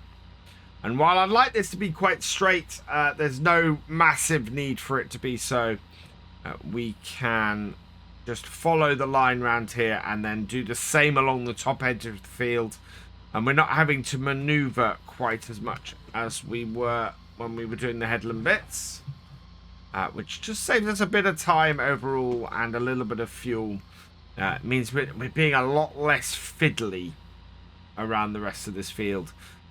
Seem to be getting a decent amount of grass off here. I think we might be cutting it a stage early. I'm not sure if this is fully grown, but it is at a pretty good setup.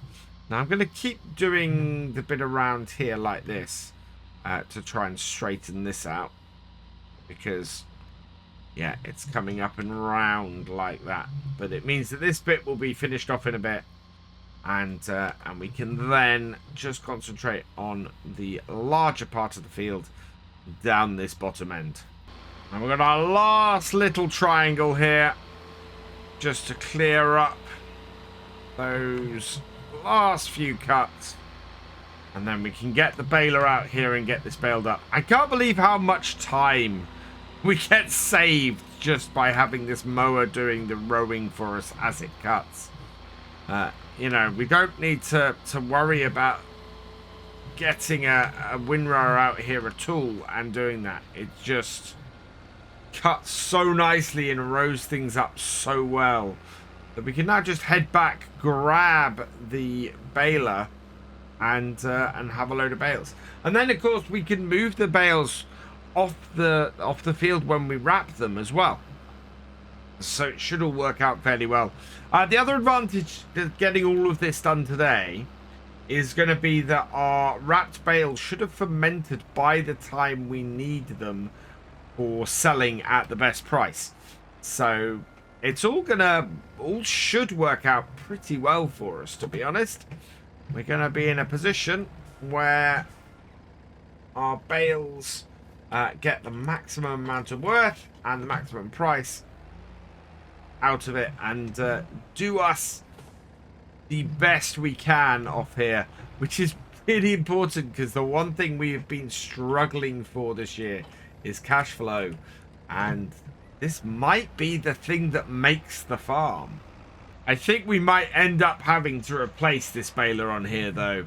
We're having a similar problem with it on here as we had to a much larger extent on the old stream farm when we tried to use the case version of this baler on there. This is lifting the tractor up. I think its pickup hitch or its pickup goes down too low for it to be very useful with smaller tractors and lower to the ground tractors like this, which is a pity because it's a nice, cheap, useful baler for that. But you can see where we're getting a little bit of drift and a little bit of issue there, right there, from that happening. So it's not great that we have that issue, and it is probably something that we need to look into fixing and changing. Probably worth getting, well, what have we got in baler wise that would be a good replacement for this? Have a look. So smaller baler wise, there's the Potinger Impress, which is 48,000. You're looking at a fairly, yeah, these are 30,000, 110 for the fast bale, but that's way more horsepower. So yeah, looking at the Potinger Impress, our tractor is slightly underpowered for it at 95 horsepower, but it would be 48,000. Our sales have the bigger one with the wrapper on it. Oh, we've had a switch around, and we've got an animal trailer. But yes, so replacing this is not going to be easy, and is probably going to cost us a fair amount. Again, maybe if we're lucky, a baler that's of decent caliber for what we want to do on here will come up in the used sales, but otherwise we're going to need to put up with this for now, right up until we can afford to get it replaced. And then, yeah, and then I think we'll be sorted. Or we just get a bigger tractor to run this on, and we run it a bit more easily with a slightly bigger tractor. Interestingly, I don't remember this baler having this lifting problem prior to its most recent update. I don't know if something was adjusted in that, but I don't ever remember it lifting the tractor's back wheels up like that and causing it to go a bit wonky prior to that. So it's possible that something got updated and changed or adjusted and is causing this now, which is what's really noticeable when you try and use it with something like the Antonio Carrera pack. But yeah, we used this bale fairly successfully in lots of places prior to that, so I don't know what's causing that. We are getting a decent number of bales off here though. We are doing, yeah, we're doing about half a dozen so far. Let's have a look. How many bales have we created today? 5 today, so yeah, half a dozen, not far off. Which is a pretty good start. We've got a fair amount of this field still to go. So, yeah. We're getting a decent yield. I think we're going to end up with maybe a dozen bales off here. 18 at most. But we'll see where it leaves us. Up to 90% on this bale. We might even... Nope, we're not going to get all the way around. You can see it. It's causing everything to sort of shift around. Very, very weird. Oh. It's also very, very loud, as you could hear when I turned that off then. Let's unload that. And, yeah, let's see how many bales we eventually get off here. This field is so shaded now, I've had to turn the lights on the tractor. We are very nearly done, though. I want to grab every scrap of grass off here. Oh, yeah. Definitely something to do with the pickup. Because if I have the pickup lifted, I don't have the issue. The moment I have it down and yeah, it just lifts the back of the tractor up. So it's a little bit solid and it doesn't seem to be riding the ground, and it seems to be a little bit low as well. So yeah, there's something to adjust in there. The small tractors. Oh, don't not hit that bale. There we go. There's a tiny bit there. That probably actually isn't worth picking up. However, we'll go and grab these bits here on our way back. And we've got another half a bale for next time. So let's go swap this out for the bale wrapper and get back to the field, because it is now 2 minutes to 4 in the afternoon. We've got 2 jobs to do. How many bales do we have in total, though? Only 8. Which seems a little bit low to me. So we've got 8 bales to wrap. Shouldn't take us too long to do that. And that kind of matches up with something I was thinking earlier. Basically, I think that we cut this slightly early. That it wasn't fully grown, this grass. Now, I had originally planned to cut it in November. But as I said, if we did a cut of it in November, we would end up not being so easy to get 3 cuts next year. So I want to try and maximize how much silage we can get off here, because the silage is a crop that is paying us really well on here. If we're lucky, we can get these picked up and off the field pretty quickly, and then we can get the roller on here before sunset and just make that job a lot easier by not having to roll this field in the dark. Our last bale to get wrapped today. That's all 8 bales off this field. It's not yet 5 p.m. I'm so happy we've managed to zoom through these jobs today. It's been a really busy day on the farm. We have we've managed to roll our seeded fields. We've managed to get we've managed to fertilize them as well. And I'm so pleased we had enough fertilizer to do that. That was the important fertilizer stage to get that first one. The other, we should be able... Where's the helicopter? There it is. That's the first time that's flown up over me. Ooh. And we heard the Yeti at the same time at 5 p.m. Maybe he was tracking it. That's... Wow. Okay. That's a little bit strange. But we are... we've managed to get pretty much everything done that we wanted to get done today. We've got the rolling to do, so we're just going to drop this off and get the roller out and get the field rolled. I should think that'll take us an hour, hour and a half. So probably we'll finish about 6:30 is the expectation.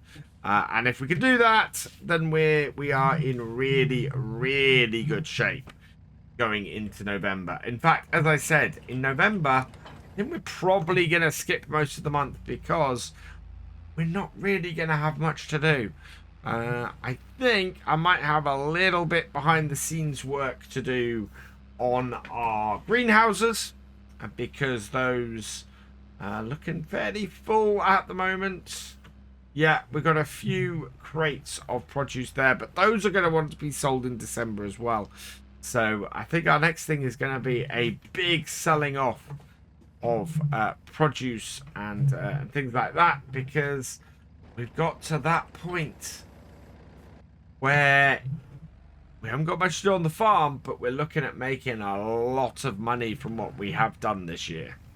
Coming up to 6 p.m, the sun is setting, and yeah, we're losing the light, but we are still working away here, trying to get this field rolled. This will make everything brilliant for springtime. So we've got this out of the way and all this work done and dusted before November kicks in. So before the end of October is just fantastic. We could not be in a better position right now. We just need to get a little bit of cash in, and then we are going to be laughing. Well, it's taken a little bit longer than I expected, but that tends to always be the case. We are down to the last little triangle on the field, though, and when we get this finished, we will have rolled, well, we'll have cut, baled, wrapped and rolled this grass field today, which is great. We'd have got done a little bit quicker if we hadn't had to roll and fertilize the barley fields, but that's not the end of the world. We're in a decent place. As I said, getting this done today has worked out really, really well for us. One last little spot to do, and then we are finished for the day. Fantastic. Yep, there we go. That's got it all. So there we are. Our tractor all done and dusted for today. We are 100% fertilized. We've got 98% field bonus on yield bonus on this field. That is great. It is December. We have skipped over November because, as I mentioned last time, we don't have, or we didn't have anything to do. We had completed everything on our farm. Our tractor is in desperate need of repairs, so we're going to be trying to sort that out today. But we've got to do some selling of some crops first, get some money in, and hopefully be able to afford those repairs. We're basically going to be skipping through most of winter this video because there isn't much to do on the farm. We have some fertilizing that needs doing, so we'll probably do that. But if we look today at this, look at the price fluctuations. December is when the barley hits its peak. And if we go to current prices, we can see it's beginning to fall. 646 is the top price. So, yeah, we want to be selling it at this point. The sorghum, which is our other crop, that isn't ready till January. So we're going to be skipping forward for that. We're looking for £939 roughly for that. And if we have a look at our silage as well, which we're looking at a price of £343 in January for that. And we're at £334 at the moment, actually. So, yeah, we've got about another £10 to go before that hits its peak as well. So we should be selling all of those today. Let's fill this up with the barley. And we're going to take a full trailer full. I think we've got a couple of full trailers here that we can take. Yeah, so we've got 15,000. Yeah, we've got just under 3 full trailers. So this is going to be worth a fair amount of money for us here. So, yeah, let's get this up to the shop and get ourselves going at full pelt. We're also going to keep an eye on the shop and see if anything comes up for sale as well, because, well, we're going to be skipping forward a couple of months, so it makes sense to do it. Now, the wheat is the least well-paying of our crops that we're selling today, so hopefully this will cover the cost of the repairs to the tractor and get us moving forwards, and maybe allow us to buy a bit of fertilizer. This first trailer, I'm expecting to clear our current negative debt. And there we go. We're out the other side of that, which is great news. Now we just need to go and grab the next couple of loads, and we'll see where we are after that. I'm not going to hold on to Ellie Barley at the moment. I know we're talking about doing chickens, but for now, I think we're in much bigger need of actually selling the crop. So I've tipped the second load of barley, and we're coming up to the third. This is only 2,166 litres because I checked the price of the wheat to buy as chicken feed. It's 1,400 for 1,000 litres. So it makes absolutely no sense to sell all the barley and then spend twice as much as I would get for that to then buy some wheat. So I've not done that. We've held on to 5,000 litres of barley so that we can use that to feed chickens should we get some. What I want to do now, though, is get this tractor repaired, because we're up to £8,963. So that should be enough to service this tractor, hopefully. Servicing for the tractor is going to cost 5,000, so that's fine. Leaves us with 3,878. We want to customize our trailer because we're going to take the capacity of it and make it into a flatbed, which won't cost us anything. And then once we reattach that, we can then back this all out and grab ourselves a bag of fertilizer, because we have 2 fields on the farm that do need fertilizing today. They should have germinated. We're just going to double check this. So under our map and under here, we'll go across to the fertilizing state. And in fact, everything is at least A level. I think we need 2 bags of fertilizer, actually, to do all of these fields. We've got 1 level. I think they are all just first level growth. Yes, so we should be able to go over these fields and get them all fertilized. So that is going to be our second job today. And having forgotten that I need to do that job, I think what we're actually going to find is that we continue this sell-off next time. Because, yeah, we need to get... Oh, wow. Fertilizer is 8. We might be okay here. I need 2 bags. 3,600. Yep, we're okay. So, today's purchasing has managed to fix the tractor and also get us out of debt. Well, immediate debt. And also allow us to get some fertilizer to get those fields done, and that is just off the barley, so I'm quite happy that our barley has gone to that. I also missed 3 other... Oh dear, I forgot the weight. We should really get a... How much is a weight down for the shop, or just a rented one for when we're loading up is probably a good thing. Let's have a look. What do we got here? So a rented weight, just something to offset our tractor a bit. Let's go for a, I think the 1100. What have we got at the moment? We don't have an 1100. We only have a 650. Right, a 650 to lease will cost us pennies. So, yeah, we'll have a shop weight. We'll get that. And that will allow us to get these big bags loaded on when we're down here. Because otherwise, we are just... having absolutely huge problems. Even with the weight on the back of this, you can see how much this tractor is leaning forward. It's not great even with this. The 1,000-pound weight is looks a little bit weird. Right, we want to just park this at the entrance. Don't want to drive back to our farm with this. Yeah, and this will cost us a negligible amount of money to have sitting here. And we can always return it if we remember to bring the shop weight or the weight back. But rather than driving all the way back to the farm, we'll probably spend more in fuel than getting the weight itself.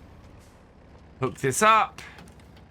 And yeah, we still have a job to do on the farm today that I'd completely forgotten about. And it's across 4 fields as well. So hopefully the wheat will pay for everything. Or thankfully, the wheat has paid for everything that we needed to do today.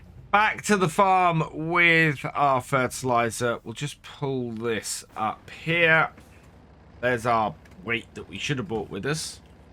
But we couldn't do that actually without connecting the pipes up. So, yeah, not much I could do there. We are going to have to put the weight here on, but not before we've pulled our fertilizer spreader out. And I've actually realized I forgot as well, we've got the lime to sell. I think the lime, the price for that hits in February. So what we'll do, I think, is set up, get this job done today, get everything cleared on here. We can then jump forwards to January, where we really will be having a big sell-off. We've got the soybeans to sell off in January. We've got any produce in our greenhouse that needs to be sold off in January, because the best price for all of that is then.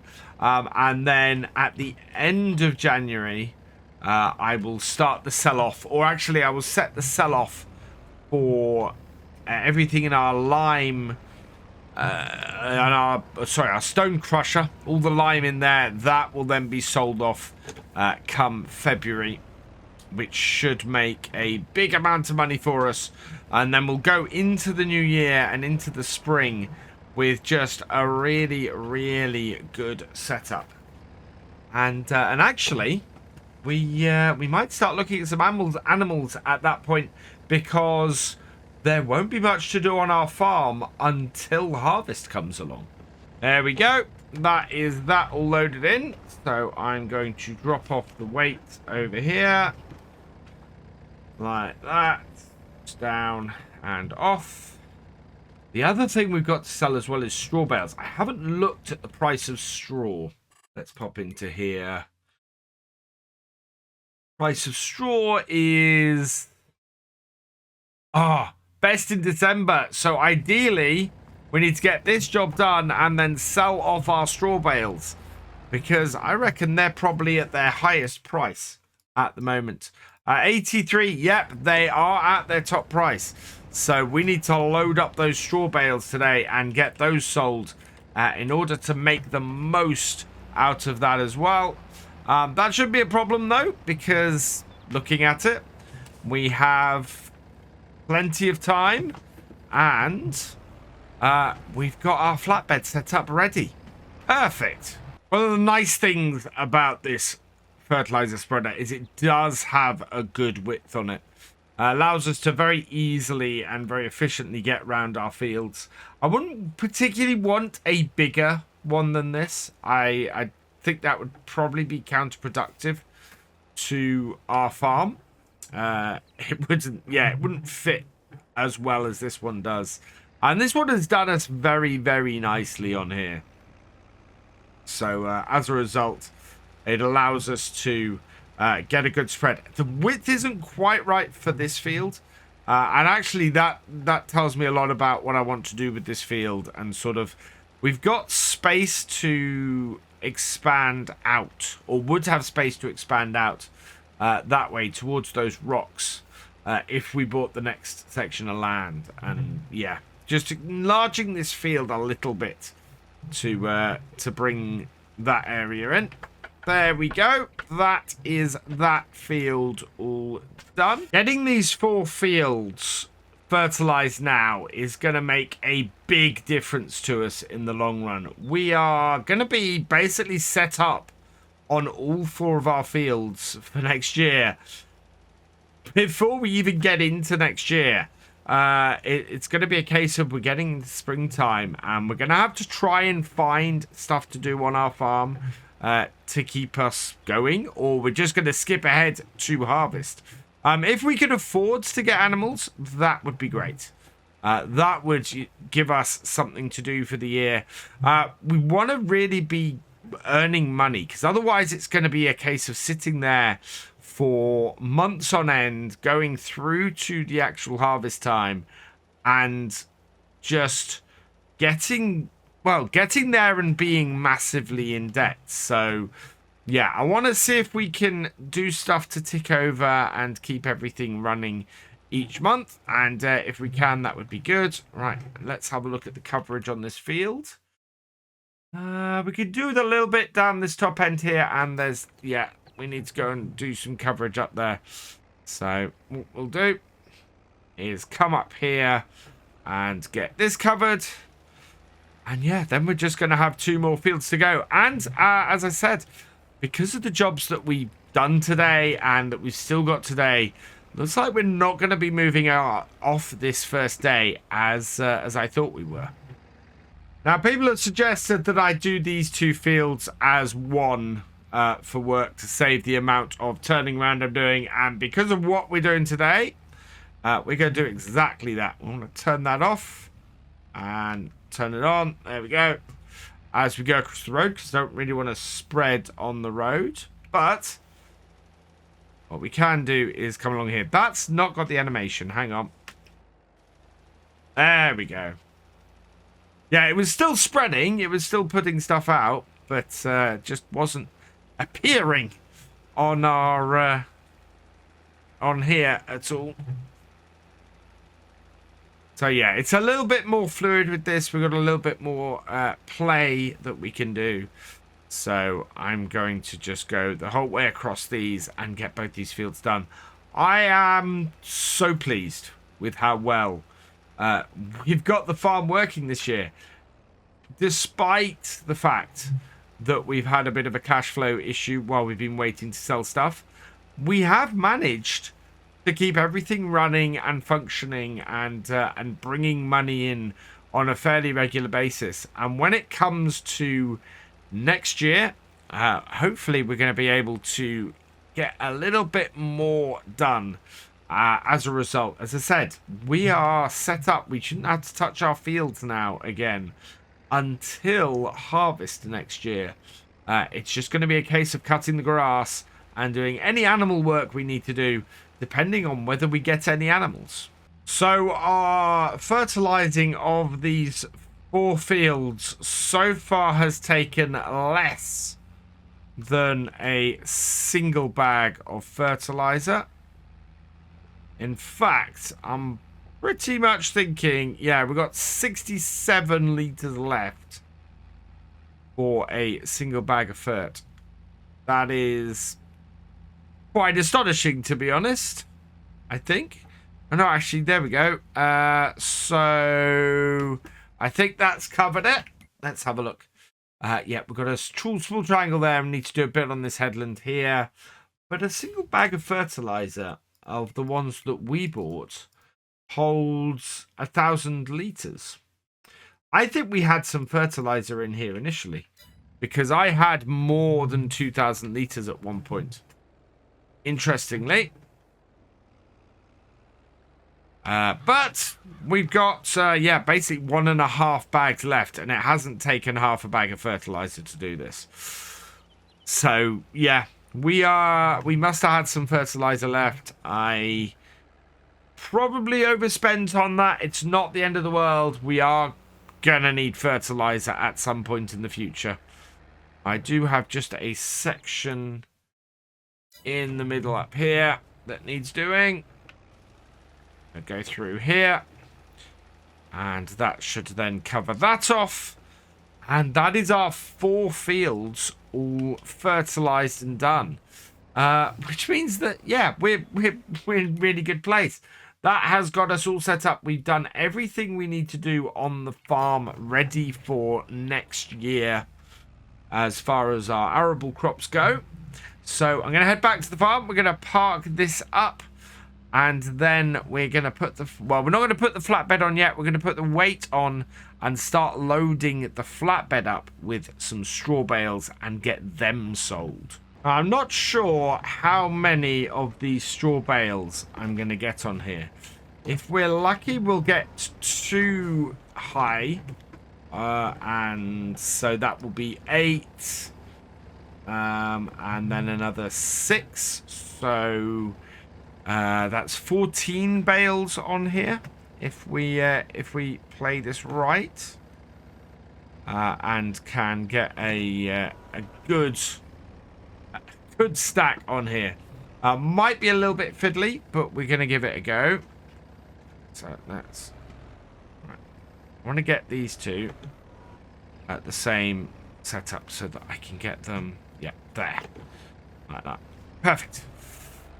So yeah, if we can get 14 bales on here, that would be great. It's gonna be a little bit fiddly with that, and yeah, it is getting darker earlier at this time of year. So we'll see how well that goes. But we've got a nice stack of bales. A nice stack of bales here for me to play with. Getting them into the right place and not knocking them off the front. That is going to be the tricky part. Still, we'll see what we can do, and hopefully we can get all these sold today. I feel like I've come up against this issue before. This trailer isn't quite long enough to fit 4 bales on it. So it's gonna be yeah, what we got here? So we've got 6 on here, another 4 on top, so it's gonna be a maximum of 10 bales that we can fit on here. Means we're gonna take a couple of journeys to get this done and get these sold, but that's not the end of the world. We will definitely fit all of these bales on here in 2 loads, and yeah, this will actually make it slightly easier to load them up with this setup. So, not too worried, and should work out for the best. And get us a little bit more money in to keep the farm afloat. Last 2 bales to go on our first load. Let's line these up. And onto here. Oh, that's pushing off the back one. Gotta watch it, because I want to make sure I don't send the other ones off the other side. That's stable enough. That one isn't quite. Let's see if we can just nudge that on a little bit. There we go. That's sitting a little bit better. There we are. So 2 high with these. And all strapped down. We'll leave this like so. Although, actually, the other day... That is how I saw a telehandler driving along the road. So spikes up and out the way. He had to put them down to go under a railway bridge, but that does seem to be the way you're supposed to do it. Up and out of the way. And that way, yeah, nice and safe. And then we can hook these up and take them down to the shop and see how much we get for our first set of straw. And then we've got how many left? Or 7 left after that, so those will easily fit on this trailer. The ideal way for me that this can go would be we get everything sold off, we get through to March, and we get a tractor of around 175 to 100 and 200 horsepower that we can buy. There we go, 4,300. Just as we've got all of our money in March. We're going to be looking for that, and yeah, come March time, that is where we're going to be holding money back for, I think. A second tractor is something we're in desperate need of on this farm. I'm very pleased that we did the fertilizing when we did. The temperature appears to be dropping, and we've got snow forecast. So it's quite possible that a blanket of the white stuff is going to descend overnight. Got just the last 7 bales to load up. 10 last time gave us 4,800. we're looking at then maybe getting another 3,000 off these. Which would, well, that would still be great. That would still give us 7,500. Give us enough money to pay our loans and keep our head above water until January, when our second half of our big sell-off happens. And we are able to get as much money in as we're going to get on here. We do need to buy a pressure washer. It's one of those things where the state of my combine and my tractor and everything is so mucky, and we don't have one yet. And it's one of those things which I've seen a few people say to me, "Oh, you should get a pressure washer." Yes, I absolutely should. So we will be getting one of those. Out those. Sometimes, as I've said on here before, you have to just disconnect your front loader tool in order to get everything to work properly. Right, 2 more. Yeah, it's going to be just 1 bale sitting on the top of this to finish this off. Look at that. This is what happens in the winter. The sun sets, the light falls, and you have to get all your work lights on in order to finish off on the farm. But we are going to get all of these jobs done today, which is exactly what I need. Right. 1 more off the top. And so in there like that. I'm actually going to approach this slightly differently. We're going to put this in the middle at the back. So we're going to strap all that down first. So there and there. We then want to... this in the middle at the back. So about, I think we're a little bit far over in our initial approach. There we go. Straighten up a bit. That's much better. Right. Then we can put this in the middle at the back. Like, oh wow, we're still not far enough over. Now we are. It's at a slight angle on our forks is what it is. We can put that there. Strap that down. And then the last 2 can go on the top. And we can just grab them at the same time because of where they're set up. Need to be a little bit more careful when I back out. Every single time I've taken 2 from this end while loading these up, I've turned too sharply coming out of here and knocked the bales off the front. So I actually managed to not do that with the last set. That's a small victory, I think. Right. Load these up. On they go. Oh, look at that. That just looks awesome. And then we can drop our weight off the back and take these down the shop and see what we end up with today. Because I think we're in a good place. My money is going down because with money back in the bank, our greenhouses are able to produce stuff again. Which I keep forgetting, that you have to have money for your greenhouses to produce. So, yeah, we've had a little bit of a problem because they haven't been producing because there's not been any money to produce stuff with. It has gone 5:30. The sun has set, and we are just about at our sell point. Bring this in. So dark. Undo that, and that. There we go. Another, just shy of £3,000 there. 2,900. No, that was over 3,000. So that's really good. Where does that leave us then? We've made £10,280 today. That's 11,000 from harvest income.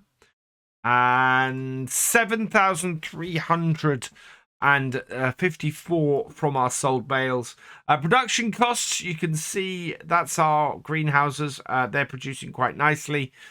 And yeah, the 5,000, it's roughly every 3 months we get a big maintenance cost on our tractor. But looking pretty good.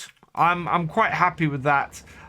We also have nothing in the shop. There's a Tiger car in here for 11,000. Oh no, 12,000. But that's not actually any use for us.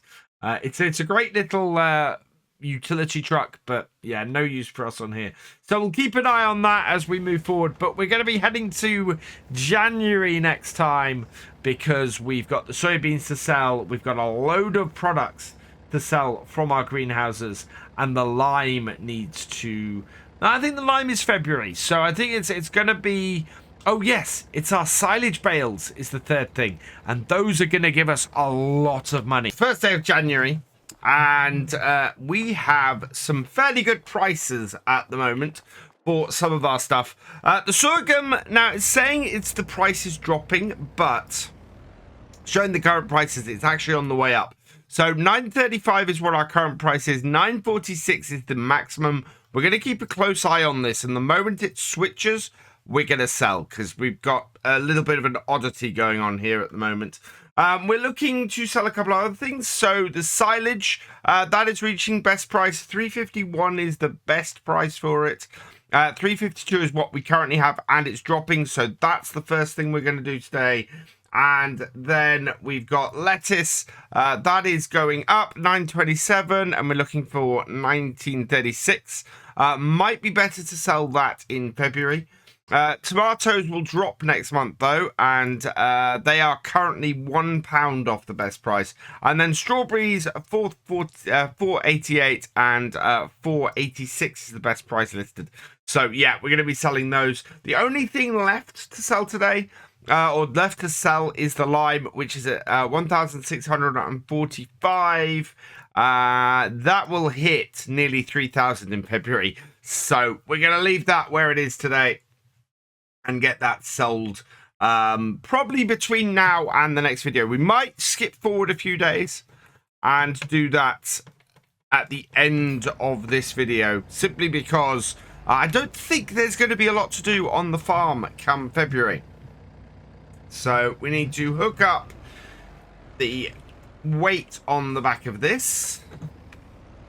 Let's get that lifted and drop off our bale spike, because we need to grab the bale grab instead.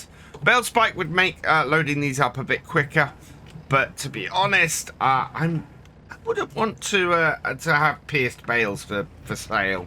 So if we were using them only on our own farm, having fermented them, I would probably use the bale spike. But yeah, we're not using them. We're going to be selling them, so that doesn't really work. So let's head out to the field and our pile of silage bales and get them collected up. And here's our pile of silage bales down by the fields here. We could actually park this. The grass field at the moment is usable by us, as everything's a little bit frozen.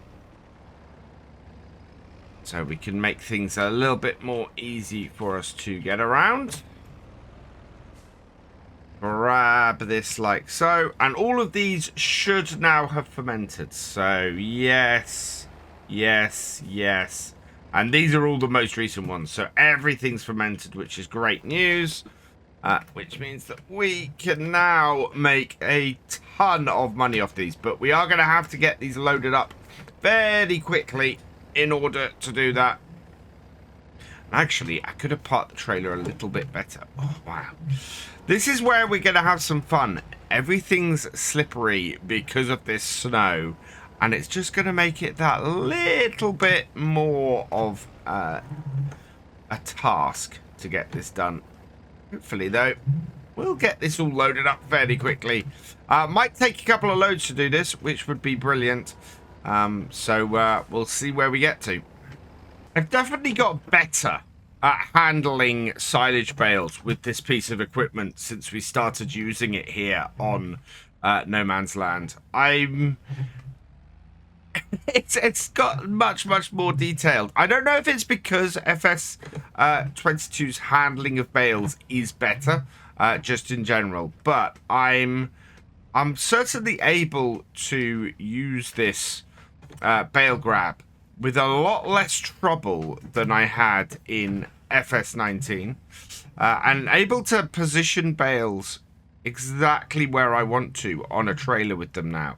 Especially since I learnt that people who use this in real life, they do push bales with it and push them into position. So sort of get them dropped roughly in place and then just nudge the bale into position a little bit. I can't remember, somebody put that as a comment on one of my videos a little while, and it just makes so much sense to do that. You see, and then just nicely positioned in place and get as many bales as you can on here. Now, I don't think we're going to be able to fit 4 bales on, or 8 bales on this bottom row. I think we're going to be restricted to 6 as we normally are on these trailers. But we'll see where we go. I think one thing that we might keep an eye out for going into the next year is maybe a bigger trailer to do this with, because we always have more bales than we can fit on a single load. Now we're getting towards the back of the trailer. This gets easier. Yeah, and you can see here we're not going to be able to get us another row of bales on after these. That's yeah, that's not happening. But in the shop at the moment, we have a few things. We've got a massive cotton harvester. We do have a little Landini Rex for 17,000, which is a really cheap tractor. It only has 112 horsepower and no ability to put a front loader on it. Won't work with our baler. We know that because we've had similar problems with other orchard tractors we're in No Man's Land with the baler that we've got. So yeah, that won't really work for us either. So yeah, I don't think it's the right tractor for this farm, and I'd rather keep my eye out for something a little more useful to us. Ideally, we want something coming towards the 200 horsepower mark. So a tractor that doesn't have, that is about half that horsepower at the moment, isn't much use to us. We've already got a tractor that very much fits that mold to push these on. We might be able to fit a single one at the back, actually, the way this is. We might give that a try. And that would make this a superior way, actually, to put these onto here. So let's just push that on. I think that might do it. Those look stable enough to me. I could come and could do with the push from the other side. But yeah, I think we'll be able to fit another bale onto the back of this, which would be fantastic. Would really allow us to get a well, we could then get 14 bales on here, which would be brilliant. Don't think we have. I think we have more than 14 bales sitting here. So, which is good in itself, but does mean we're going to have to do 2 trips. So I had a quick count, and yeah, we don't have 14 bales. We do have more than that. We've got 15 bales. So that's a little bit annoying because I don't think we can fit.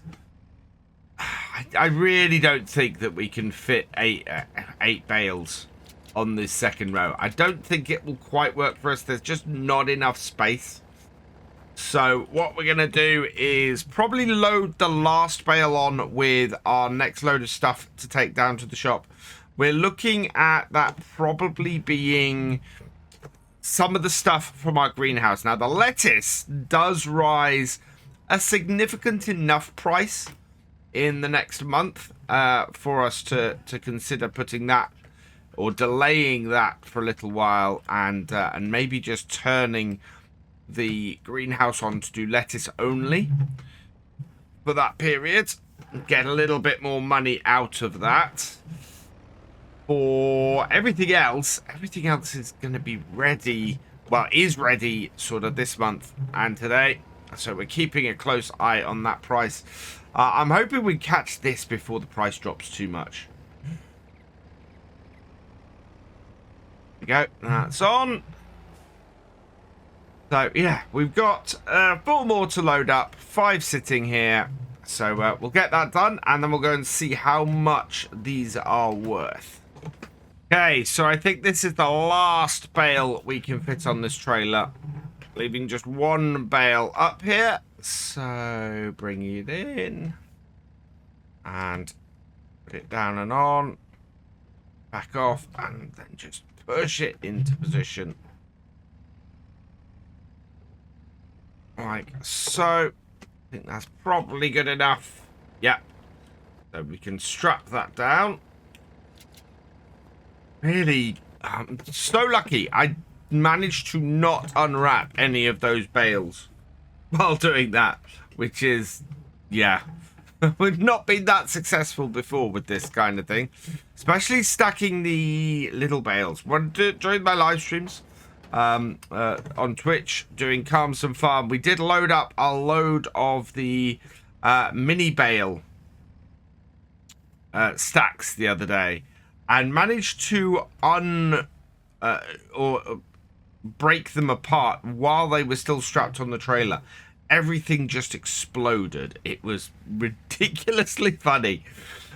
So yeah, I do get a little bit worried when I'm trying to strap bales on that can be cut open onto these trailers now. Just gonna stop here quickly and have a look.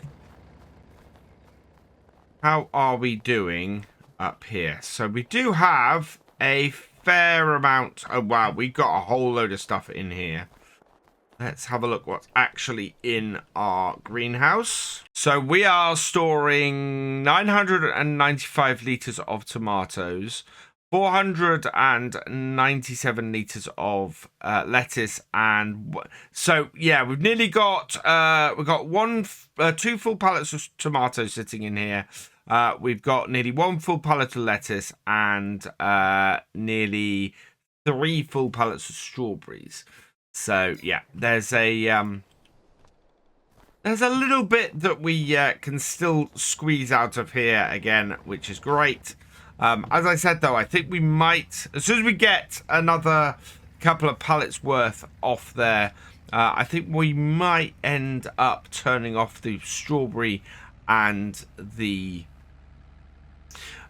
tomato production for now and just get the maximum amount of lettuce off there, and then maybe in the new year we'll see if we can switch to a single production from there and just increase the amount that we get of one thing rather than dealing with all 3. Time for our big payday. Let's get these onto here, see how much money we're going to make. This is going to set the scene for everything today. What is the current value of our silage? Where is it? Always get so many things in the sales screen now. So January, it is showing maximum price again for this 352.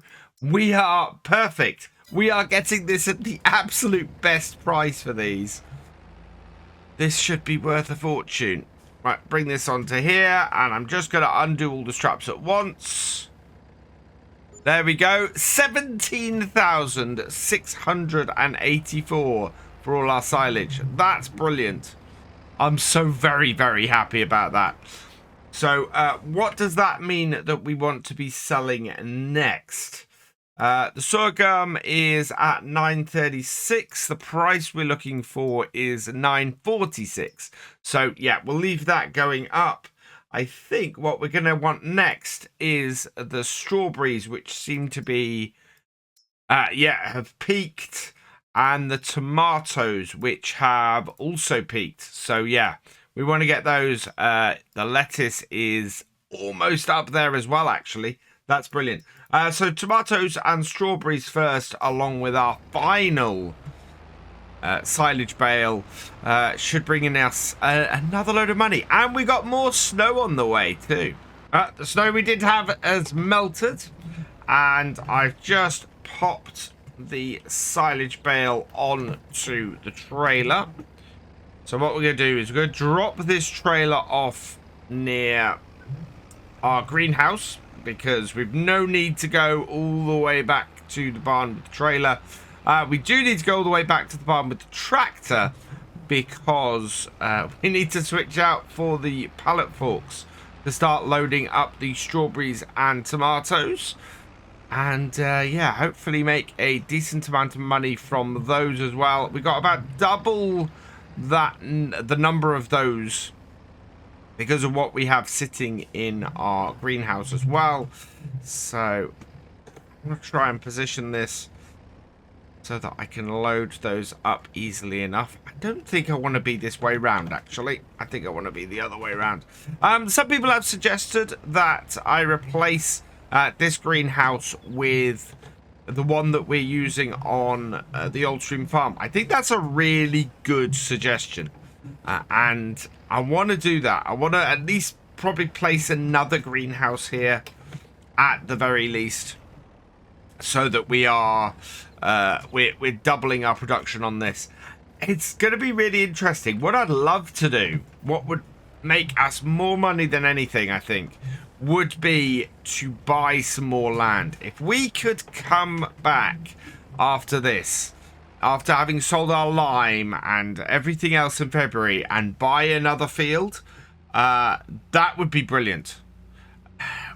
Whether we can do that and farm it with this tractor, which is costing us a lot of money to do, is a big question. But think of all the silage we'd get just from the first cut off that would be massive amount of income. And then we've got a whole load of extra arable land that we can plant and make money off. Would be brilliant. So yeah, I think we'll see how much money we have, but if we have the opportunity to buy more land always means we'll make more money.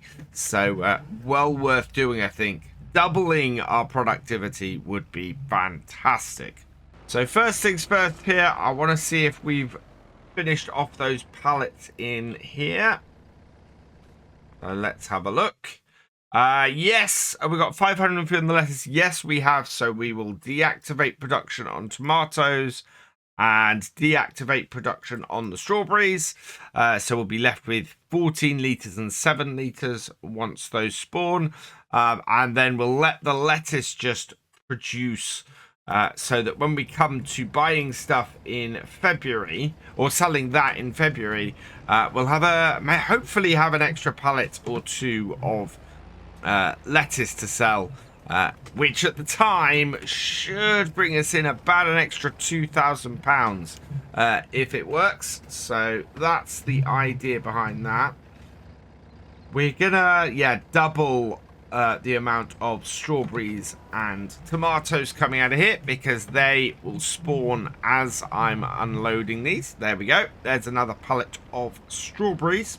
Need to get this all loaded onto here.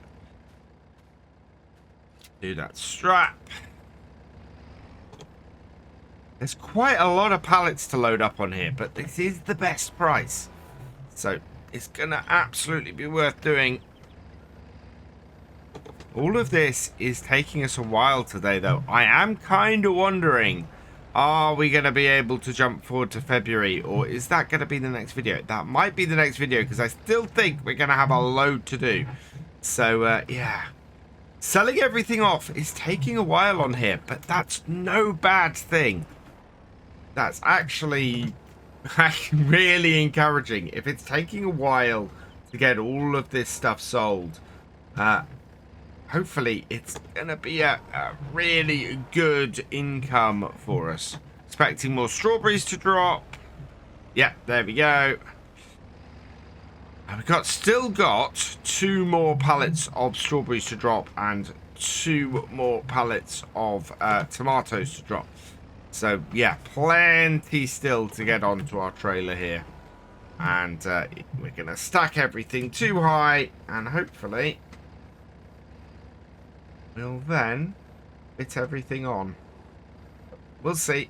We've almost got everything loaded up. We've got 2 pallets of strawberries here. Everything else has spawned out of our greenhouse. I've got 1 last pallet of strawberries to fit on this trailer after these. I'm hoping they're going to fit on the back. Either that or they might have to go on top of the silage bale. Either way, we should be pretty good for getting everything loaded up. Oh, I have done these 2 at a time to save myself a bit of time because it is middle of winter and we do have a limited time. But yeah, that's loaded onto there quite nicely. What I'm going to do is just pull this forward, see if we can get that last pallet on the back. I don't know why this trailer seems to seems to work better if you load them on sideways. Because look at that big gap we've got in the middle. You can't quite fit 3 across, but you can fit 2 across if they're sideways, and yeah, and then you can fit more in. But what I want to do is just bring this around here, give us good access to the back, and I'm hoping that I can fit that last strawberry pallet onto the back of here. We're gonna have about £4,000 worth of lettuce to sell come February, so that is going to work out quite well for us. There we go. And yeah, we've got a decent amount of stuff here to sell. Then going to be the sorghum. How much money is the sorghum going to make us after we've got these loaded on? Right, we can just carefully push that pallet on. There we go. Fits nicely on the back. Like so. Just double check that we've got everything out of here. I think we have. Yep, 7 litres of tomatoes left in there, 24 litres of lettuce, and 14 litres of strawberries. So, yeah, we're looking at hopefully getting... we should get another pallet of lettuce. At 768 cycles a month, we should get at least 1 more pallet of lettuce. We'll see whether we get more than that, because obviously we've got production is increased on the lettuce now that we're only outputting lettuce from here. So it'll be interesting to see where we are in February from that. But now let's get this lot down to the shop and yeah, see how much money we're gonna make. 2,000 litres of tomatoes, 3,500 litres of strawberries, and 3,500 litres of silage on this trailer. How much is this going to make us? Let's bring this into here, undo the straps, let it all sell, and our final price, it's still going up rather nicely. Is it going to go over 30,000? I don't think so. There doesn't seem to be enough on this trailer to do that. It's going to be fairly close, though. I think we might hit 29,000 if we're lucky. No. So 4,000. So nearly 5,000 for all of that was on the trailer. Wow, that is slightly less than I thought, and so much less than our first load today. But we are knocking on the door of 30,000, which is great. Just 1 more set of stuff to sell today, and that is the sorghum. And in order to sell the sorghum, what we're going to do is rework things a little bit.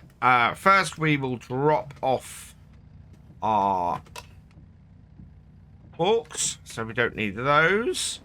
We're then going to take the trailer around to our workshop area and just reconfigure that so that we can put some sides on it. How much sorghum do we have? We've got 22,000. I don't think we can take the capacity of this.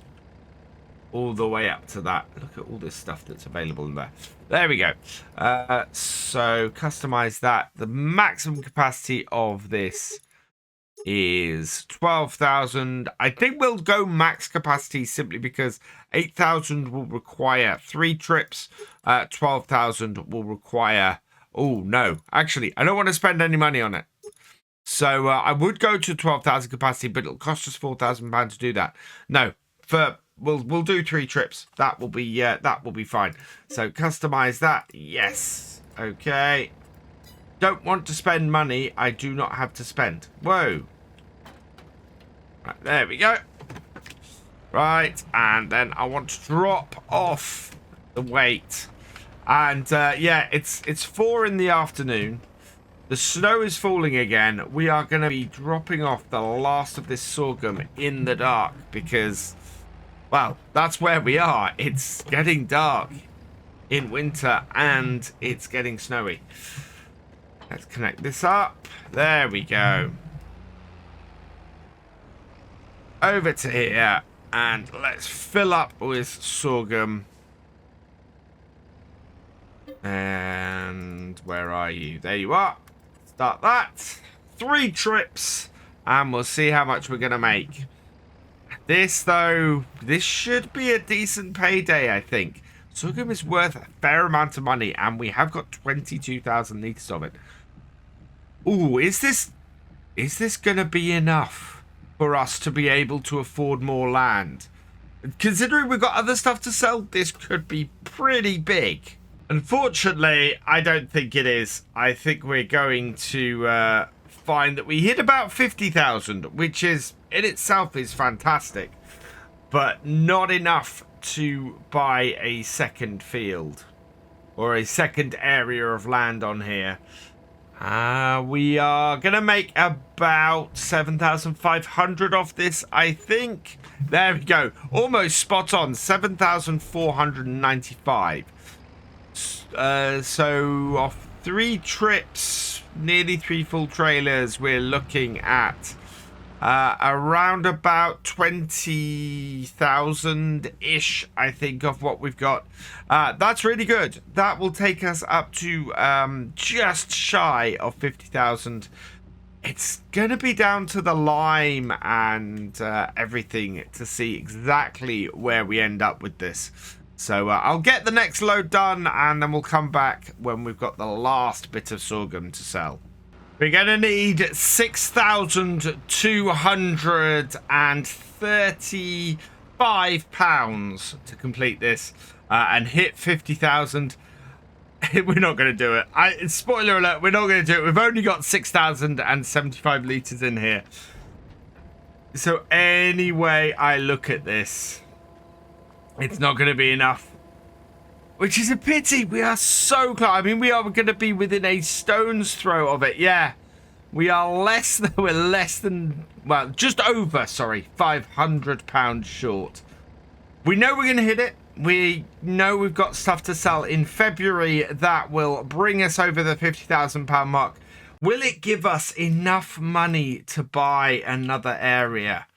85,000 we need for that. I don't think we're going to get another 40,000 off just the lime and the lettuce. So I think the idea that we might make enough money this year to buy some more land is not going to happen as well, which is not surprising, but it's a little bit disappointing. However, we should have enough to mean that we can get another tractor if we can just keep an eye on the shop and hopefully something better than the Landini shows up. We're in the house here. We've just had a nice breakfast of vegetables and we are going to be heading out and doing some selling. We are in the middle of February. We've jumped forward to the 2nd day out of 3 of February, and that is because the price for these beauties, for our lettuces, have reached their peak. If we have a look in here, we can see exactly how much our lettuce is worth. Now we've had something, before I get to lettuce, something weird has been going on with the lime. We know the top price for lime is 2,800, but you can see here where we were expecting it to happen in February. It's not. It's now shifted to March. I don't think we're ever going to see this high price. But looking at the prediction of this, I think in May we're going to top out at the price. I don't think we're going to top out this high, but I do think that we're going to top out maybe at about 1,700, 1,800. So we're not going to start the line production selling today. We are, though, as I said, going to get the lettuce selling. So 2012 is what our target is. We are at 2015 and dropping. So ideally, we want to get these loaded up quickly today. So we're going to head back over to the farmyard, grab our tractor and trailer, and head back to our greenhouse. And I got my tractor and trailer ready last time, so we can jump into here and take this down there. With only 4 things of lettuce, I was thinking of emptying our truck and doing it that way. But to be honest, I don't just want to take this lettuce down here.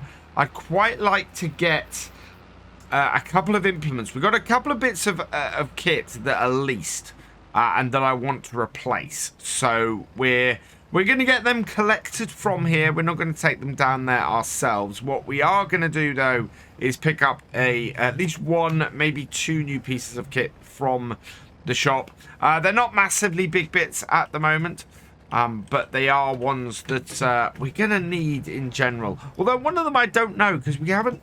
One of them is our log grab, and we don't really use that at the moment. It's something that we're not really doing as a job. And I think I want to get a dedicated forestry logging trailer before we go back into doing that again. And maybe get some woodlands planted. We do have quite a large area around us here, behind me here, where we've got fairly small trees that I'd like to replant with bigger ones. And maybe do like a small forestry area for us to work. We've got this area here as well that I want to do something with. I think we could put another greenhouse or something down here. So we're going to be looking at that. We may look at replacing this greenhouse. I want to get the last thing of lettuce out of here because there's not much in there. It's got nearly a full pallet to come out. I think it's like 400 and... Does it tell me? Yeah, here we go. Lettuce, 472 litres. So we are not far from a final pallet of lettuce. That should come out today, at which point I want to replace this greenhouse. We've got the open-air garden, which somebody suggested, which might be quite a good thing to have on here. Or we can put down some of the greenhouses that we've got on the old stream farm. I'm tempted to put down the open air garden just for something a bit different, something that we haven't already using or aren't already using somewhere else. I think might be good. Alternatively, I could put 3 small greenhouses down and do different crops coming out of each of them, which might work quite well for us as well. So we have a lot of options, a lot of stuff we can do. As well, if we clear this area off of these trees, we could possibly use that area as well. So yeah, it's quite a barren little area at the moment, and I want to use it for something. Oh, we caught the other pallet. Let's grab this back. We don't have to put these on here very close together because they... Well, we haven't got more than 4. We might get a 5th one out. Depends on how quickly that last pallet produces. Has it changed since we started loading? Yes, we've got another 3 litres. I don't think before we drive down there and load this last pallet on, we're going to get this. But certainly, we'll probably run down there with the truck later and get the last pallet out of here. Because I want to hit it fairly exactly in order to make sure that we're not wasting anything if and when we demolish this and try and put something a little bit more productive in its place. The other advantage of doing the garden would be that we could grow some potatoes in there and use those as seed potatoes, maybe. I don't know how many we'd need to seed potato a farm, but yeah, there's a good possibility that those would get us at least one field worth of potatoes on here, and then start recycling those through. Take a little bit longer to do it, but it would work. Right, let's bring this round. But I think we want to sort of get this area working a bit more. What I really want is the shop to give me a second-hand tractor, please. We need something with a little bit of oomph behind it. And we actually, for once, are kicking around with a little bit of money. And we should be kicking around with a little bit more. Now, I did realise when I was working out what we had to do on the farm that we've got 2 items that are currently leased. So that's what I was talking about a moment ago. Let's completely unstrap those, see how much we get off this. And so we're looking to replace those. That has got that done though, and another £4,024 in our pockets. Now, we very much could buy a new tractor at this point. There's a couple that would fit in. So let's pop into the shop and have a look. We've got a couple of old Massies, actually. There's a really great little old Massie. We've got the 398. This is 100 horsepower, which would be quite good. But 120 horsepower, we can get a... There we go. A Matt Ferguson 3120. It is 62,000 though, and we only have 31. How much? Yeah, it's still an extra 10,000 for the other ones. So we'd only get a 95 horsepower 3090. I'm really still hoping that one of these is going to turn up in the sales, because I would like to be able to get a little bit off it and then get the 120 horsepower version. It's not available for us at the moment, but yeah, that is what I'm aiming for. One of those, or something, another Massey that's a little bit small. So that is not the one we've got. We've got. Is it even in this section? I think it is. Yeah, there it is. That's the one we've got. So that one there, the 5S, would be quite good. That starts at 105 horsepower, but it also starts at 76,000. So, yeah, at the moment, they're not really within our reach, any of the tractors. We do need to kind of have one turn up in the used sales to make it viable. Even the Sebra is a little bit underpowered for what we're after. So yeah, we need something to come up in sales and not wipe us completely out. Oh, what I did come in here for the shop for though, is if we have a look in our leased items here, you can see we've got a leased weight. This is the one that sits down at the shop, but we have front loader tools at least. We've got an Albert log fork. We haven't done any logging in ages, and I'm not planning to that we'll use this. So what we'll do is we'll return that because, yeah, we've no use for that. And the other one is the quickie bag lifter. Now, you might ask, why am I returning this? And we're actually going to hold off and not quite return it yet, because if I can find it, I think it's under front loader tools. I found this. It's a homemade bag lifter for a lot less money. I was hoping that we were going to be able to slot those in, but this is £510, and it's costing us per day for our front loader tool. We're gonna have to go through this way. So the standard quickie bag lifter is costing us £14 per day. Actually, it's not worth. It doesn't cost that much. I was all prepared to switch over to this. It doesn't cost us that much to have it kicking about. So, no, I'm not actually going to change that on second thoughts. I thought I was going to save a lot more money than I am. So, yeah, we are going to leave this all hooked up here. And, oh, I hooked it up to the wrong bit. You got to be careful with that. If you don't hook it up to the weight, it hooks up to the tractor itself and gets stuck under the weight. There we go. Right, so we can head back to the farm with this. And I think we are going to go and clear those trees out. We don't need the... We don't need the tree lifter or the log lifter to do that. What we are going to have to do, though, is take the fuel tank out of the back of the truck. We're in quite an interesting position on our farm at the moment, where we're heading into the new year. We have no field work to do. Our fields are all fully fertilized. There's no weeds. There's no stones. There's nothing. We just need to make sure the fields are in good condition. Which they are, you know, there's literally nothing to do to them. Then we've got our, the grass field. The grass field, we just have time to cut. I want to do a mid-spring cut, so we're looking at an April cut for that. We want to do a midsummer cut, so that will be around June time. And then we want to do an October cut. Right, I'm just keeping an eye out over there for when that last bit drops.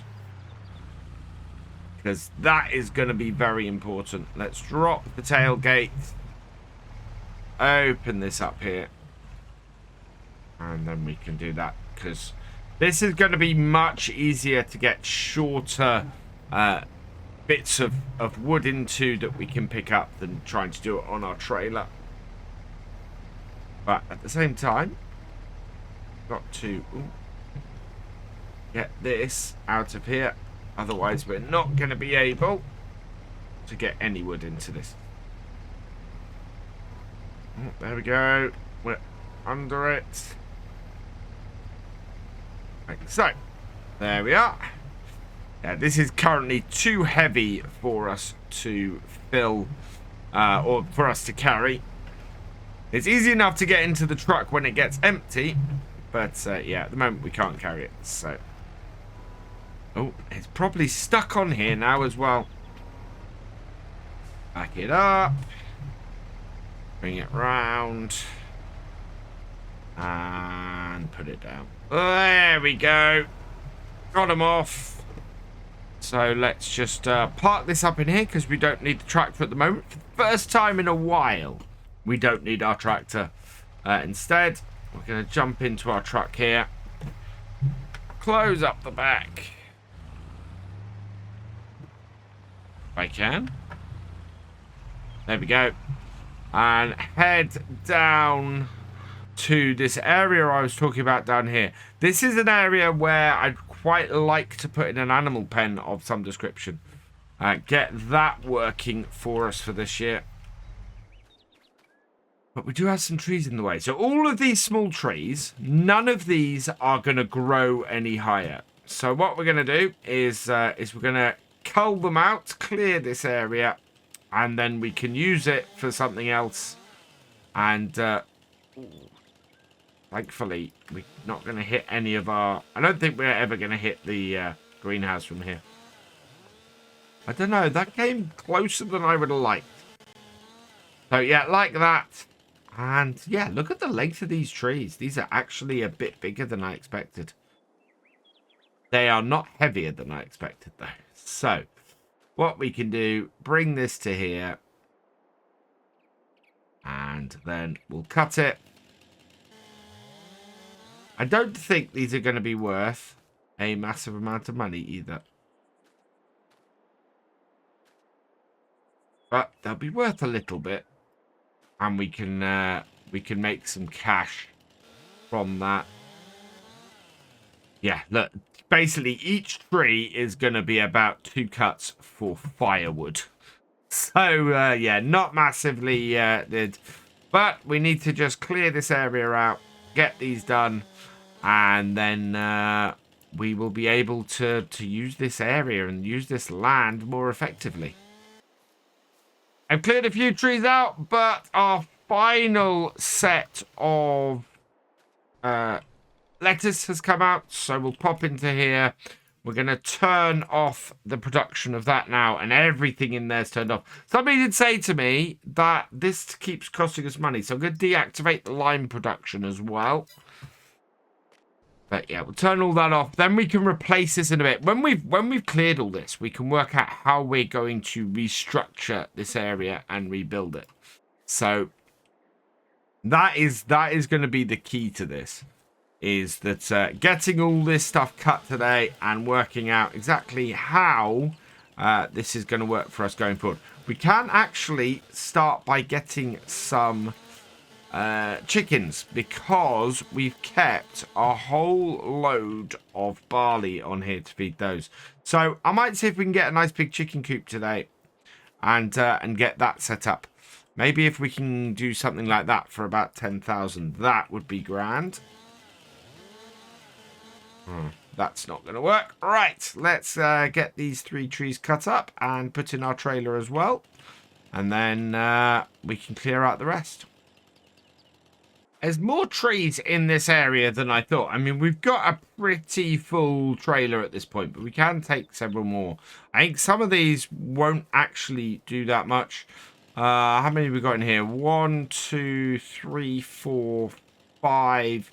6, 7. So there's a few more trees worth in here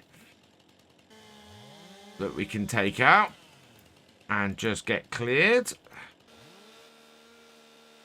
I do want to get back though and get those lettuces loaded into our truck, because our truck obviously is the best way to get that. This one has that weird bit sticking through it. And something I've completely forgot is, because I'm using the hide cursor mod on here. If I have that up, if it's showing the hand and I switch to my chainsaw, it doesn't work. The chainsaw just stops working. So, for example, hand is showing, switch to chainsaw, can't use the chainsaw at all. So just turn it off. Get away from there and come back.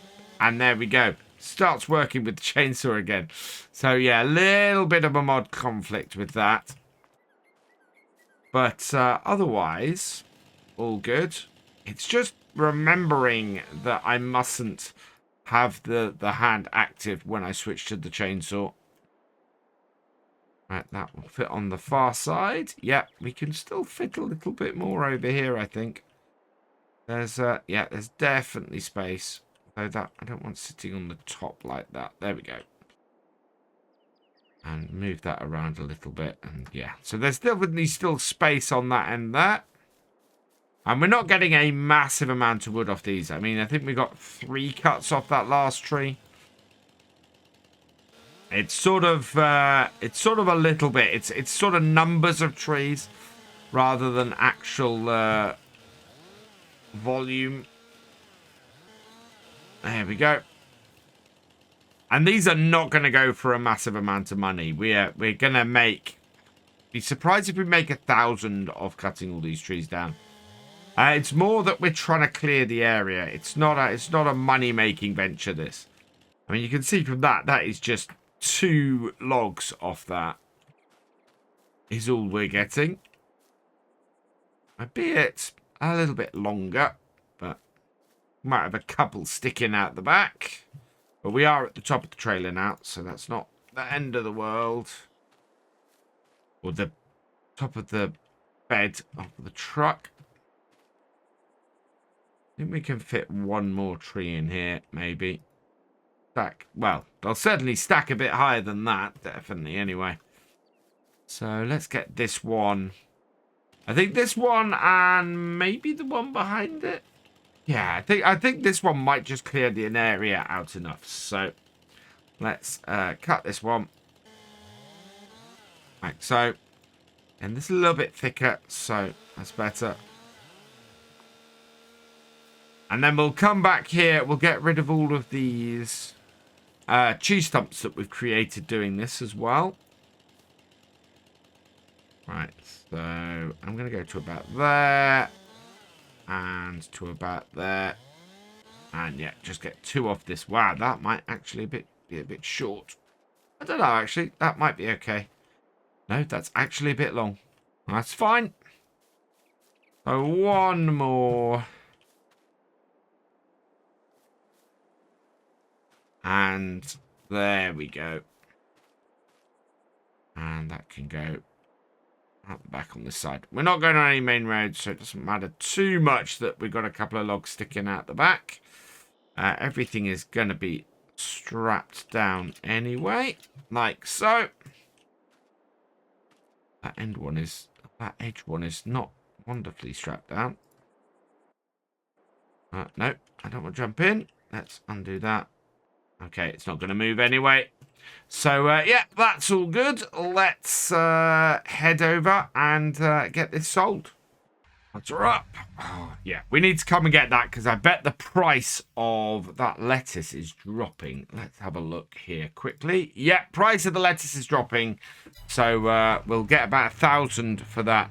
Be interesting to see whether we get more money for an entire flatbed of wood or a single pallet of lettuce. Well, we're about to find out the answer to that question. Bring this onto here. I don't think this will immediately sell it. Nope, we need to undo the straps. And there's the first one. Oh, no, let's redone that up. Right. Second one and third one. We just need to head over here and press this. There we go. We did it. Wow. That is all kinds of crazy. We made £722 off that. That is less than a single pallet of lettuce is worth, even with the price dropping. So that makes it even more important that we get this final pallet of lettuce down to the shop. I'm gonna put this here and we'll go and get our tractor and load this up. I am kind of blown away by that those trees were worth so little money. I mean, I know that they are small trees, and I know that small trees are not worth much, but I expected that to be worth so much more than those turned out to be. Now, can we get this? Will this fit in the far end? It should do. Oh, but not if I do it like that. There we go. Maybe not. Oh no, well, there we go. That's in the far end. So that is into our truck. Perfect. So I'll go put the tractor back and then we'll head down the shop and get that last pallet of lettuce sold. Now, there are a few things that I still want to do, or that I think we can do with the money that we've got today. Let's sell those. There we go. We want to get, as I said, we want to get some animals. We can get some chickens. Those will be fairly inexpensive. We can get some bees. Bees are going to be fairly important because they're going to up the... Yeah, there we go. £999 for that last pallet of lettuce. The bees are going to up the yield on our canola that we've got for this year. So yeah, I want to put bees in today if I can, and I want to try and put chickens in. So we'll head back up to the farm now. We're going to go and get rid of those stumps, and then we'll look where we can install these animals as best as possible. So we're going to hook up the stump grinder to our little Massey here. We haven't got any weights on the front of here at all, but that should be okay, I think. Yeah, there we go. And take this out. Does work great on here. I remember seeing a little while ago somebody went, oh, you know, why have you bought this brand new version of this? It in the long run, it saves me money just having it. Even though I have it sitting here, I don't want to be trying to lease it every time. So yeah, I have it here for exactly this reason. Knowing that I was going to be doing Or trying to get rid of these little tree stumps. Back it up. Come on. Yep, that's got it. We've got quite a few of these in here, and they can be hiding in the oh, there's one. In the bushes. We want to get rid of these bushes if we can. Right, there's another one over there. Clear that out as well. Yeah, there we go. And it may be that we don't actually put our greenhouses exactly where the footprint of this current one is. It may be that we have a better chance with the sort of putting maybe the chicken pen there with a limited amount of space, and then this out here, or you know, maybe an animal setup here. I don't know at the moment. I want to see how we fare in general with this space and what fits into this space that we've created today. Wow. Come on.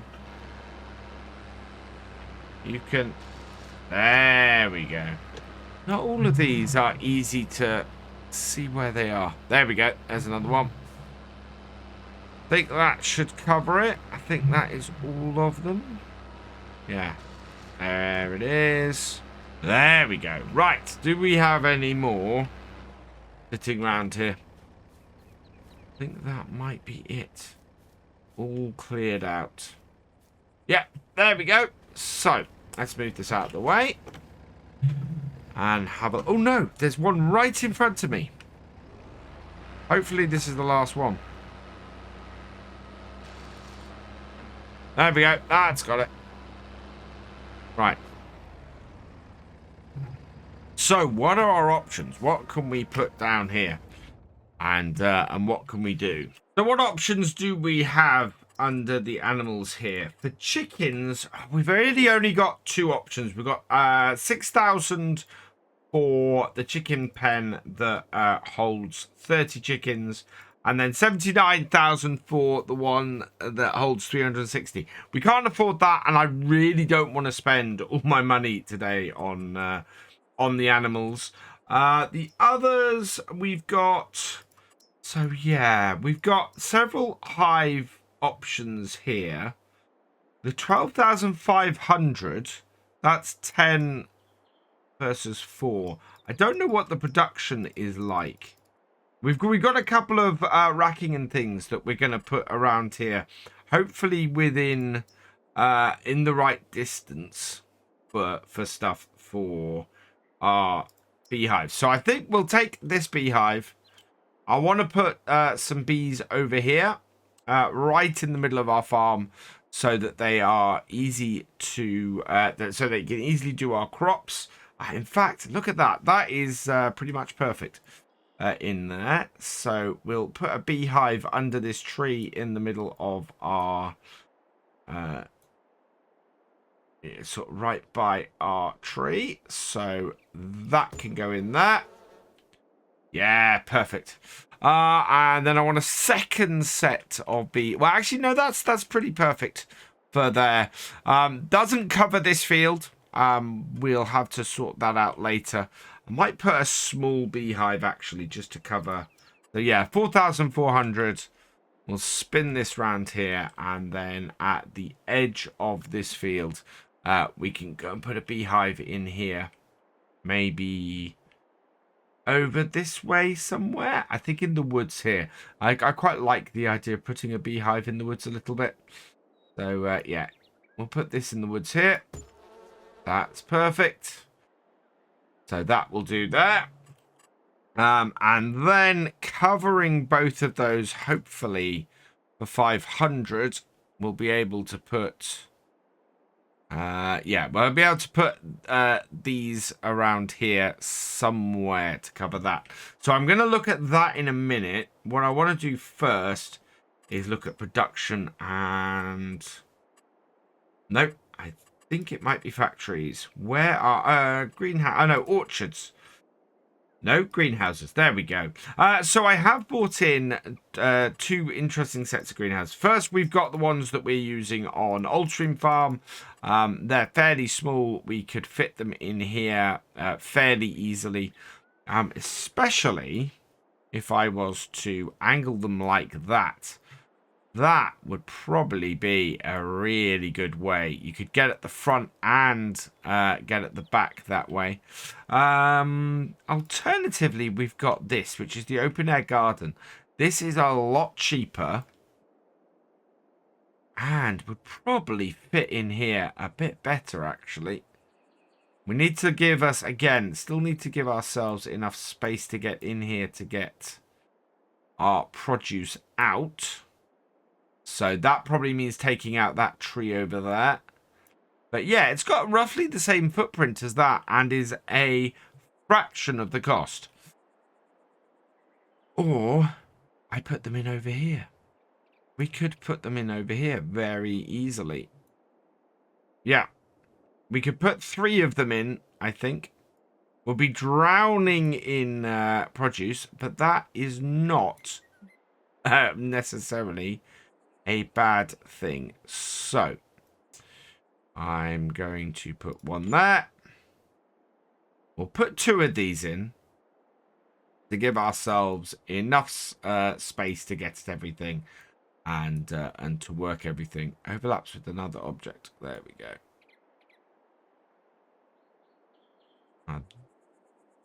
There should do us pretty well. Oh no. There we go. So that has put us in a couple of open air gardens. We need to get some water into there and into there.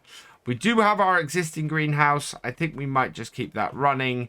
And then equidistant between our 2... There we go. Between our 2 beehives, I want to try and put this up in here. I want to get the right way around. Yeah, like that. And that should mean, hopefully, both of our beehives fill that. And we can, yeah, we can get all of our honey from here. So, final job we got to do today is to get some water into these greenhouse areas and start them all producing. And yeah, I am very, very, very tempted to get one of these producing potatoes so that we can seed those for free. Although that's going to end up costing us quite a bit of money to harvest them. So not so sure on that. I've set both open air gardens up with just over 6,000 litres of water. We're just going to empty this lot out. And while that's emptying out, we'll head into here. Open that up and have a look at this. So we've got several choices on here. We can either do a basic setup where just inputting water will give us a fairly standard output with the addition of potatoes or sunflowers, as I was talking about earlier. Actually, wow. So potatoes actually produce at a fairly decent rate from here. I'm quite impressed with that. 3 for every thing of water. That is a faster rate of production than our than the strawberries would be. We can also do it with seeds and solid fertilizer. That produces a huge amount every month. 192 yeah, potatoes every month. So and yeah, then you got the choices with manure. We are going to start though by doing it with I want to see potatoes produced. So we're going to do potatoes on this one. We are going to activate I think tomatoes on our second one. Get sunflowers all through the year. That's quite something. Yeah, so tomatoes on our second one. And then our greenhouse, I'm going to get that producing lettuce. So we'll do that there like so. And there we go. Look at that. We have potatoes. So yeah, potatoes in that one. We have tomatoes in that one, which tomatoes outside in February, those shouldn't last very long. And then we've got the lettuce in here. So that is hopefully going to produce some nice stuff for us. We've got the honey production on the go. So hopefully our bees will produce us some honey in the near future. And then as we go into the spring, I think what we might do is put a chicken coop in there. It's getting a bit late in the day for that now. So I'm going to take my tractor and my water trailer back to the farmyard. And we'll finish off. We are probably going to get a howl any moment. Because we're out. And the sun is fading. But all in all, I think that's been a fairly productive day. We have spent a bit of money, but hopefully it's going to be money well spent, bringing us in some more stuff from produce. As I said, I'd like to get some chickens in here. If I can find the right chicken coop and we can afford it, then I'll do it. I've seen a couple. I've seen an open air one, which I think we might get in here, and see if we can have some proper free range chickens. This seems like the perfect map for it. So I'll see if I can get that downloaded maybe for next time, and install that, because that would be inexpensive, and it would fit with our very sort of open lifestyle here. For now though, I'm going to leave this here. So all that remains is for me to say thank you for watching. I hope you've enjoyed this video. Please give it a like, drop us a comment, and give it a share. And for all the latest videos from Virtual Farmer, please subscribe to the channel, ring that bell, and I will see you next time. Goodbye.